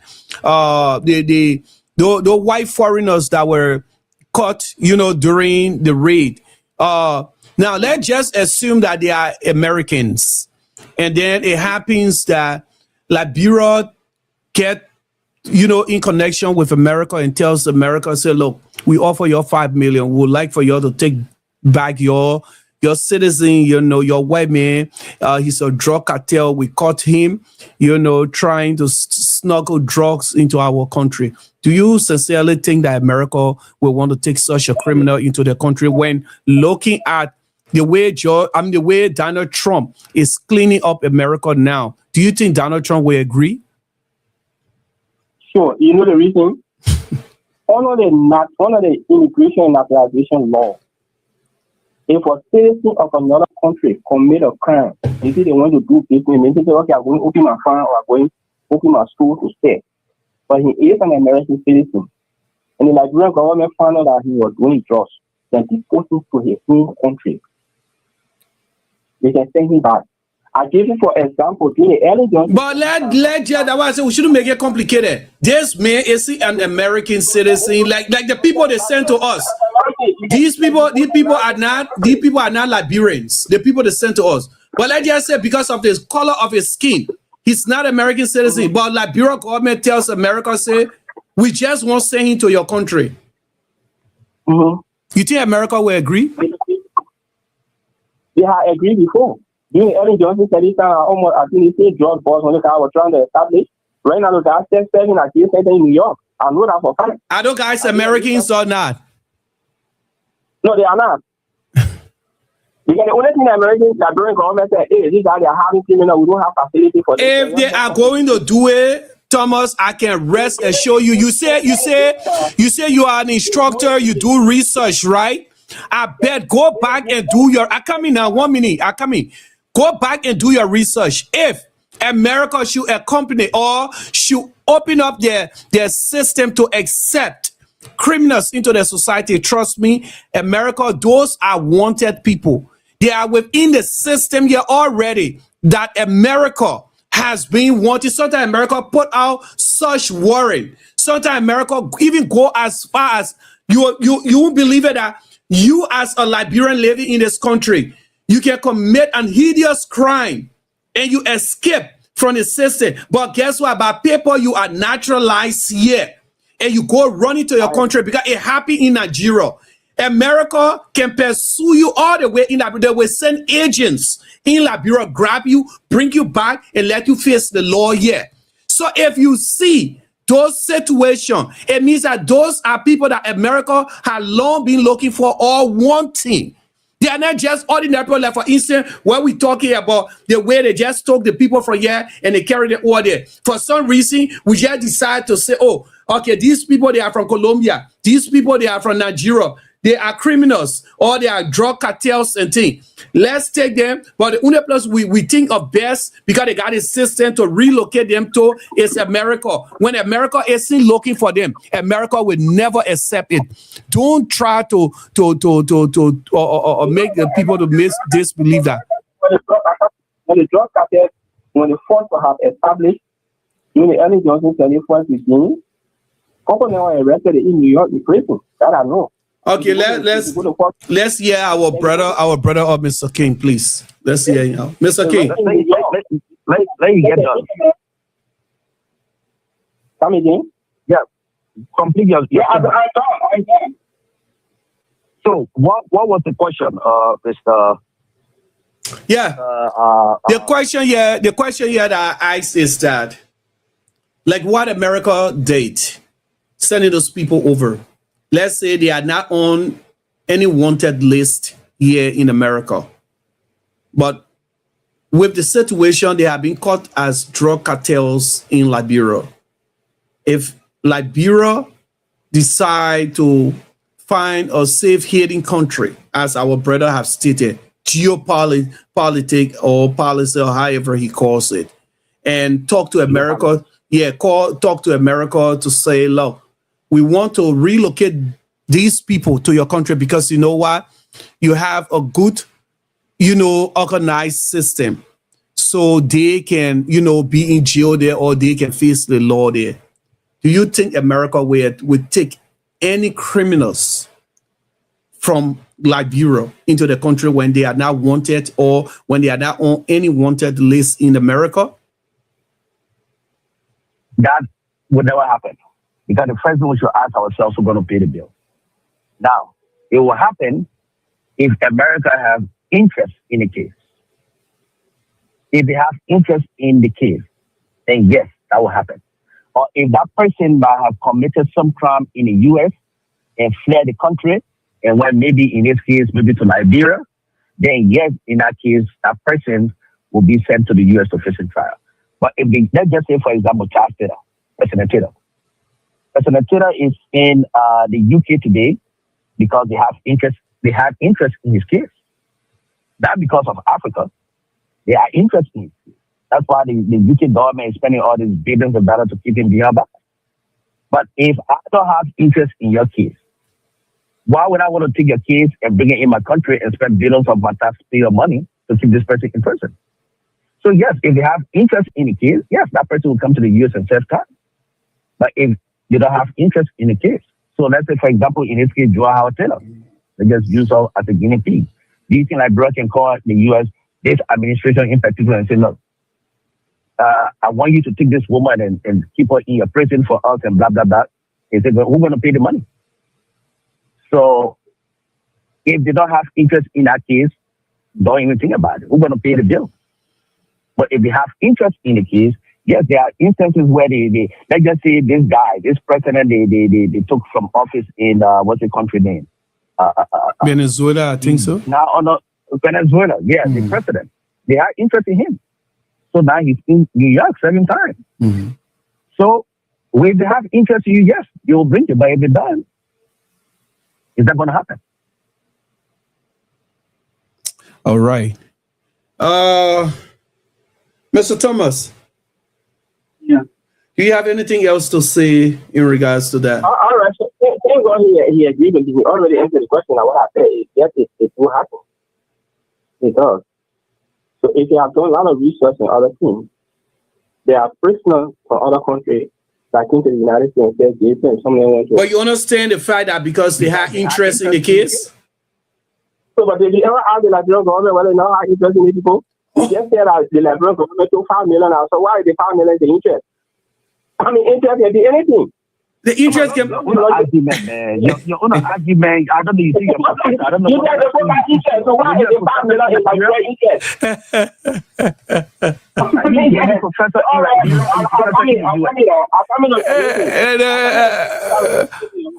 Mr. King wants to know: are you professor in Liberia or in America? Which one?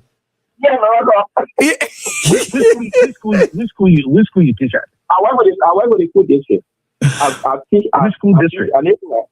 I teach Southeast School District. Which at what level you teach? Which of the classes? I'm not even thinking about level. I teach high school now. Teaching high school? Yeah. I got my master in education.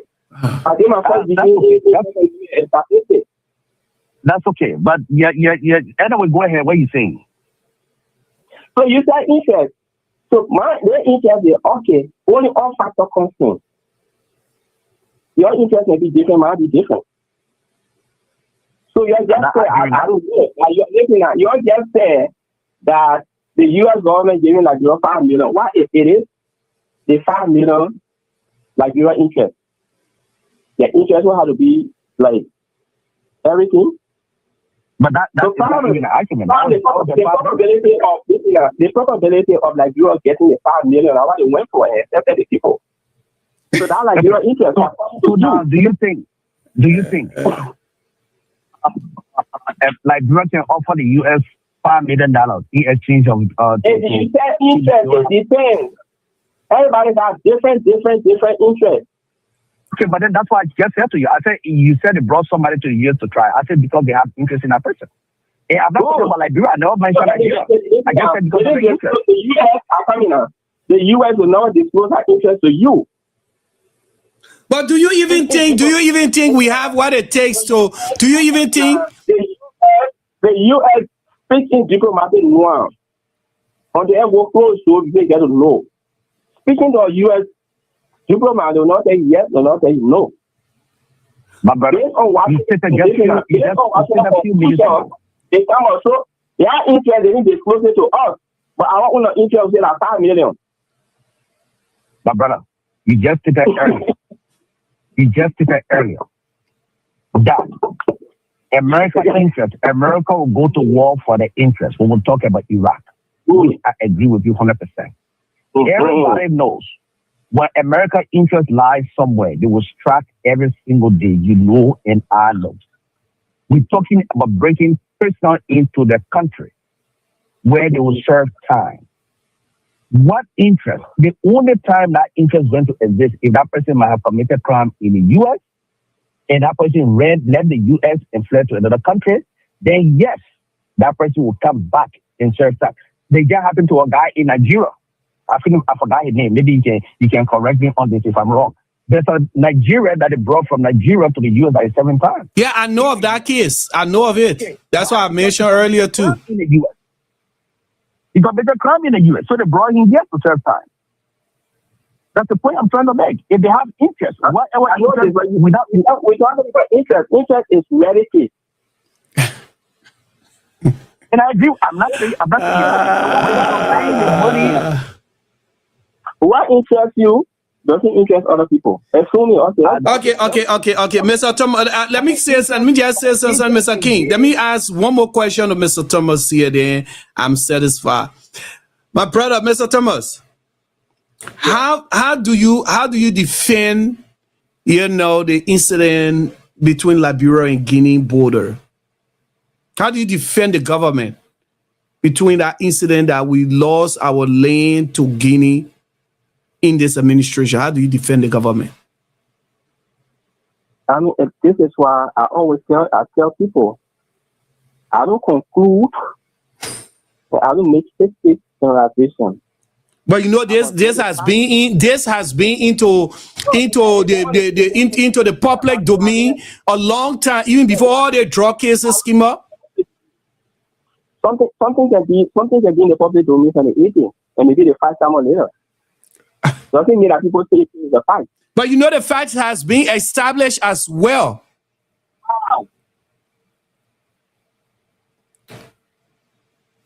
We learned that they went mining in the water there instead of the sand digging. It's allegedly.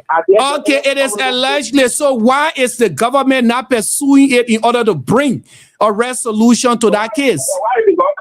Why the government doesn't have an evidence to arrest anybody? So you just go for it. So again, the government don't have an evidence. That means that we end up losing. That means that we're wrong. Because Guinea have built a case.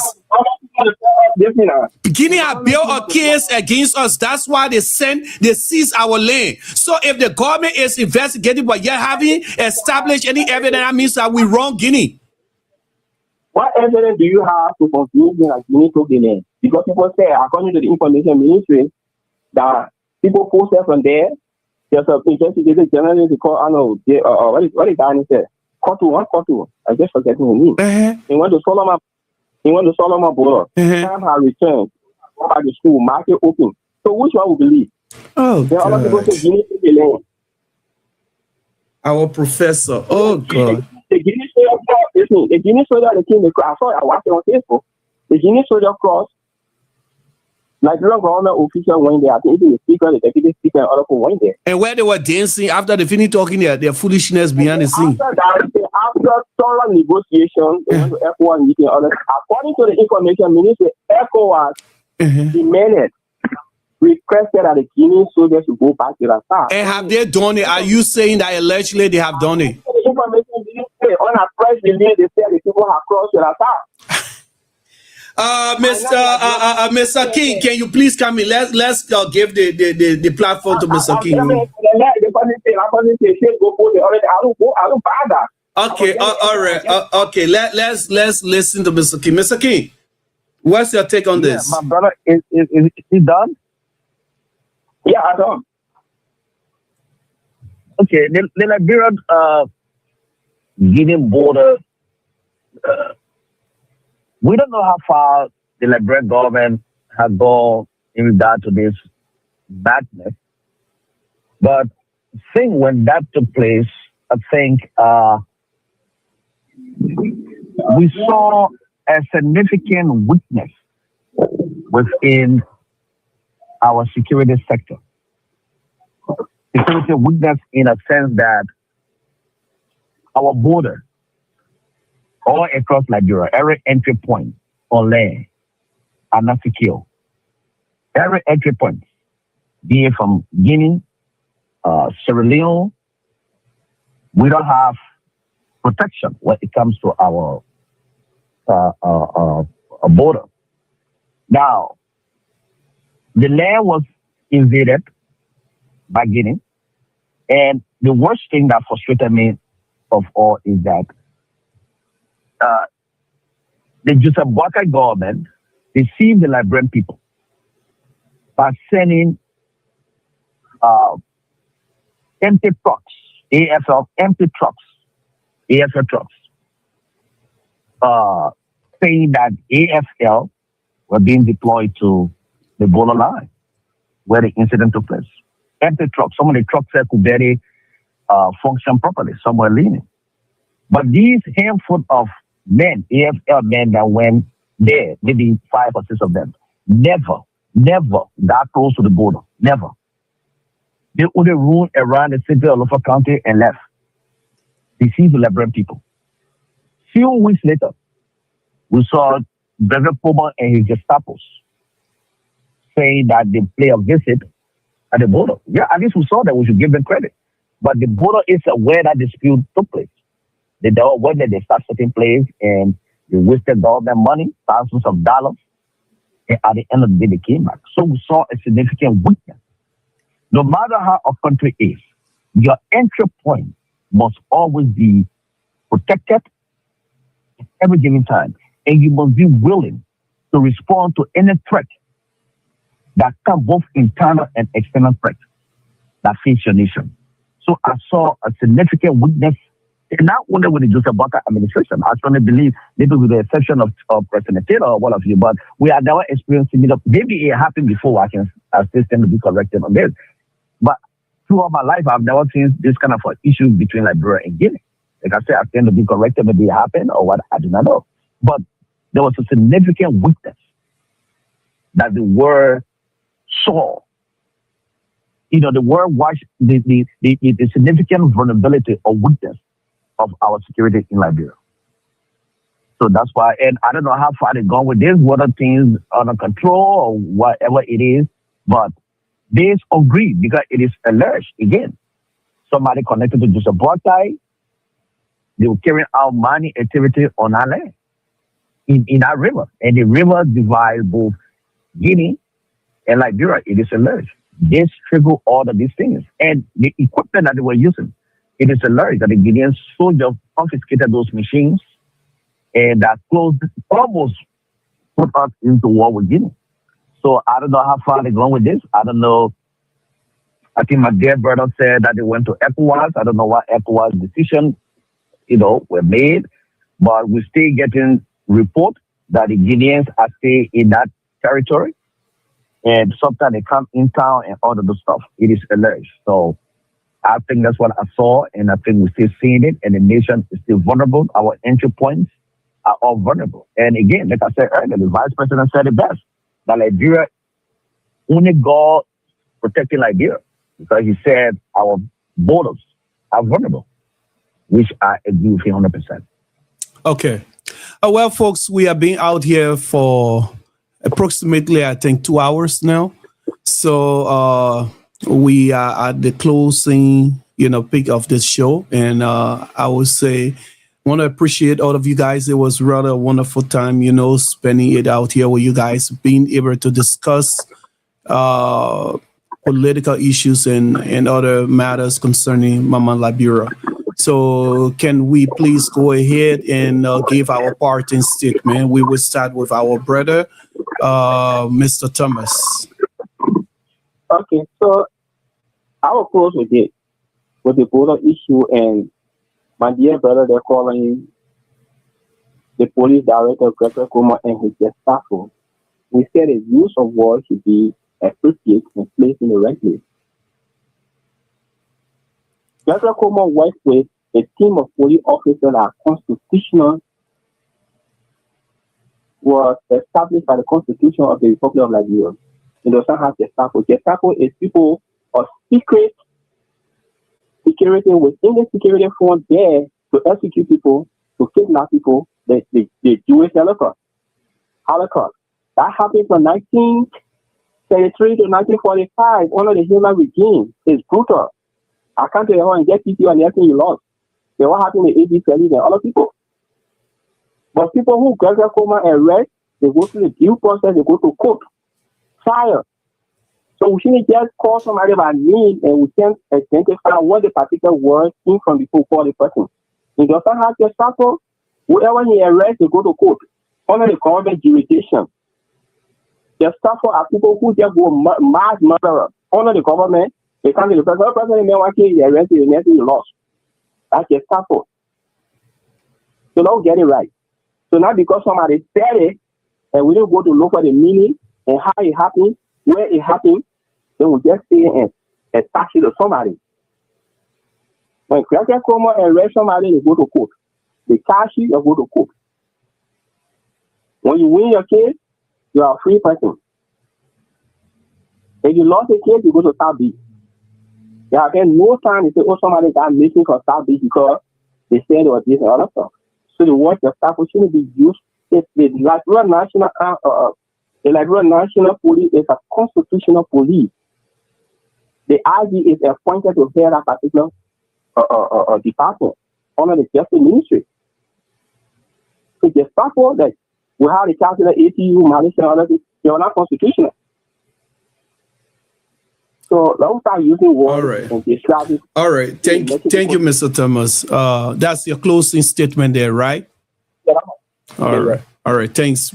Please don't be a stranger here. Please continue being part of this show. I like it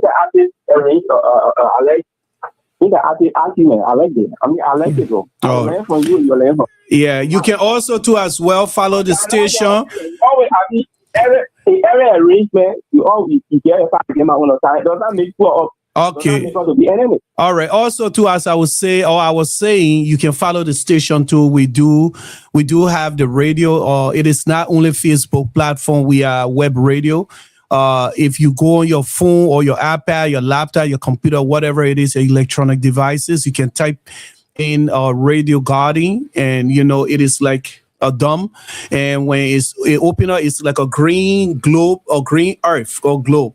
And there's a such that you see many other stations there, also Hot FM, Freedom FM, Bourgeois Radio, even American stations or UK stations. But when you type in our station name there in the search box, Radio LBR or Radio LBR FM, it will come up. And you can click the player, and you will hear us on air. You will hear the radio on air.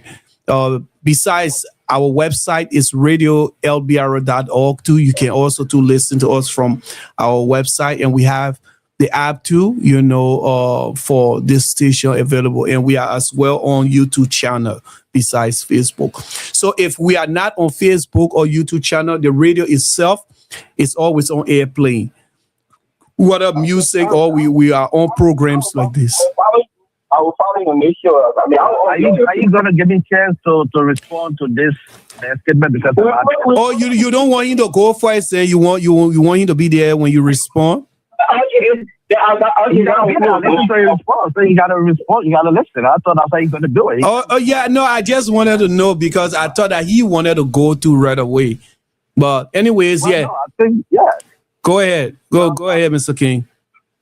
Mr. Thomas, I appreciate your response, and I don't know the relationship or the affiliation you have with Mr. Coleman, with this current administration, with any men and women within the security apparatus.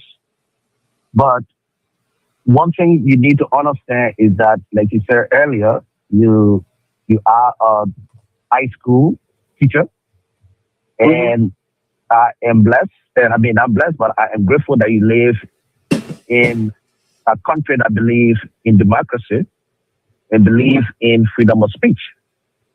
So I think it was very unprofessional and very challenging for you to try to restrict my freedom of speech on how I see things, on how I address things, and the kind of word I use. The platform you are on is an independent platform, and this platform was set up for you and me or anyone not to be restricted. Every word I use, I understand the definition of it, and I use the word Gestapo very deliberately. And I can say I to the case and be right. So coming out and attacking my freedom of speech, I think it was a little bit unprofessional. And I think we should be a little bit respectful on the platform and know that I'm entitled to my opinion. You don't edit what I say. You don't give me that advice. Let me be accountable to what I say. And that's what this platform is all about. Now, having said that, we are at a crossroad as a nation and people. We are at a crossroad. There are a lot of things going on in the country.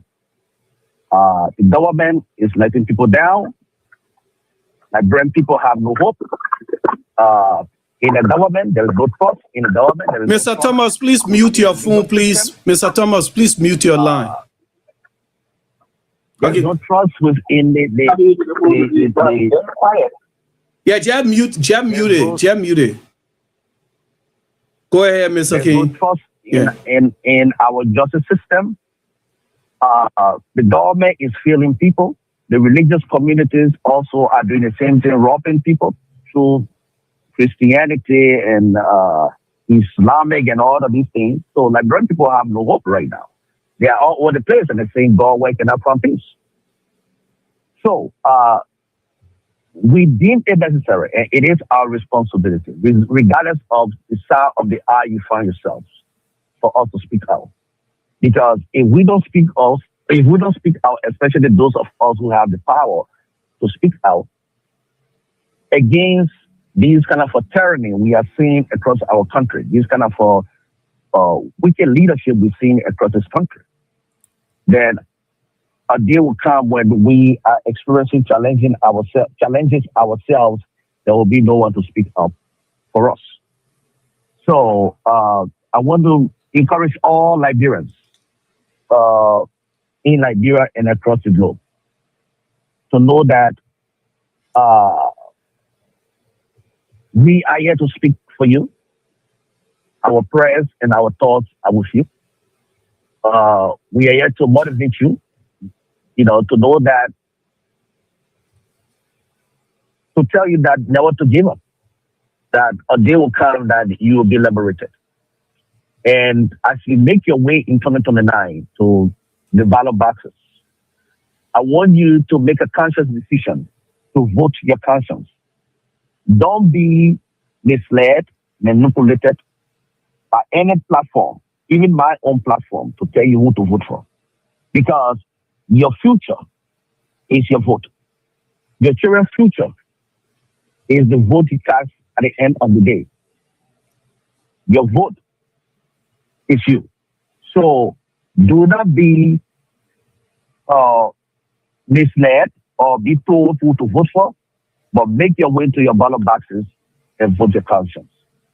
So again, we prayed with the situation again between the Guinea and Liberia border. We prayed that things go well. We pray that the information we get in out, George Weah will be arrested when he returns to Liberia. We pray that it don't come we pray, and not only praying, but we hope that you people will do everything possible to prevent it. But in the meantime, as the political heat continues across Liberia, I want to ask every one of you, if you have $1 in your bank account, take out 75 cents.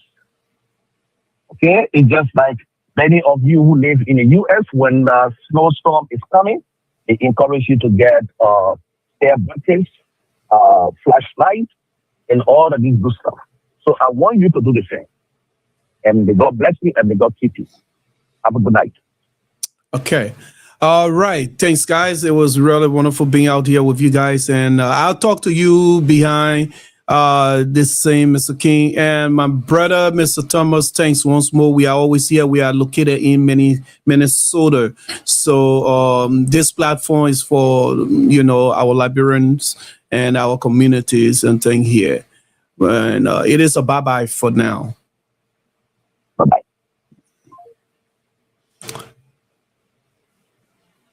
Some of you may be aspiring to positions of leadership in the political arena, but the question is, why do you want to lead? In Africa,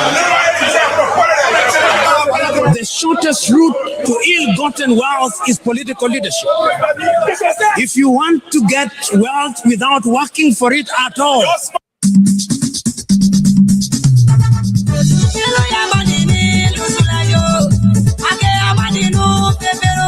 Live. This is True Talk, talking real life situation, breaking around the table, newsmakers, the wake-ups, the shake-ups of our democracy, setting the agenda for the forward march of motherland Liberia. True Talk is live with your host, William A. Davis. It's an hour long of cross-cutting political, social, religious, and contemporary issues affecting the society. Make a date.